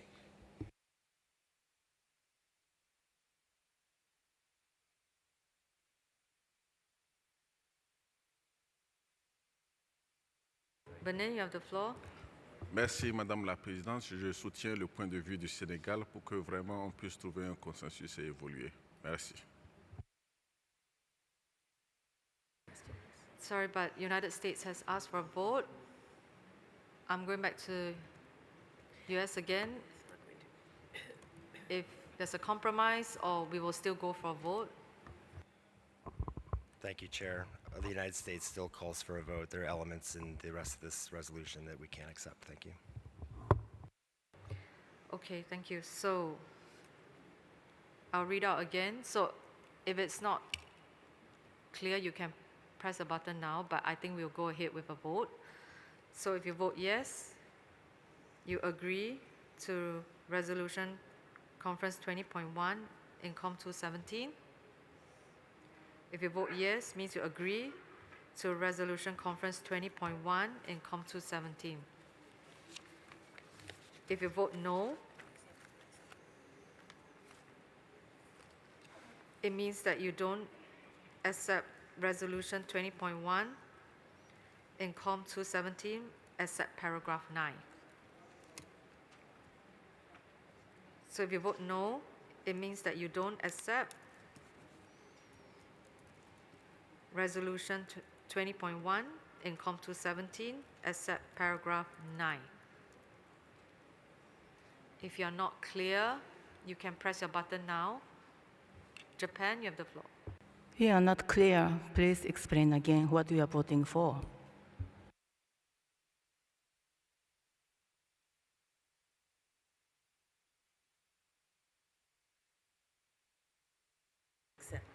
So if you vote yes, means you accept the entire resolution 20.1 contained in COM 217. So if you vote yes, it means you accept the resolution 20.1 contained in COM 217, the entire resolution. And if you vote no, it means you don't accept resolution 20.1 in COM 217 except paragraph 9. Brazil, you have the floor. Thank you very much, Madam Chair. I think just on the first part, you didn't mention except paragraph 9, just to make very clear, because when you say yes, you said the entire resolution without clearly mentioning except paragraph 9. Just for clarification, if you could repeat again. Thank you.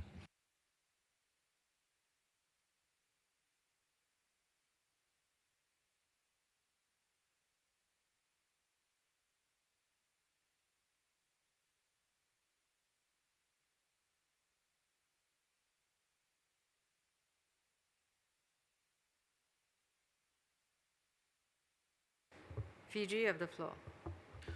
Chair, Fiji requests the floor and is calling this point of order because we are increasingly concerned by the procedural pattern emerging in this room. We have witnessed repeated calls for a vote even in situations where there is clear and overwhelming consensus on substances before us. This approach does not expedite our work, it slows us down, it creates unnecessary divisions, and it undermines the spirit of cooperation that parties have worked hard to build throughout this meeting. Chair, the rules of procedure is very clear. A vote is a tool reserved for instances where there is genuine divergence of view. I repeat, genuine divergence of views, and that cannot be breached through a dialogue. It is not intended to be a default pathway, and it certainly is not to be used in a room that can be forced into a procedural paralysis. Fiji wishes to underline that the consensus reflects the strength of this convention, and when parties are aligned, when no objections are raised except for one, there is no need to be a vote. Chair, we urge to use this voting mechanism responsibly, only when there is a real and substantive split amongst parties. We must avoid procedural delays and procedural tactics that fracture unity and drag this meeting backwards. We are already over time. We ask for restoration of procedural discipline in this room. Let us proceed on the basis of genuine consensus and use voting strictly and exceptionally when it is intended to be used for. Our collective work depends on a process that is fair, predictable, and not weaponized to delay decisions that majority of the parties are ready to adopt. Thank you, Chair.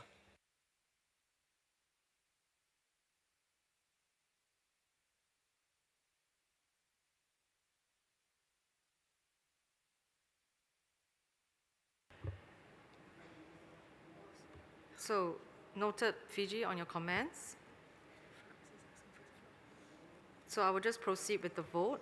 Since United States of America has asked for a vote, so if you vote yes, it means that you accept Resolution Conference 20.1 in COM 217, accept paragraph 9 because that has been accepted. So if you vote yes, it means that you accept Resolution 20.1 in COM 217, accept paragraph 9 because that has been accepted.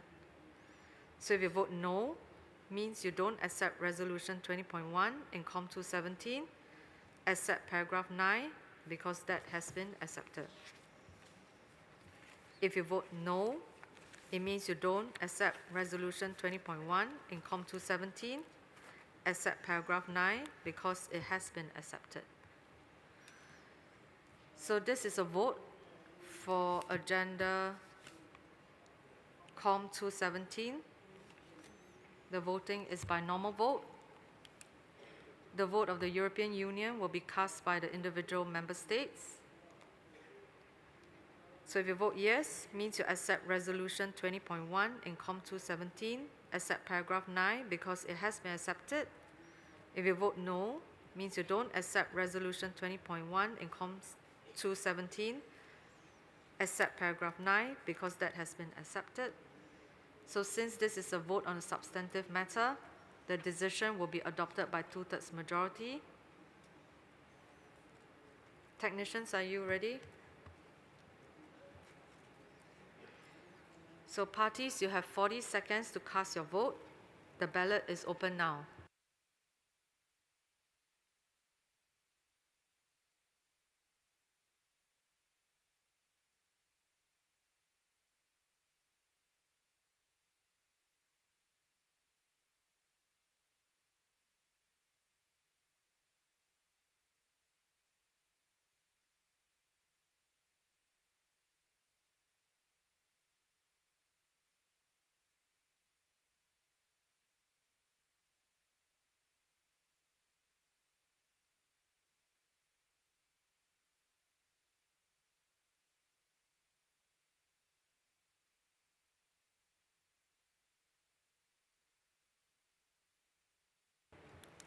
Forty seconds is up. The ballot is now closed.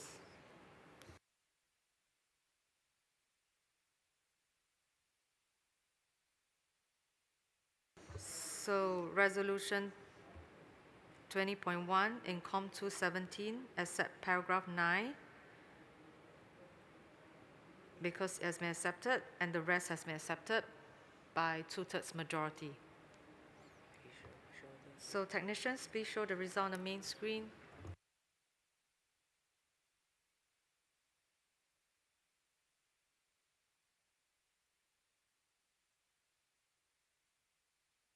Please show the individual votes of the parties on the screen now. Thank you.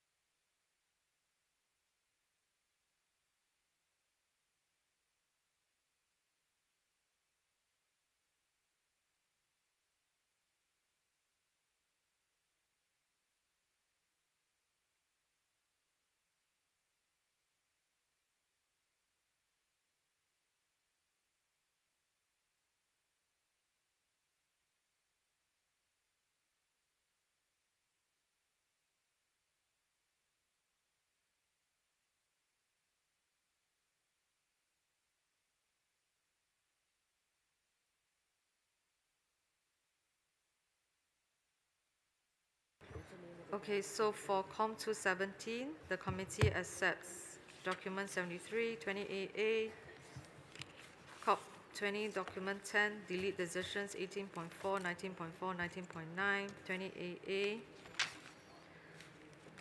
and also accepts the draft resolution in the annex.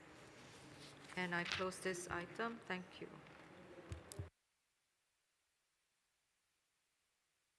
So we do not have time now to do the summary records, so I will pass the floor to Secretariat.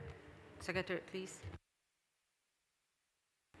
Thank you, Madam Chair. For the summary records that we have not had a chance to adopt in Committee 2 and also for the ones in Committee 1, we will issue a notification to the parties after the COP requesting comments from parties, and that's usually the way forward. That was the same way forward that was done at COP19. Thank you, Madam Chair.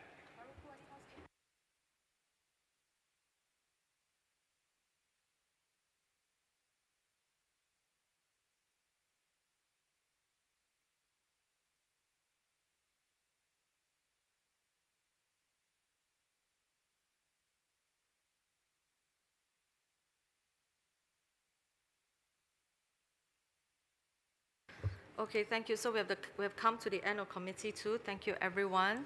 Thank you so much for all the compromise and the patience with me. Thank you very much. And I would also like to thank the interpreters for always giving extra time. Thank you so much.